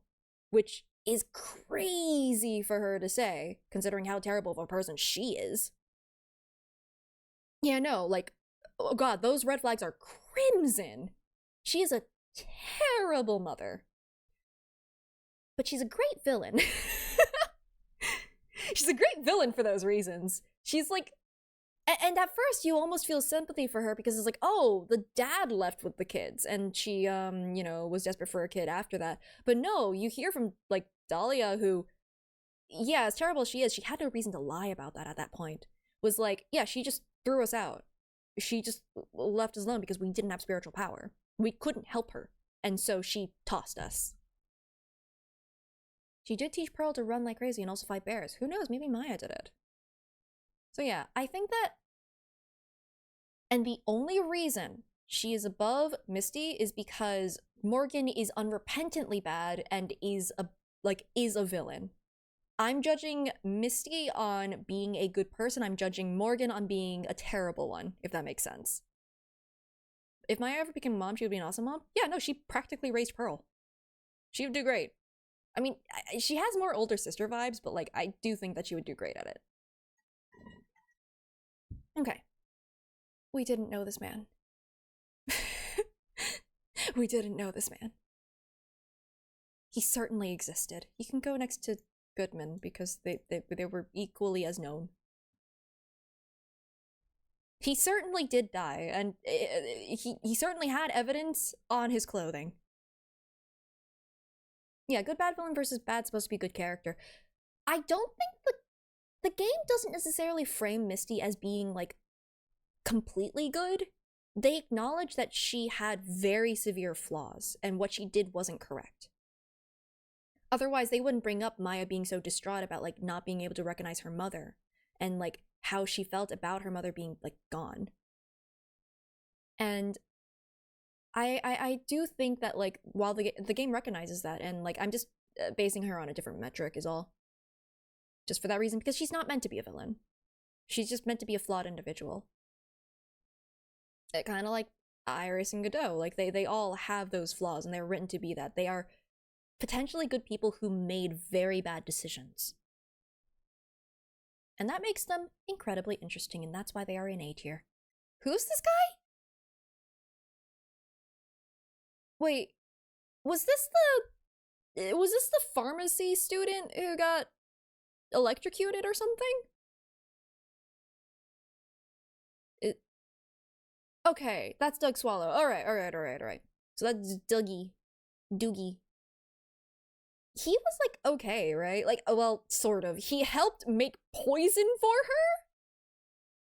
Yeah, he helped make poison for her. But he did also like try to warn Phoenix of like, hey, your girlfriend is kind of a murderer. Probably. You should probably get out of there. He was a British poser. Yeah, that guy. Like, I'll give him props for being a lad's lad and like trying to warn Phoenix. He was certainly too late, but he did try. I don't know if that balances out the whole I made poison for this girl. Wait, did he make poison specifically for her, or did he make poison and then she just happened to go into like where he was like studying and took the poison? I think both of those happened potentially. Like the second one definitely happened, but I don't remember if that was the case for like both times. She stole it both times. Okay, never mind. Yeah, okay, so let me just take it out. He suspected that it was her. Okay, yeah. He's fine. He's a lad's lad. Good for him. Too bad he died. Yeah, he just worked in the lab and then was just like, something went missing and I think it was her, but I don't really have proof. Yeah, okay. The hacker. He was kind of inconsequential. Who he was making poison for? I mean, I assume then it was just kind of like studying for the purposes of like studying it, maybe for like a thesis or something. He certainly existed. He exists, not anymore. He sure did exist and make a virus that was used to screw up every government office or public service office. So I guess he can live there. Sure. Old bag. And gambled on life, gotcha. Yeah, that too. Old bag. Old bag.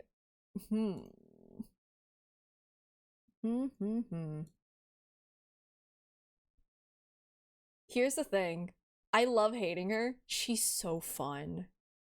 She's funny. She needs to lay off of harassing Edgeworth, but like she's what can you really say about her? Her monologues are really funny. Like her gimmick is fun, and that's why she's a recurring character.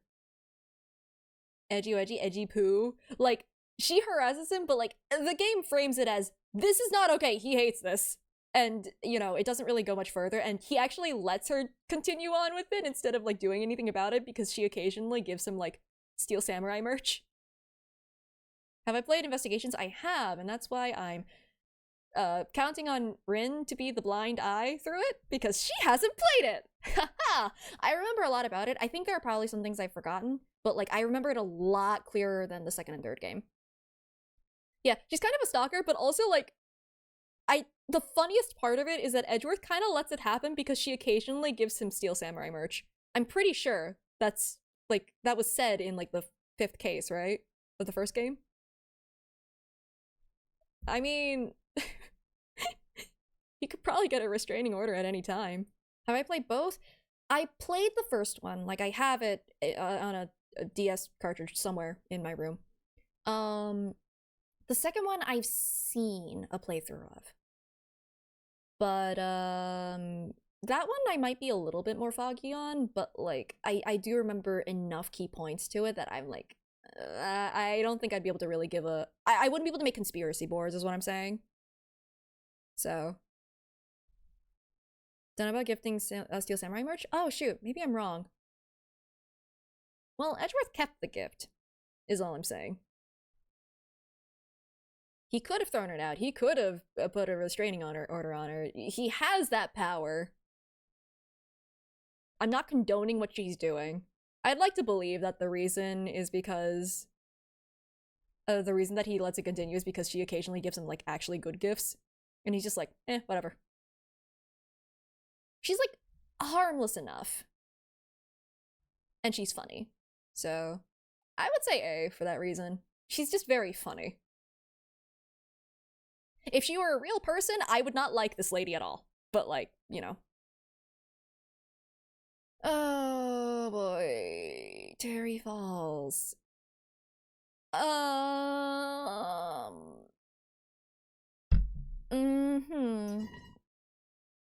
I'm out of water. I can't. Oh man. Terry Falls. Oh wait. Phoenix canonically only knows one type of flower despite having dated 2 women who are named after flowers. That's a very Phoenix Wright thing, I feel. That's just kind of how he is. Let's see. I mean, to be fair, his ancestor, Yunosuke, was like, I remember this distinctly that there was a woman there. And then later on, when she's revealed, Kazuma's like, and you didn't notice the giant swan on her head?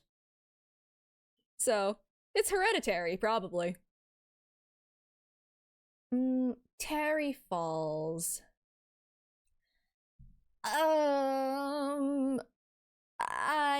He called Dahlia his teen angel, and that isn't great. Boy, does he fall. He sure does! He also falls down this list, too. I think around where bad is, to be honest. He says that, and it's so weird. It's so weird. At least it's the one time, like, unlike the circus case, in that one, in the Terry Falls one, like, they do acknowledge, like, Mia goes, like, wait, what, 14? And, like, they recognize, like, that's not good. But, like, yeah, he's not great for that reason. Pain is awful, but he's a pain. Pain is a pain, but he is funny.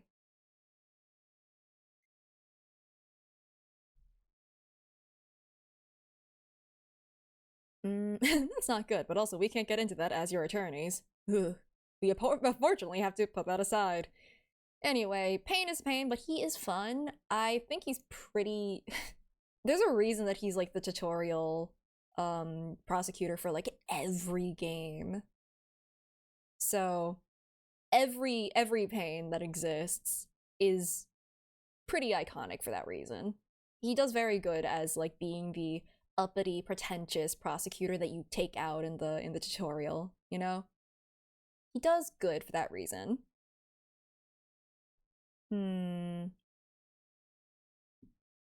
did I put him? I feel like he exists in A.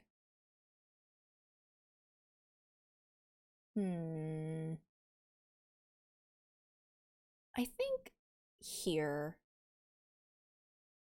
Yeah, he's no ouchie, but like, I don't know. I feel like this works out. Pearl is, I put her in S. She's just a kid who is weirdly strong. Pain fights with every Phoenix. Yeah, kinda. Yeah, Achi is, well, nah, he was meant to be, like, unlikable, and that's the point. I just like Great Ace Attorney a lot, and I will never shut up about that. Anyway, let's see, where do I put Pearl? She can't spell Ami F tier for sure. No. Pearly is very, like, her flaws is entirely because she's a child who has gone through so much. And I don't know. Have I ever played AI Somnium Files? I have. I have not played the sequel, but I have played the first one. Pearl's must be protected. Yeah, she can protect herself. She's weirdly strong, and I think that is kind of recognized. She did kind of slap Phoenix into unconsciousness that one time. So, but yeah, I think I'll put her there. I think that's a safe spot for it. Because, like, on the one hand, like, you know, she is this kid that, like, they want to protect and, like, you know, raise right, given what Morgan did. But, like, she also kind of was sort of a vessel for Mia a lot of the time. With her bare hands. Exactly. I have not played Dual Destinies. I know that she's there. I mean, I listened to the soundtrack. I know her theme was there.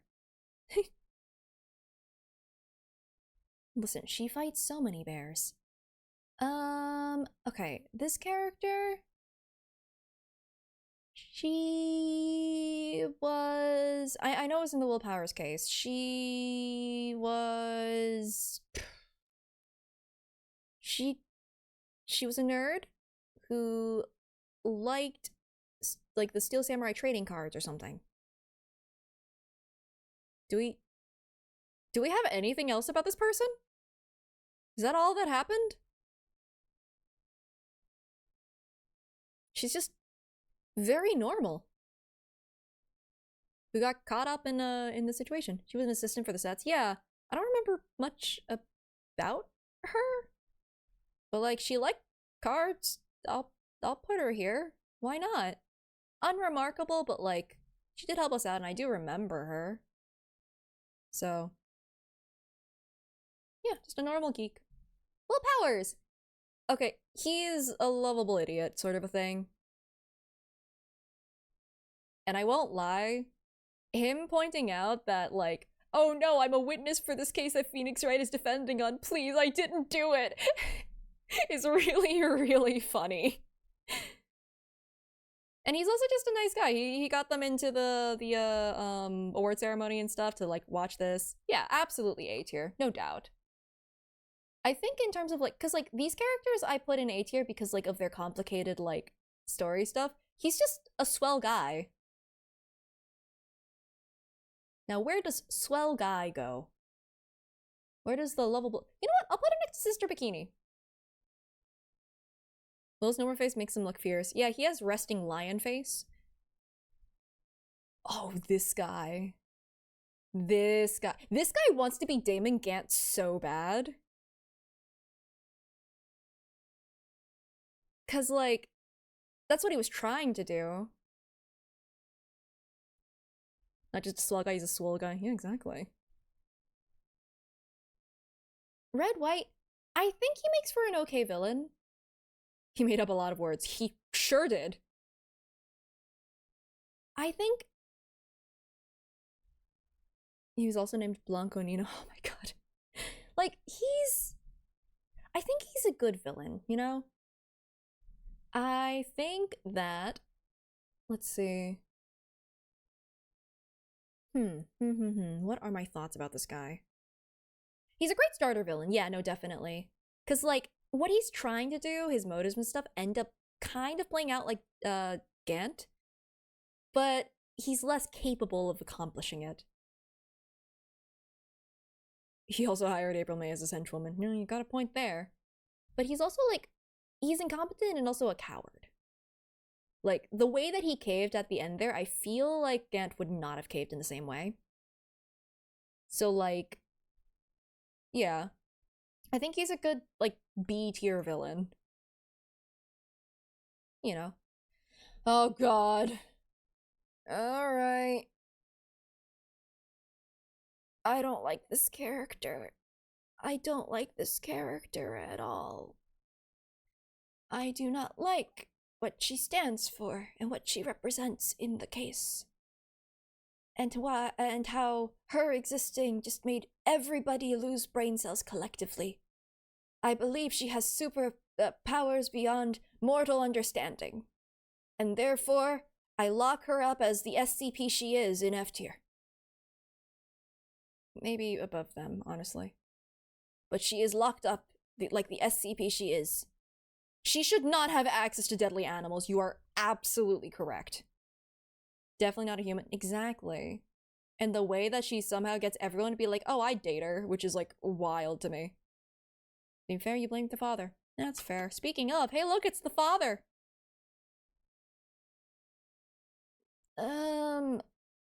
He was a protective, doting father who,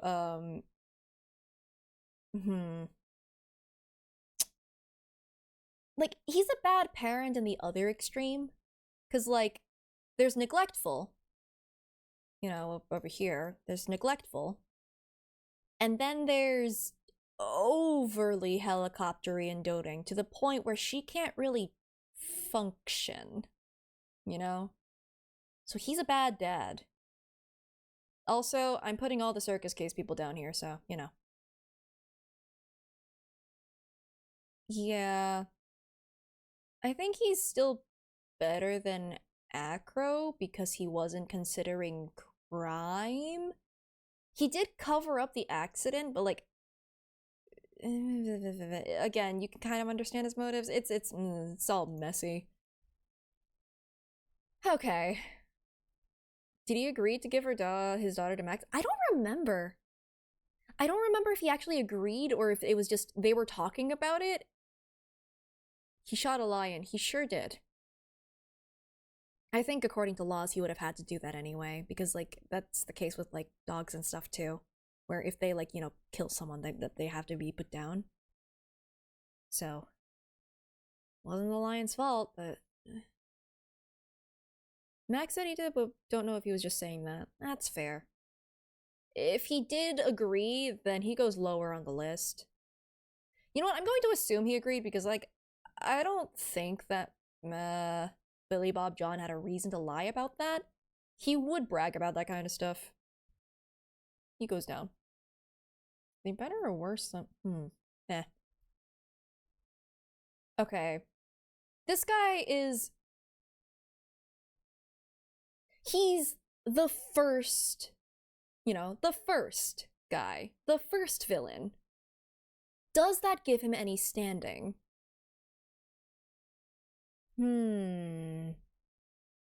This guy was the culprit in the first case of the first Ace Attorney game. The first guy. Yeah, Mr. Frank saw it. Oh, I think I mixed up Delight and Saw It, and that's how I got Do It. God heck. Anyway. Yeah, I think he's only iconic by virtue of which case he's in.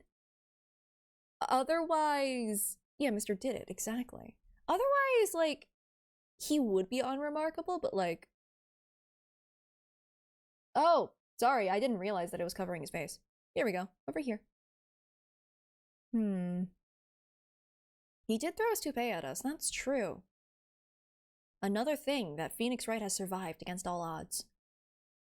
I think solid C, just because, like, he did fine as what he was. He was just the tutorial culprit, very obviously the culprit. So, like, solid C. Did what he was supposed to do. So we put this guy in F, right? We put this guy in F, like, immediately. Yeah, we knew he did it in the intro cutscene. Yeah, he served as a tutorial, the other guy. Yeah, this guy goes into F. Absolutely. Oh, can I explain Larry? Okay, I will do that after I figure out where this guy belongs in F. You know what? I like Maya, and therefore, I don't like that he kept hitting on Maya. Okay, so Larry is over there because... So, on the one hand,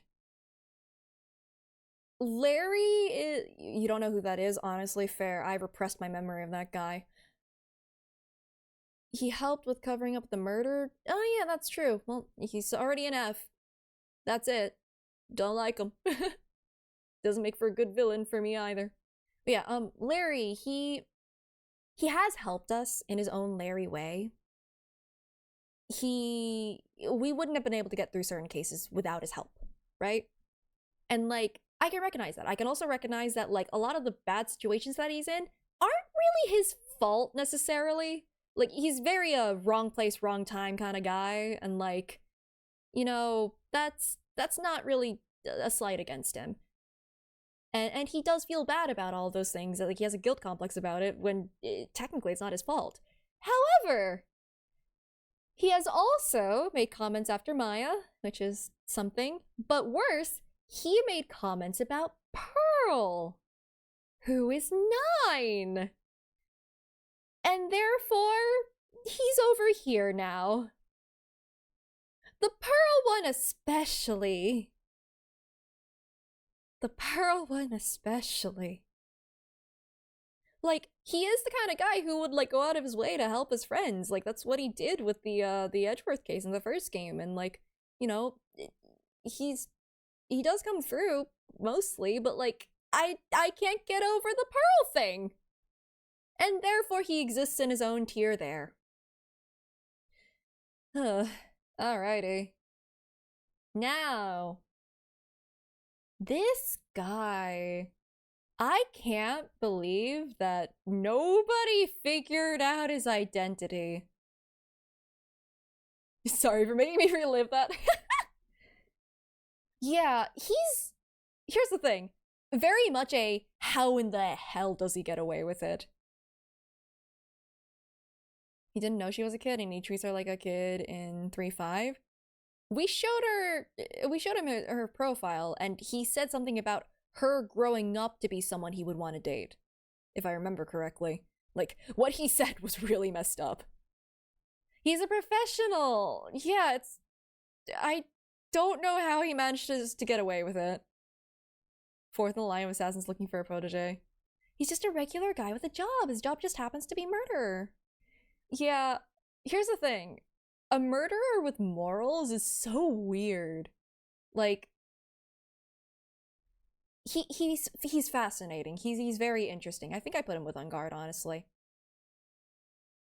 And he makes for a good villain because of it. Because, like, I mean, again, I don't know how he got away with all of the stuff that he does, but because he gets away with all the stuff that he does, he's very cunning. But you also kind of understand him really well.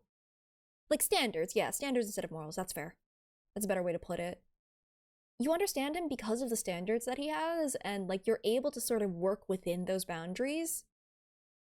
He's predictable, kind of. No, definitely. He's a murderer. He's still an assassin. And he got away with it. No, that's true. Oh yeah, I'm putting him next to his next, victim, smiley face. Because On Guard deserves it. But yeah. Like, he was definitely more, like, the tool than the actual, like, intent sort of a thing. He's not the one with the motive, technically. But, like, yeah, I don't know. It's just, he's an interesting take on an assassin. This guy was barely a character. They're suddenly made for each other. You're not wrong. This guy was barely a character. He was mostly there to just be like, oh, the Cadaverinis are scary. And also, I think the police has been bought out by them or something. I think I'll put him at A. Because he doesn't really show... I'll put him with the other spooky guy.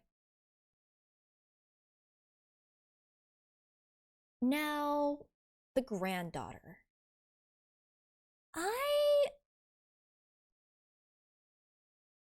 don't really feel much about her. She's spooky.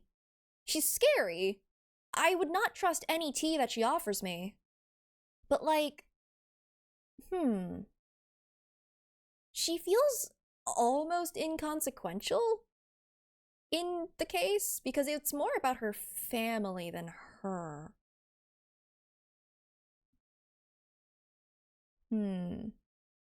She's also strangely sympathetic for being a Mafia Don's granddaughter. Yeah. Who you would absolutely commit murder for. Yeah. I think solid C, because, like, she is still memorable. I think she's higher than Meekins. She's still memorable and she is sympathetic. But she's a little... She's not really that... She does great Maggie Bird cosplay somehow, that's true. Yeah, she doesn't really have a lot of, like... I don't know. I guess she doesn't get convicted for, being an accomplice to the crime, huh? Because of her connections. Yeesh. I think that's the other person who gets away with everything.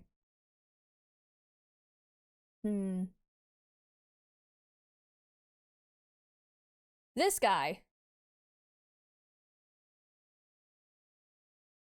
He's so punchable. He's so puntable.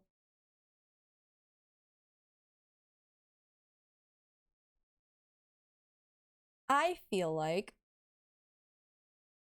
he goes into, like, high F tier for that reason.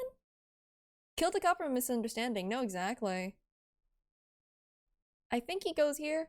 Yeah, I don't remember his name either. I just remember that he was annoying as hell. Which is fair. Oh yeah, like his bananas.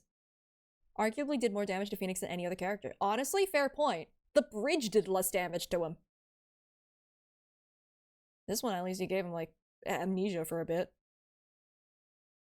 Which, by the way, Phoenix should have gone to the hospital. Anyway, beside the point. Bridge F tier. Okay. Yanni Yogi is neat. Yeah, remember DL6. I think Bridge tier list. Wait, like bridges? Just bridges in general? I don't know enough about architecture. I do not know enough about architecture to do anything about that. I just be like, yep, that's a bridge. Functional bridge goes into bridge. Otherwise, not bridge. It's just if bridge, then bridge. Else, no. I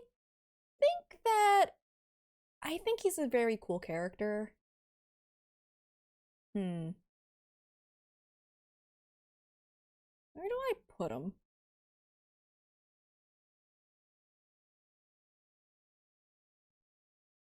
I think I put him above Oldbag because, like, yeah, he did crimes, and I'm rating him on the villain scale, not the hero scale. I think that as a villain, he is sympathetic. His life was genuinely ruined, and he had to act senile for, like, a majority of his life. So, like, it's understandable, but also, like, yeah, he committed murder. For all the cases? Technically, that's what this was, but, I think I can do that as a time filler for a different day. Wait, hold on. Where's the circus case? Which one is it? Which one is it? Which one is it? Which one is it? Where is it hiding? I can't find it. I don't know which one it is. Was it this one? 2-3? Was that the circus case? I think that was the circus case. If so, it's not that Francisco is bad. I think that was the circus case. 2-3 circus. Okay, yeah, no bad. That's the only one I'm putting in there. There we go. Yeah, no, he showed an amazing level of commitment, and also just his life was ruined. He's sympathetic. I get it, but also cool motive, still murder. Yeah. Let's see. Okay. She's not a good person. God, what scale do I even... I think I would say villain scale. She's not a good person, but she's definitely more inconsequential in the grand scheme of things. I'm gonna say C, actually, because of how inconsequential she kind of is. Like, and it's also just kind of the case that, like, most of the time with victims, we don't really get to know them. So, like, all we know is, like, she did do these actions, and she did actually see the error of her ways to some extent. But at the same time, and was willing to meet with the guy, with Terry Falls, to, like, tell the truth about what happened. So, like, she did have, like, a change of heart, but also, I mean, I feel like Dahlia, being a 14-year-old and probably had the inability to drive places and stuff, her sister was in the best position to stop that from happening instead of enabling her. So I would say C. Probably. Okay. This guy. Faux Nick's wrong. It's so funny that anyone fell for this. It's like funny, frustrating. It's a good theme, you're not wrong. But we're not basing it on themes, otherwise, like, on character themes or character design. Otherwise, like, I would rate a bunch of them higher. But I just think it's so funny that people believe this. Am I rating him on the funny scale? I think I'm rating this guy on the funny scale.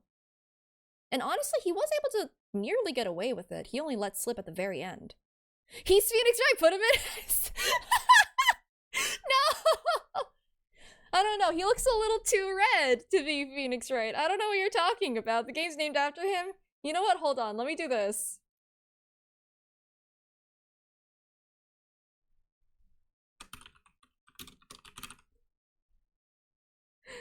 This one gets to be red because it's red Phoenix Wright. Okay, there we go. He goes in the Phoenix Wright tier. There, he lives there. What do you mean? He looks exactly the same. Good to know. What do you mean Phoenix is always red? Oh man, you're right. Anyway, Phoenix Wright. I mean, yes, S tier, obviously. I like his character a lot. Oh man, where do I put him? We spend the most time in his head. I'm gonna put him here. Yeah, the man himself, of course. Feeny tier. No! I'm not putting him in Feeny tier. But he has a tier just for him.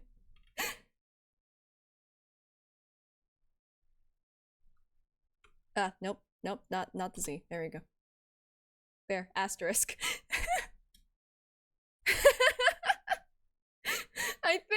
I think Phoenix would be kind of like exasperated that I even made a Phoenix Wright tier and put Tigre in there in the first place. I think that's what would happen. Just are you kidding me right now? But yeah, I like his character a lot. I like the development that the guy gets. It's just... And it's also just interesting, I don't know. How do I put it? His approach and kind of like to the ideals of being a defense attorney, like his staunch belief in people. Didn't like how dramatic he was being about Edgeworth in 2. You know, oh, you mean the, he's dead to me. What do you mean I'm still alive? Sometimes I still hear his voice. That thing? I understand it though, because like, as far as Nick was concerned, Edgeworth died for a while, and I don't know when Phoenix figured out when Edgeworth was alive, but like, definitely at first, he thought he died. And considering what happened, leading up to that note, Phoenix would have had every reason to believe that it was his fault. And then Edgeworth comes back, as if nothing happened. After Phoenix went through all of that, I don't blame him for being so mad. And Edgeworth doesn't blame him for being so mad, honestly, either. We're in his head and he hides things from us? Yeah, no, he's crafty. Genuinely? He hides like, the way that he wins, like, 3 of the trials is through some level of deception. He's incredibly crafty. And honestly, like, weird thing of, like, me comparing him to Ryunosuke. The way that they think about cases is very different. Like, if I were to put it, Ryunosuke thinks about cases as in, like, he approaches it from the beginning of the case to the end. He observes evidence, he observes, like, little, like, insignificant details to other people that turn out to be important, and then he pieces together the truth from that. Phoenix approaches it differently. He goes from he turns the case on its head, and like he approaches it from kind of the answer and then works backwards of like, okay, this is the answer, how did that happen, who did it, motive and stuff like that, just in the reverse order. It's kind of why I struggle a little bit. He's very clever and sassy, and it's very funny. But like, I think that makes him incredibly interesting, I don't know, as a character, especially because even though we're in his head, he doesn't tell us things, like the Dahlia thing, or like his own thoughts about like, his suspicions about Iris and stuff. So, I don't know. He's got just... It's a very commendable, staunch belief in people. I forgot that I dropped that point. I'm gonna go back to it. And it's like, I don't know. It's just like this nice, like, morally good thing in this very corrupt and screwed up justice system. And that's kind of why he's so successful. So, yeah, and I'm sure that my opinion will continue to be sort of opinion on him being probably one of the best characters in this game series is gonna just kind of hold even through like Apollo Justice, from what I remember from Apollo Justice and so on. Well, I mean, first we have to go through that Manning in investigations. If you know, you know. 3-day trials because there's too many cases. Yeah, exactly. It's so screwed up. And like, I feel like Tigre should not have been able to get in with a cardboard badge. Yeah, his character doesn't just degrade. It's just consistently very good. He's just not the MC. No, exactly. But like, I mean, you've heard Rin say that like he gets really cool in Apollo Justice. I mean, her words, he gets hot. But like, I don't know. I'm pretty sure that he's just gonna be one of my favorites for that reason. So. Well, she thinks Godot's hot. Yeah, you got a point. I'm sorry, it's just like, he's definitely meant to be a hot character. He is drawn to be that. I can tell that that is the point.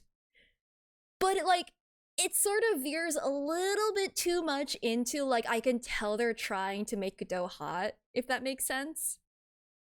Like, Godot has Diego Armando has a permanent smolder on his face. The smolder from, like, Tangled. And I can't get over that. I can't quite get over it. So it sort of comes off as lame to me. He tries so hard to be cool that it wraps right back around to being lame. You liked Marshall more because of it? Honestly, yeah, no, because Marshall is like effortlessly cool. He's still a dork a little bit, but he's like effortlessly cool, while like Diego Armando sort of comes off that he's trying too hard. A little bit. I mean, his fit is good, but I mean, that's kind of most of the characters in this game. Can't believe Tangled ripped off the smolder from Godot. Ha. Okay, I have the power of one more snooze. But yeah, there we go. That's the list, at least for me, my opinions. With two different scales, I guess, going on, with the villain scale and the hero scale. I'm sure I could subdivide it more, honestly. But yeah. I really like Ace Attorney. You know, flaws and all. No, that's entirely fair. The reason he doesn't take off his visor is because of the laser eyes. But, well, I think I managed to fill up time quite neatly by rambling more about brain rot. So. Oof. I think I've exhausted my brain because I've been rambling about all of this for so long. The brain hath rotted. There is nothing left. Oh yeah, finally gone. I keep forgetting there's no water in here. I will grab water soon. Mostly because, I mean, yeah, I believe that is it for stream. It's a very anticlimactic end, but like, I don't know how else to transition to the end of stream. Besides, don't forget the DL6. Anyway. Let's see. Sure, there's people to raid this time. It's not like I'd spent 11 and a half hours and there was no one awake anymore. Now there are people that I can go and raid. Oh yeah, Sam is streaming, and Sam is doing a subathon. What do I know of Apollo Justice the game? barely anything? Okay, well, here's the thing. I know a couple of things. I know who the main baddie is. Oh, shoot, celery. I know that person. I don't remember the circumstances. I remember, like, certain characters existing, but not much beyond that. So there's a lot that I don't quite remember. That's not enough. Yeah, I know that Trucy is a character, you know? And I know, like, one reveal about, like, some of the characters' relationships. But, yes, not much. I've definitely forgotten a lot more about Apollo Justice than I have about, like, the first trilogy. Because the first trilogy is kind of, like, you know, iconic. So. Investigations, I unfortunately do remember too clearly. That's, like, I too recent. Apollo Justice was ages ago. Kind of around the same time, or it's just, like, over a decade ago. Or whenever it came out or something. But, can't wait for 4-4. Ooh. Well, unfortunately, you're probably gonna have to wait for a while because we're doing investigations first. I'm doing the investigations, both of them. Which, the remaster too, so... I'm still deciding whether or not to use the new sprite art or, like, the old one. Cause, like, the new ones, like, look nice and smooth and stuff, but also, they look a little uncanny to me. I don't know why. Maybe I'm too used to the old sprites. Remastered? Yeah. They in the bundle, they kind of redid the sprite work and stuff. But you can choose between the two, like, versions. Old for the first game, new for the second game? Maybe. You're gonna see how uncanny that feels then. Because it's gonna feel real weird. Like, they still keep them, like, a little chibi-ified, but not completely. So it's like looking at baby-faced Edgeworth from the third game. Yeah, no, the stuff that I know about the second investigations game is from the fan translation. I'm not gonna be able to get unused to saying, like, Sebastian de Best. Who the heck is Eustace? Who is that? I don't know him. Like, I'm not gonna be able to get over the names, especially. Like, you know, like Raymond. That's not Raymond anymore. It's so weird. It's okay. I'm just gonna complain about it every time the characters are on screen. But that's fine. The backgrounds don't go to pixel mode when you... Oh, okay, so it's only the characters that get the Ooh. Okay. I'm willing to try the remastered, like, art for a little bit. I'm probably gonna switch back. Ooh, yeah, okay. I'm not surprised. That, like, again, the sprites already feel a little uncanny to me, but, like, we can try it, see if we can't get used to it. You know? Maybe some of the animations will be charming or something. But that, I believe, is it for today. The brain math will never end. Genuinely, God, this is gonna go on for, like, the next year. Save me. Alrighty. Actually, don't save me, leave me here. So... let me start up this raid. Sam is playing Expedition 33. I've heard good things about this game. Maybe I'll play it one day. That's such an offhand statement, do not hold me to that. But, thank you guys for hanging out, and I will be back.